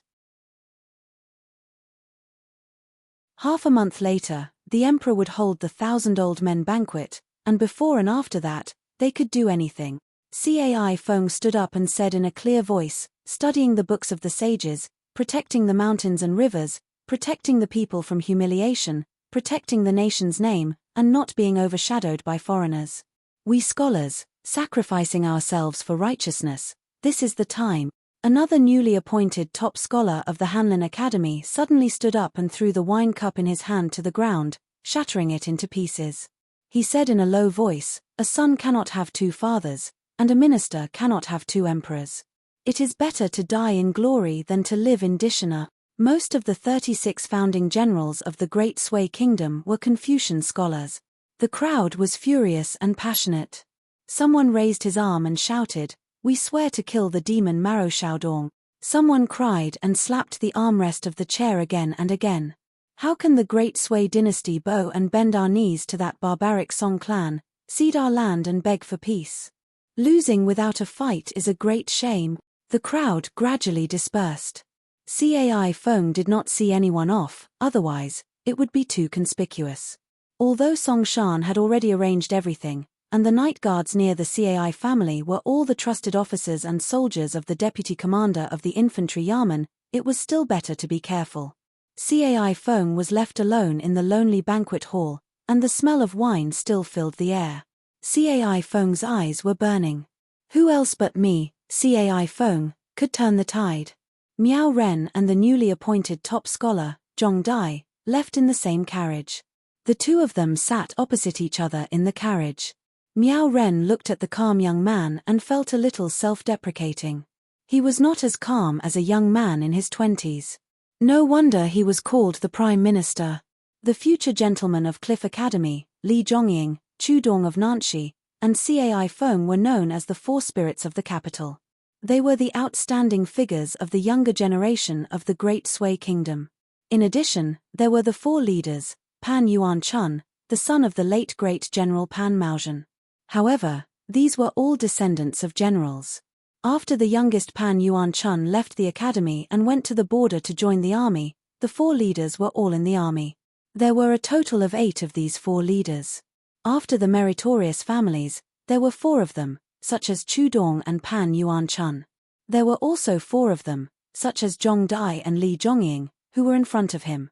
Miao Ren knew that there were as many as 3 of these young people who were destined to have a bright future were involved in this plan. Therefore, Miao Ren felt that all the heroes of the Great Sui Kingdom would protect them and help them succeed. Miao Ren lifted the curtain and looked outside. The night was dark, and there was still a long time before dawn. On the way back, Chen Pinggan was still thinking about the matter that Lin Shuyi had mentioned. However, after thinking about it, he did not feel that he had done anything worthy of Lin Shuyi's gratitude. If Li Baoping and Li Huai had been thinking about it, Chen Pinggan would not be surprised at all. However, Lin Shuyi was different. Probably because of his sensitive background, he had always been meticulous, opinionated, and ambitious. Therefore, Chen Pinggan was not surprised that he had set foot on the path of cultivation when he was studying. Zhu Lian's intuition was sharp. He did not go straight back to his room. Instead, he followed Chen Pinggan into the room and asked softly, "Is there a situation?" Although they were master and servant in name, they had developed a tacit understanding with each other after many battles. Chen Pinggan did not hide anything from Zhu Lian. He poured 2 bowls of wine and nodded. "The Marushan Mountain Master told me that someone in the capital of the Great Sui Kingdom is targeting the students of the academy. He hopes that the Dali envoys will be present during the feast held by the Emperor of the Great Sui Kingdom. Once there is a problem with the academy, they can provoke the anger of the people of the 2 countries and break the delicate balance. Over the past 2 years, the Great Sui Kingdom has been suppressing the anger of the Emperor of the Gao family for taking the initiative to bow to the barbarian Dali. From the officials and generals who feel humiliated, to the scholars and writers who are filled with righteous indignation, to the confused common people, as long as there is an opportunity, they will." Zhu Lian continued, "A single spark can start a prairie fire. Once it is out of control, the Great Sui Kingdom will have no way back. Even the Emperor of the Gao family will be forced to break the mountain alliance." Chen Pinggan said indifferently, "These are important matters of the imperial court. If you ask for benevolence and obtain benevolence, you will have no complaints. I understand that. That's why I didn't want to get involved. It's the same principle as us in Jianghu. It's just that Bao Ping and the others are involved." Chen Pinggan drank the wine in his bowl and stopped talking. Zhu Lian was slightly surprised. What a strong murderous aura. A ferocious aura surged in his heart lake. Zhu Lian wanted to say something but stopped. Chen Pinggan looked indifferent. "I know." Chen Pinggan poured a bowl of wine. "The more I practice the sword, the more I am influenced by the sword with Wei Jin's sword that split the night sky and his killing in the Jiaolong Valley. I am a timid person and I don't dare to do as I please. But later, I was seriously injured by Du Mao's sword-swallowing boat. Later, I met my enemy Li Baozhen. I became more and more aware that there is something wrong with my state of mind. It may even have a lot to do with my natal porcelain being broken in the beginning. In short, it is very troublesome." Zhu Lian said worriedly, "What should we do, young master? This seems to involve the knot in your heart, or the inner demon of a cultivator." Chen Pinggan raised his bowl and clinked it with Zhu Lian's. He smiled and said, "Read more books." Seeing Zhu Lian's incredulous face, Chen Pinggan said with a bitter smile, "I'm not joking with you." Zhu Lian took a sip of wine and shook his head. If this was not a joke, was there a joke in the world? Chen Pinggan said softly, "Before I arrived at Donghua Mountain Academy, I actually began to read the books of the sages. Why did I read the books of legalism in Qinghuan Kingdom? It was because I realized that only reading Confucian books seemed to be not completely compatible with my inexplicable nature. It was not very effective. Under Kui Dongshan's suggestion, I wanted to compare the Confucian moral essays with the fundamental knowledge of legalism. In retrospect, it was indeed useful.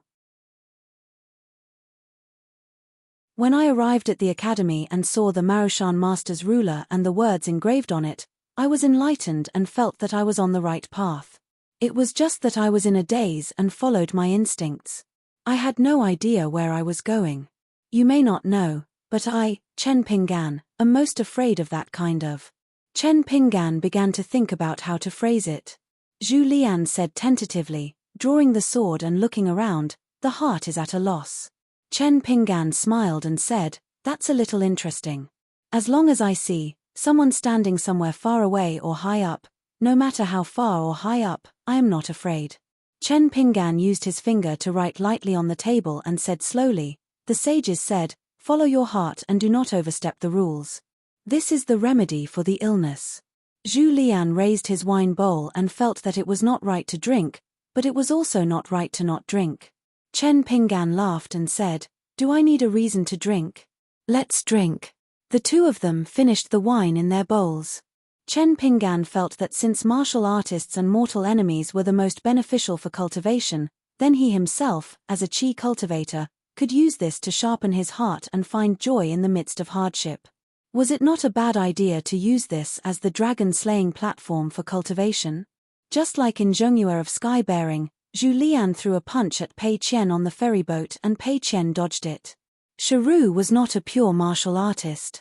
She did not know what was so amazing about Pei Qian's instinct to dodge a punch from a level 4. Zhu Lian was also not a cultivator. He did not understand the horror of earth immortals who saw their inner demons as their mortal enemies. Therefore, he did not understand how high Chen Pinggan's realm was. After drinking the wine, Zhu Lian began to calculate out of habit and said, "I heard from Sharu that last time on the wall of Lion's Den, young master almost fought with that woman from the saber room, Liu Boqi. You almost pulled out the sword on your back. However, Sharu was behind you and found that even though young master only held the sword hilt, your palm was burned afterwards. You had no choice but to withdraw your hand into your sleeve to prevent Liu Boqi from discovering the truth." Chen Pinggan nodded and said, "Can't help it. Half-immortal soldiers are just that hard to please." Zhu Lian was puzzled.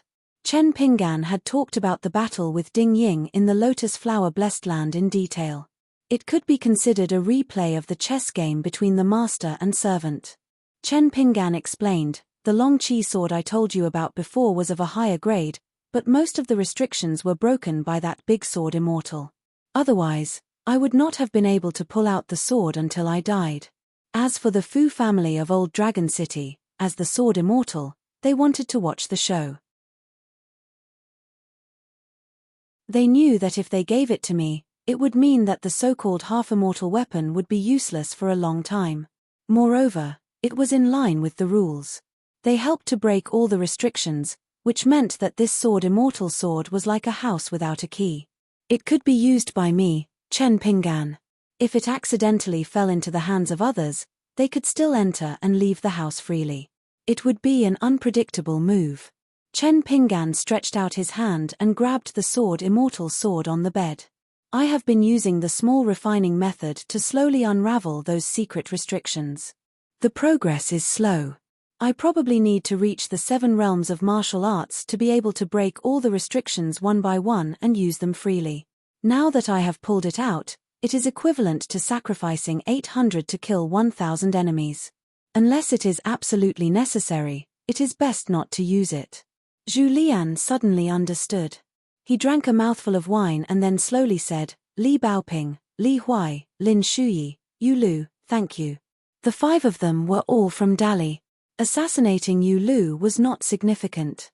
Thank You had already revealed his identity. He was a remnant of the Lu family. Although he was once a cultivation genius of the Lu family's number 1 immortal mansion, this identity determined that Thank You did not have enough weight. The first 3 all came from the Dragon Pearl Grotto Heaven and were the direct disciples that Mr. Qi carefully taught in the past. Among them, Little Treasure Bottle and Li Huai had the best identities. One of them had a nascent soul realm ancestor who was worshipped by Dali. The other's father was even a great grandmaster. If anything happened to any of them, Dali would not let it go. One was unwilling, the other did not dare. Chen Pinggan did not mention Li Huai's matter to Zhu Lian, so Zhu Lian gave the did not dare to Li Huai, whose father was Li Er. Back then, Li Shisheng's cultivation as a 6th realm qi refinement warrior confronted a 9th realm sword cultivator with an innate sword embryo at Mud Bottle Alley. His defense was watertight and he was not at a disadvantage at all. Later, he drew talismans on the bamboo building of Luorpa Mountain.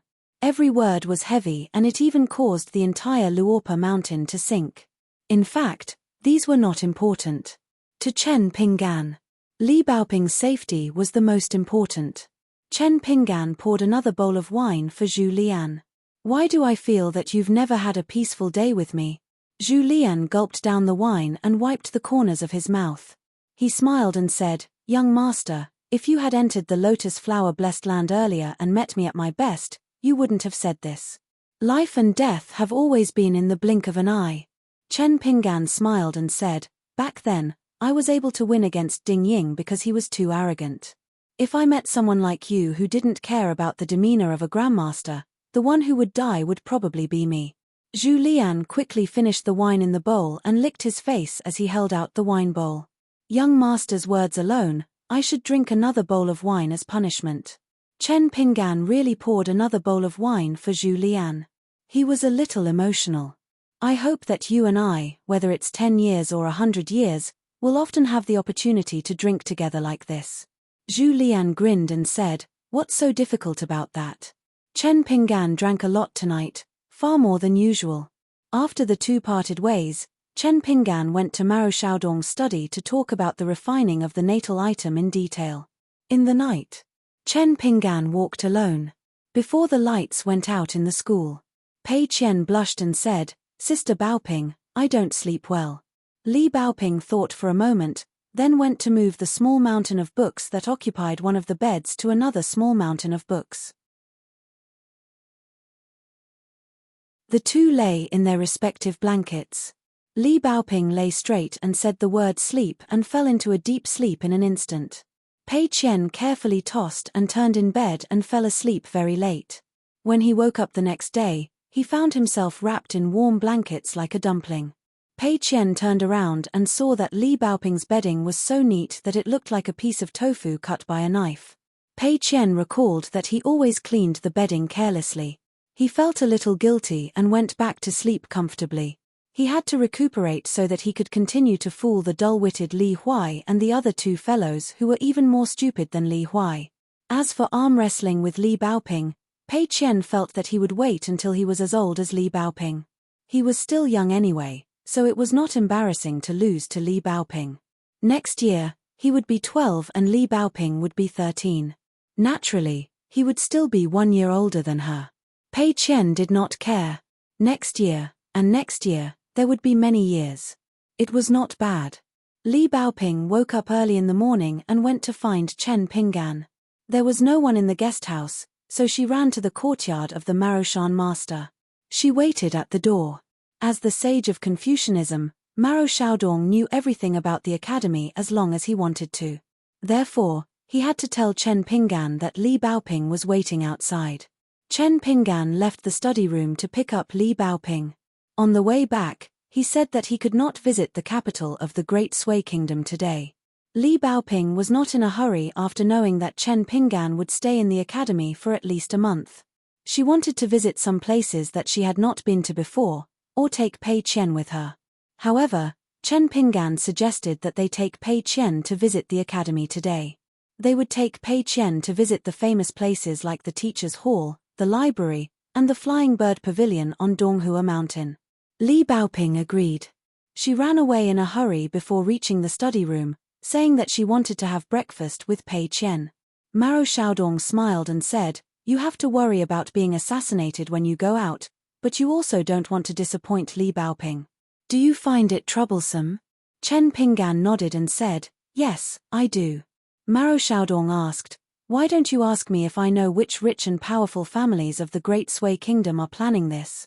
Chen Pinggan shook his head and said, "Even this academy is still the land of the Great Sui Kingdom. The most important thing now is to refine your body." Maro Xiaodong waved his hand and said, "Kui Dongshan is full of crap, but he said something reasonable. The foundation of the academy, our lives, knowledge, and skills are all based on the word attainment." Maro Xiaodong stood up and walked slowly. Buddhism says that if you let go of your attachments, all the sufferings in your life will no longer be painful. It is a kind of great freedom.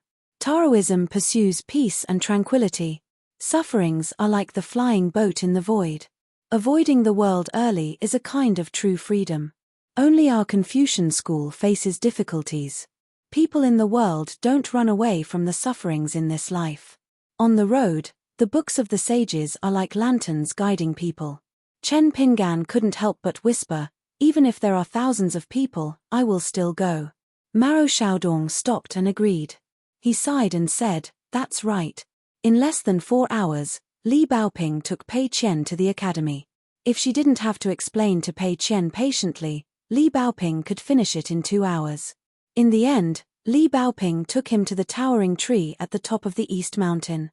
They climbed up the branches one by one and looked into the distance with Pei Qian.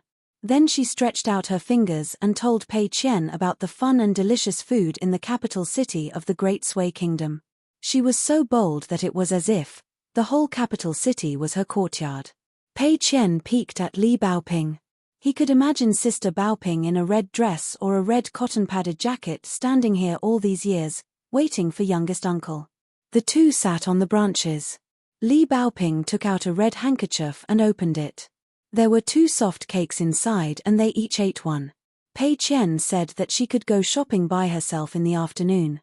Li Baoping nodded and said that there was an old teacher from outside the academy in the afternoon. He was very famous and said that he was even more arrogant. He was going to give a lecture in the academy. He was a master of exegesis in a Confucian classic. Since youngest uncle was busy today and didn't have to go to the capital city, she wanted to listen to the old teacher from the distant south and see if he was really that knowledgeable. Pei Qian, who didn't even know what exegesis was, asked shyly, "Sister Baoping, do you understand?" Li Baoping nodded and then shook her head. She said, "In fact, it's all in the book I copied, but I don't understand a lot of questions. The teachers in the academy either advised me not to bite off more than I can chew, saying that Li Zhongying in the academy would be the one to ask. Even if they told me now, I wouldn't understand. But I don't really understand. How do you know that I don't understand when they don't even tell me? Forget it, they are teachers and I can't say that. So I can only swallow my words. Or there are some teachers who will change the topic. Anyway, they won't be like Mr. Qi, who can always give me an answer. They won't be like youngest uncle, who will tell me what he knows and tell me what he doesn't know. So I like to run around outside the academy. You probably don't know that the earliest hill master of our academy was Mr. Qi, who taught me, Li Huai, and Lin Shuyi. He said that all knowledge still lies in the word attainment. How do you explain the word attainment? It has 2 meanings. One is to travel thousands of miles and increase one's knowledge. The other is to master it and use what one has learned to cultivate oneself and govern the country. I'm still young, so I can only run around more. When talking about these, Pei Qian found that Li Baoping frowned, which was rare. Pei Qian sighed sincerely.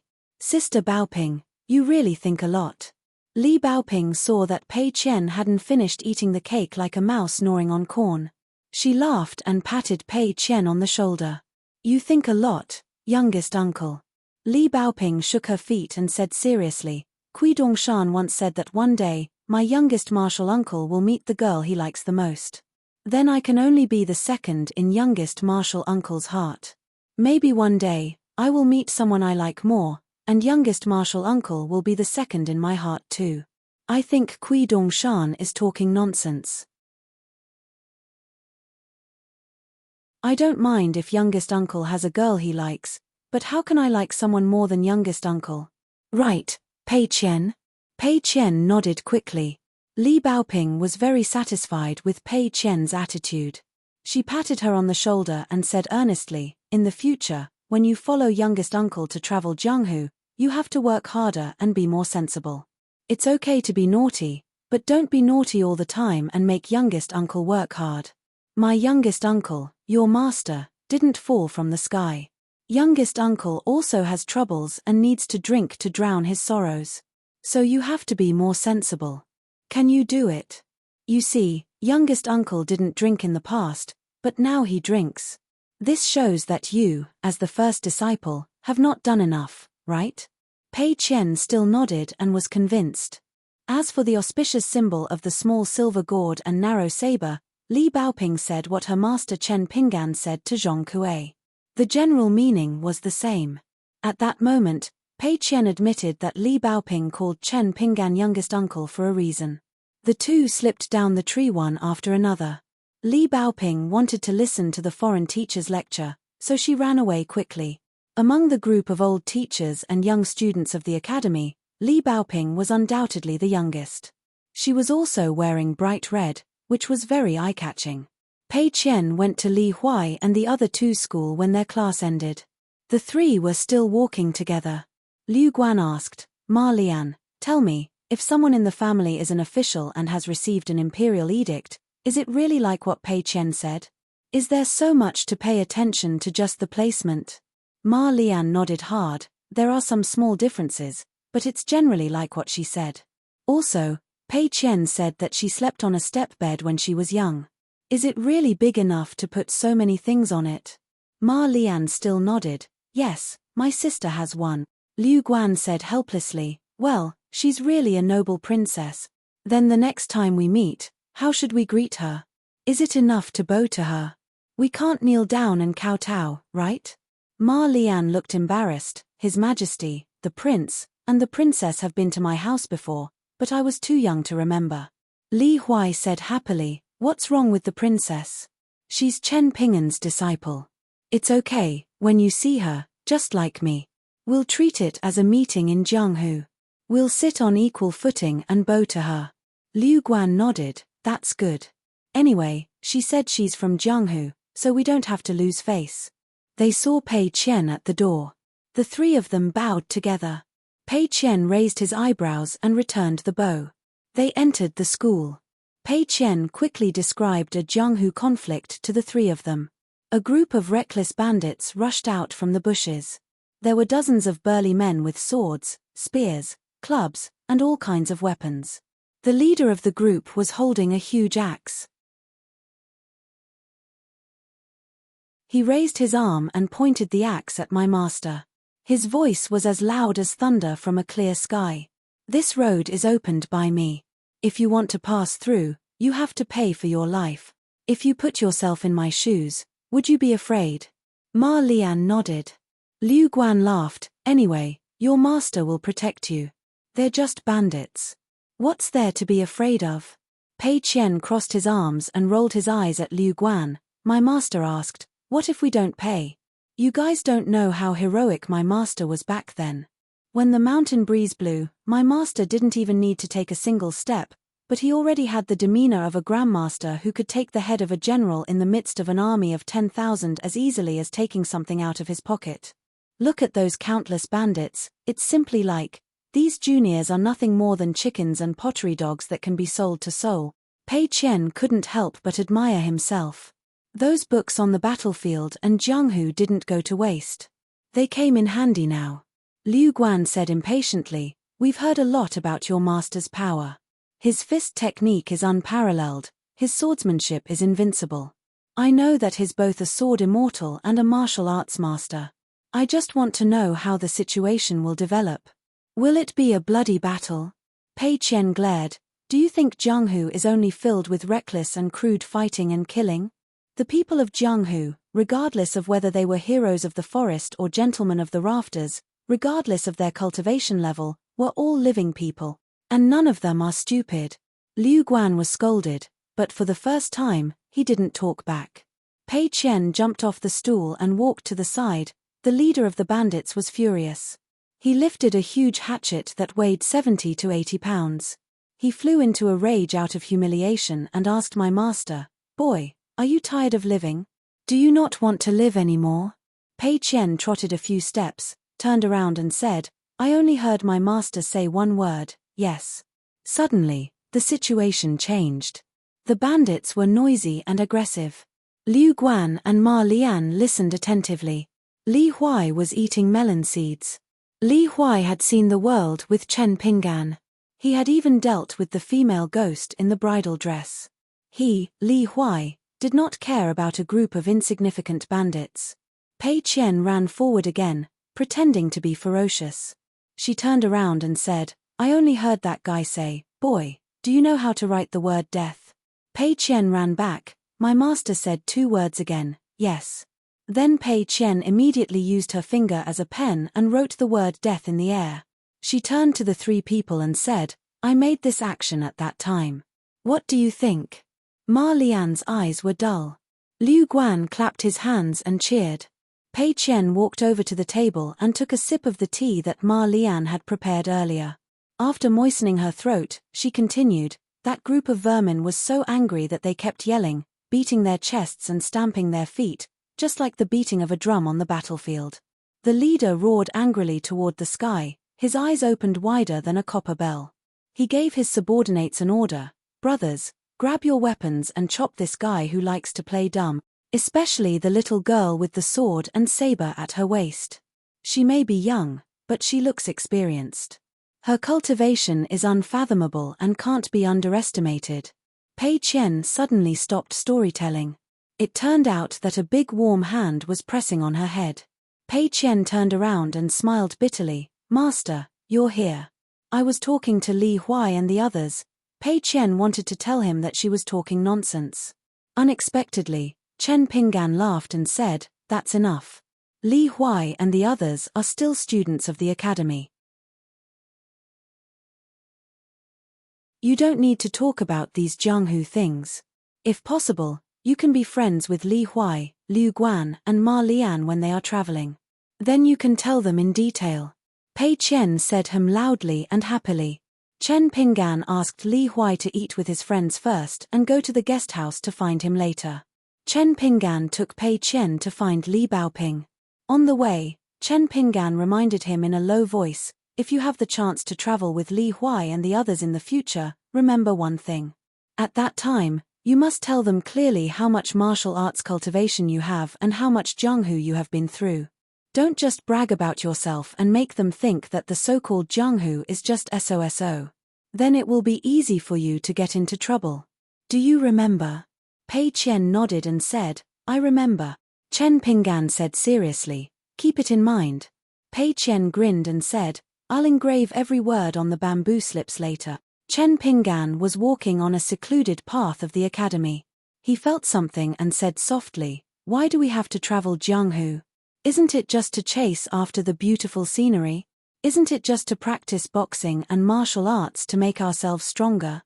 You also want to see more Jianghu people who are better than you. Like me, I saw the starving Zhong Shanfeng on the ferry in Mount Diao, Xu Yuanxia who rushed into the haunted house with a heroic spirit, the old sword saint of Combe country who appeared in the dilapidated ancient temple, the ghostly couple who seemed scary but loved each other, Fan Er of Old Dragon City, Liu Yuju of the upside-down mountain ape Ravage Manor. I also feel ashamed, respectful, envious, and sometimes even a little jealous." Pei Qian said in surprise, "Master is like that." Chen Pinggan rubbed his little head, "What do you think? I also have 7 emotions and 6 desires, and also many bad habits. There are many people who don't like me and don't think highly of me. It's just that when you see someone better, you can't look at them for nothing. You must admire them from a high mountain. Although you can't reach them, your heart yearns for them." Pei Qian's footsteps became slower and slower. After Chen Pinggan walked more than 10 steps, he turned his head and saw the little girl, Charcoal, who was standing still in the same place. He smiled and asked, "What's wrong?" Pei Qian smiled. "Sister Bao Ping said that her young martial uncle didn't fall from the sky, but I think that master did fall from the sky back then." Chen Pinggan smiled and said, "If you have the ability, say this to your sister Bao Ping." Pei Qian ran quickly to Chen Pinggan. "I'm not stupid." He looked at his master's back. Pei Qian suddenly felt a little sad. Walking on mountains and rivers, on the long journey. They once saw a lot of rolling stones on the muddy mountain road in the heavy rain. Pei Qian thought that it would be fine to just go around it. But his master would stop in the heavy rain and move the stones away from the road. Under the pitch-black curtain of rain, his master, dressed in white, was busy. They once stopped beside a wooden bridge that had been repaired for a long time on the tea-horse path. His master stood there foolishly and looked at the wooden bridge for a long time. Then, he ran deep into the mountains alone, chopped a large piece of wood and carried it back. He chopped it into pieces of wood, threw away the hatchet and replaced it with a hammer. Ding ding dong dong, mending the bridge. 10.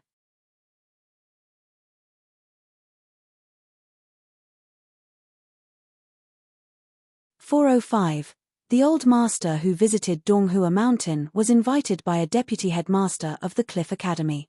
He was teaching in the School of Persuasion this afternoon. Chen Pinggan led Pei Qian through the corridors. Outside the School of Persuasion, which was covered with trees, they saw Li Baoping shuttling through the crowd like a small koi fish. She took the lead and ran out of the courtyard. After leaving the courtyard, Li Baoping clenched her fist to praise herself.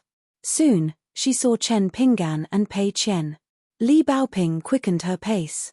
Pei Qian looked at Li Baoping, who was running fast in the academy, and admired her even more. Sister Baoping was really fearless. After the three of them met, they went to the guest house together. Li Baoping and Chen Pinggan shared many interesting stories. For example, when the old teacher was lecturing, there was a snow-white elk sitting beside him. It was said that when the old teacher founded his private academy, there was a connection between man and nature. The white elk sat beside the teacher. That was why the academy, built deep in the mountains and forests, was not destroyed by wild beasts and mountain spirits. In the end, Li Baoping said, "The white deer by Master Zhao's side doesn't look as beautiful as the one that elder sister he brought to our Lizhu grotto heaven years ago." Chen Pinggan had a headache when he thought of He Xiaoyong, and then he thought of his future plans. He only hoped that he would never see this female Taoist Nuan again in his life, who was once the most blessed in the continent.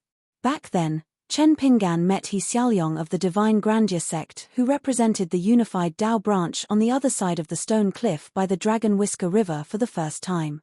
He had seen the glowing white deer. After that, he casually asked Kui Dongshan about it and found out that the elk was not simple. Its snow-white appearance was just a camouflage cast by the Daoist Lord Qi Zhen. In fact, it was a five-colored deer that was coveted by the cultivators of the 5 states. Since ancient times, only those with good fortune could keep it by their side. Back then, the hierarch Lu Chen built a long bridge of luck between him and He Xiaoyong.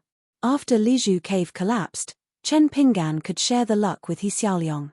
Of course, Lu Chen had a long-term plan to target Mr. Qi. This kind of tug-of-war was very dangerous.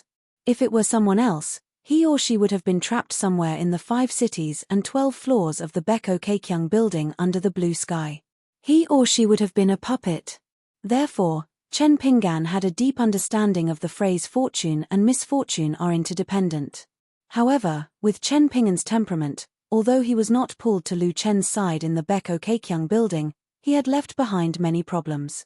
For example, Chen Pinggan had always been against the idea of exploring the secret realm in the Broken Blessed Enclave. It was not until he traveled with Lu Tai and heard Zhu Lian's unintentional words that Chen Pinggan began to change. He was more determined to travel to the North Continent in the future. That place was known to be full of sword cultivators and the most martial arts in the world. Even the sage of the Confucian Academy was so angry that he beat up the Earth Immortals. Chen Pinggan wanted to go there to practice swordsmanship. Alone. The purest way to practice swordsmanship. Chen Pinggan smiled and asked, "How was the headmaster's lecture?" Li Baoping thought for a while and said, "There was a book by this Mr. Zhao's admirer. It said that the headmaster's lecture was like a lonely crane coming from the east. With a sudden cry, the river surged and the moon turned white. I listened to it for a long time and felt that there was some truth in it, but it was not as exaggerated as the book said." However, the headmaster's most impressive point was his comprehension of climbing the tower and overlooking the sea. He advocated using poems and prose to meet the ancient people. After hundreds and thousands of generations, they could still resonate. He then went on to further elaborate and introduce his heavenly knowledge. However, the headmaster was very detailed in his lecture this time. He only chose a Confucian classic as the subject of his exegesis. He did not bring out the specialty of his branch. I was a little disappointed. If I was not in a hurry to find youngest uncle, I would have asked the headmaster when he would talk about the heavenly knowledge and the human heart. Chen Pinggan thought for a while and asked, "Is this headmaster from the Goose Lake Academy in the South Soro continent under St. Lu?" Li Baoping smiled brightly and said, "Youngest uncle, you really know a lot. Of course, the ancestor of this headmaster Zhao was the St. Lu who was known as the Heart of the World, Heart of the Sea. Chen Pinggan remembered the record of the annals of the mountains and seas that he gave to Yu Lu. Saint Lu had a good relationship with the mellow scholar Chen. He wondered if Liu Xianyang had a chance to meet him. Pei Qian had been wanting to interrupt and say something, but he heard nothing from the beginning to the end. He was afraid that if he spoke, he would be treated as a fool by his master and sister Baoping. He was a little disappointed. Fortunately, Chen Pinggan pulled Pei Qian's ear and lectured, "See, your sister Baoping knows so many schools of learning and the essence of the principles. Although you are not a student of the academy and studying is not your profession." Pei Qian stomped his foot and said, "Master, she is sister Baoping. Alas, how can I be like her? If it was someone else, like Li Huai. He has been studying in the academy for so many years. I am at a disadvantage compared to him." Chen Pinggan stopped nagging and laughed loudly. He let go of his hand and patted Pei Qian's head. "You are smart." When they returned to the guest house, Yu Lu had been waiting there for a long time. He stood side by side with Zhu Lian under the eaves and seemed to have hit it off with Zhu Lian. With Yu Lu here, Chen Pinggan felt more at ease. During the incident in the academy, it was Yu Lu who made the final decision. He beat up the sage Li Zhongying in front of a swordsman and had to be carried down Mount Donghua. After dinner, Chen Pinggan went to Mao Xiaodong's study to talk about refining his natal item. He asked Yu Lu to help him look after Pei Qian. Yu Lu agreed with a smile. After Chen Pinggan left, Li Baoping said she wanted to go back to the academy to take notes for today's lecture. Pei Qian found an excuse and did not go. Then she went to Chen Pinggan's guest house to take out the bamboo box and the treasure box. She and Li Huai had a private grandmaster battle on the peak of Mount Donghua. Yu Lu accompanied Pei Qian up the mountain. Zhu Lian had already left silently. He followed Chen Pinggan's instructions and secretly protected Li Baoping. When they reached the peak of Mount Donghua, Li Huai was already sitting there. In front of him was the beautiful yellow wooden box. Pei Qian grinned and put the treasure box on the table. Yu Lu squatted on the stone bench and looked at the two children. He found it interesting. Li Huai saw the treasure box and said, "Pei Qian, you make the first move." Pei Qian sneered and opened the treasure box that Yarou Jinji had given him years ago. It was a 9-square box with a delicate wooden ganoderma inside. There were also a few unique rare coins that Yarou Jinji had bought, which could be called famous springs. There was also a Taoist token that had been around for a long time. It was carved with a red face and beard, a golden armor and a red robe, and the eye of heaven between the eyebrows. After Master Chen Pinggan had appraised it, other than the Taoist token and the ganoderma, most of the items were treasures of the secular world. They could not be considered as immortal spiritual weapons. Pei Qian gently took out the token and put it on the table. "Please take this." Li Huai opened the box and took out a clay figurine of a paladin holding a sword. He crossed his arms and said, "I have a sword fairy to fight and kill the enemy. What about you?" Pei Qian immediately took out the exquisite and simple wooden ganoderma. "I was hit by the sword fairy of your general. The ganoderma is a great tonic that can prolong life. You make the next move." Li Huai groaned and took out the second clay figurine. It was a gong and drum watchman. "Beat the gong and drum. It's so noisy." Pei Qian sneered and took out the spring water. He put it on the table. "Money makes the world go round. Be careful that your minions betray you and make a racket outside your window. It's your turn." Li Huai took out the third clay figurine. It was a statue of an armored general. This is the most loyal and devoted general on the battlefield. If you use money, you will only be throwing meat buns at a dog. You won't be able to get it back. Then Li Huai took out a clay figurine of Taoist Horsetail Whisk. This is an immortal who lives in a Taoist temple on the mountain. If he throws his horsetail whisk at you, it can topple the river and overturn the sea. Do you admit defeat? Pei Qian didn't take out the treasures from the box this time. Instead, he carefully took out the money pouch that Madame Gui gave him. He turned around and poured out his private stash of money and cassia branches and leaves. After hiding them, he put the pouch that emitted a fresh fragrance on the table. "This Chenkuan pouch of mine can store any kind of celestial arts and magic treasures. The horsetail whisk of a smelly old taoist is nothing. Then Pei Qian put the crystal clear and cute cassia branch on the table and began to boast again. This is a branch from the Moon Palace's cassia tree. If you throw it on the ground, it can grow into a cassia tree taller than a building tomorrow. Li Huai quickly took out the last clay figurine, which looked like a fairy riding a crane. My maidservant's mount is a red-crowned crane. She can secretly take away your cassia branch. Pei Qian took out the bamboo blade and bamboo sword from his waist and slammed it on the table, cut off the claw of the red-crowned crane with a sword, and cut off the head of the maidservant with a knife. Li Huai finally took out the painted wooden figurine of his #1 general. It was half an arm tall, far taller than the clay figurine given by the Wei and Jin dynasties in the Wind Snow Temple. Grab your sword with one hand and your knife with the other. Then the two began to use all kinds of methods. The mountain walking staff that had been slightly refined, and the rest of the worldly items in the treasure box were only valuable but not helpful for cultivation. On the other hand, Li Huai took out the book Great Water Cliff. He even took out the spirit that Liang had pushed into the book with a slap back then and said. But generally speaking, Pei Qian still had the upper hand. The stone table was full of Pei Qian and Li Huai's belongings. Yu Lu watched with great interest as the two little fellows schemed against each other. In the end, Li Huai sighed and clenched his fists. Well, I lost. My skills are not as good as yours. I, Li Huai, am a man of indomitable spirit. I can afford to lose. Pei Qian crossed his arms in front of his chest and nodded. He looked at Li Huai with an admiring gaze. It's okay. You've lost honorably. In the martial arts world, there are only a few heroes who can fight with me for so many rounds. Li Huai turned his head and said to Yu Lu, you are lucky to have seen this top battle. It's your blessing. Pei Qian said like an old man, I'm not the kind of Jianghu man who likes undeserved fame, so you just need to remember it. You don't need to spread it everywhere. Li Huai and Pei Qian looked at each other and grinned at the same time. They appreciated each other. Pei Qian thought that in the future, Li Huai would travel and learn. He must let him know what a real Jianghu master was, what the top swordsmanship and overbearing bladesmanship were. Li Huai thought that when he left the academy and traveled far away, he must take Pei Qian to Jianghu with him. He would feel more at ease if they could talk together.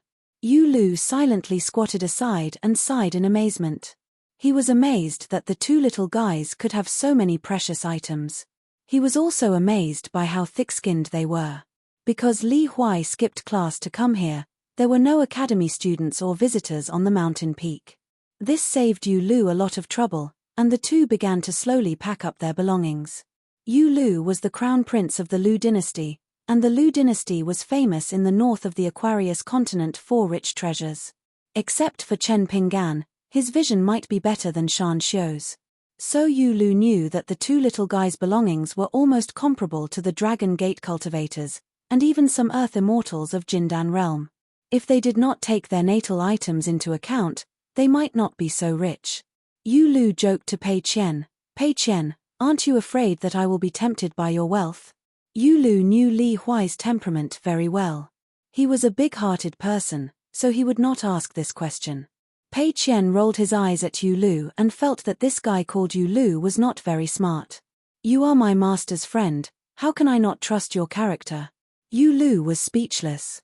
In the study room, after the two deduced all the details of the refinement together, Maro Xiaodong patted the ruler at his waist, and the heavenly materials and earthly treasures used to refine the golden gallbladder floated out of the ruler and landed on the table. There were a total of 18 kinds of heavenly materials and earthly treasures. They were of different sizes and prices. 6 of them were still missing. 4 of them could be sent to the Cliff Academy soon, but 2 of them were more troublesome and could not be replaced. They would more or less affect the final grade of the golden gallbladder after the refinement. After all, Maro Xiaodong had high expectations. He hoped that Chen Pinggan could refine a flawless natal item in Donghua Mountain, where he was in charge, and guard the second Qi residence. Maro Xiaodong had some things that he did not tell Chen Pinggan.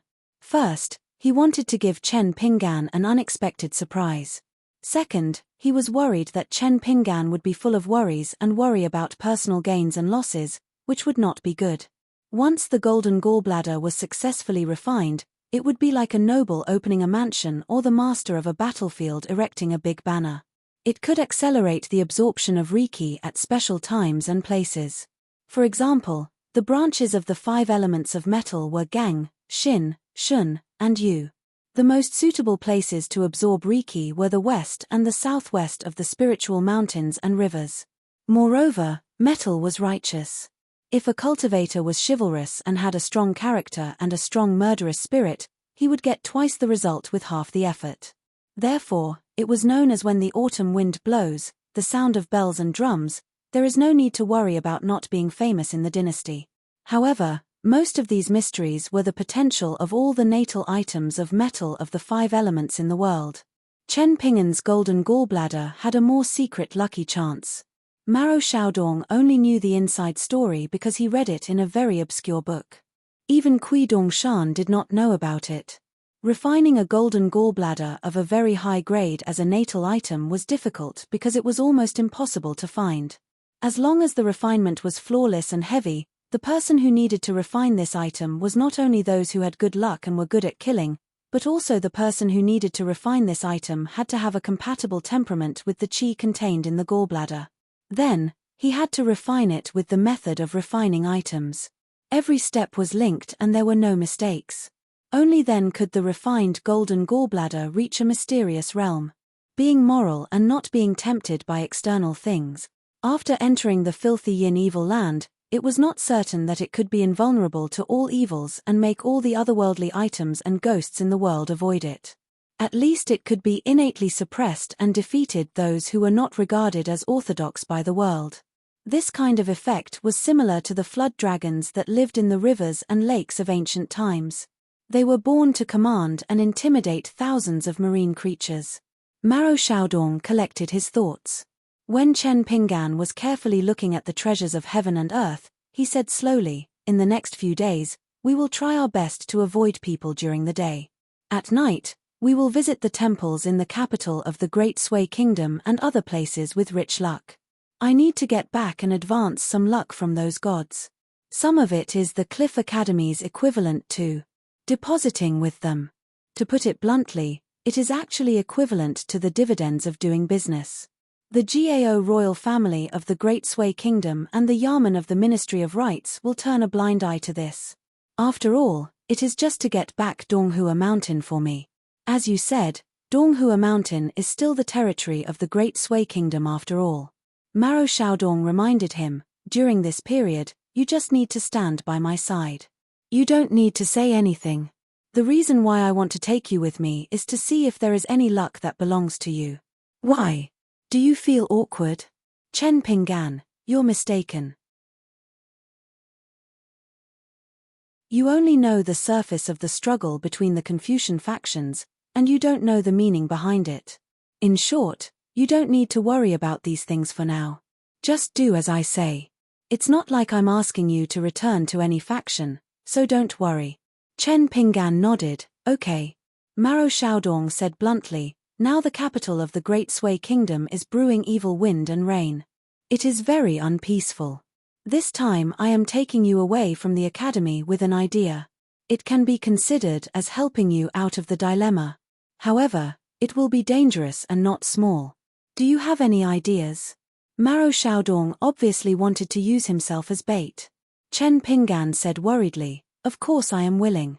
However, if you leave the academy, it is equivalent to leaving the world of the saints. If the other party comes prepared, the first target will be Mountain Master Maro, who is in the academy. In this case, won't Mountain Master Maro be in great danger?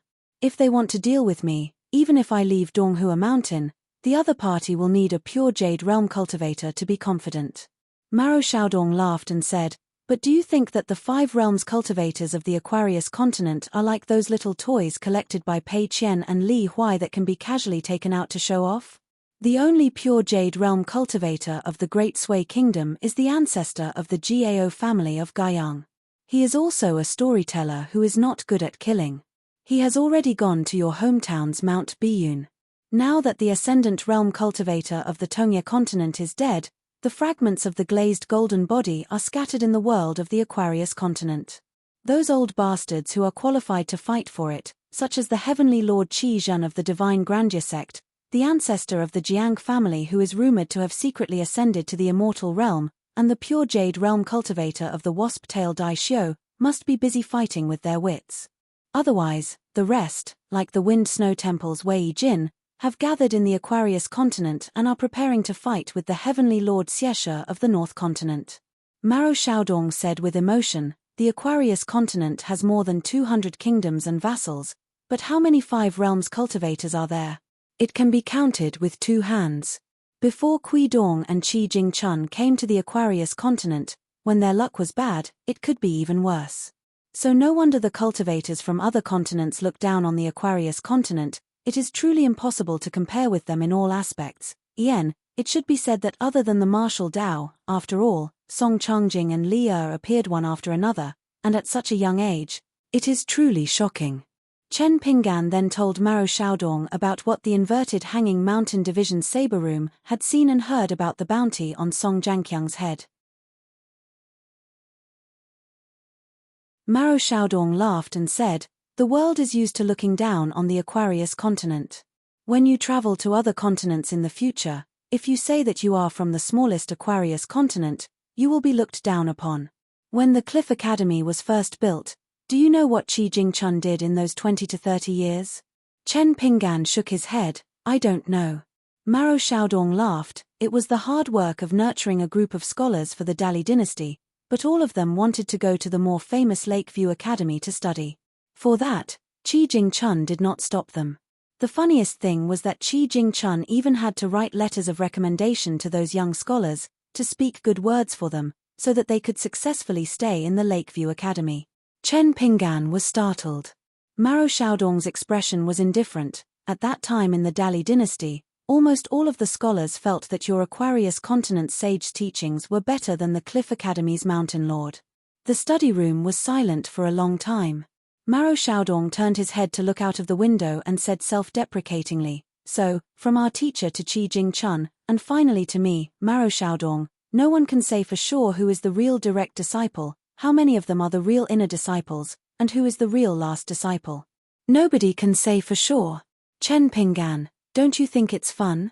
On the other hand, the rest of the big branches, they are all very orderly, with strict laws. What a gathering of stars, a magnificent sight. Chen Pinggan did not know what to say, and could only take down the blade-strengthening gourd and drink the wine. Maro Xiaodong walked to the window, and unknowingly, it was already night time. The tall old man turned his head, and saw the young man who was unwilling to admit that he was his junior brother, and was hesitating whether to continue drinking.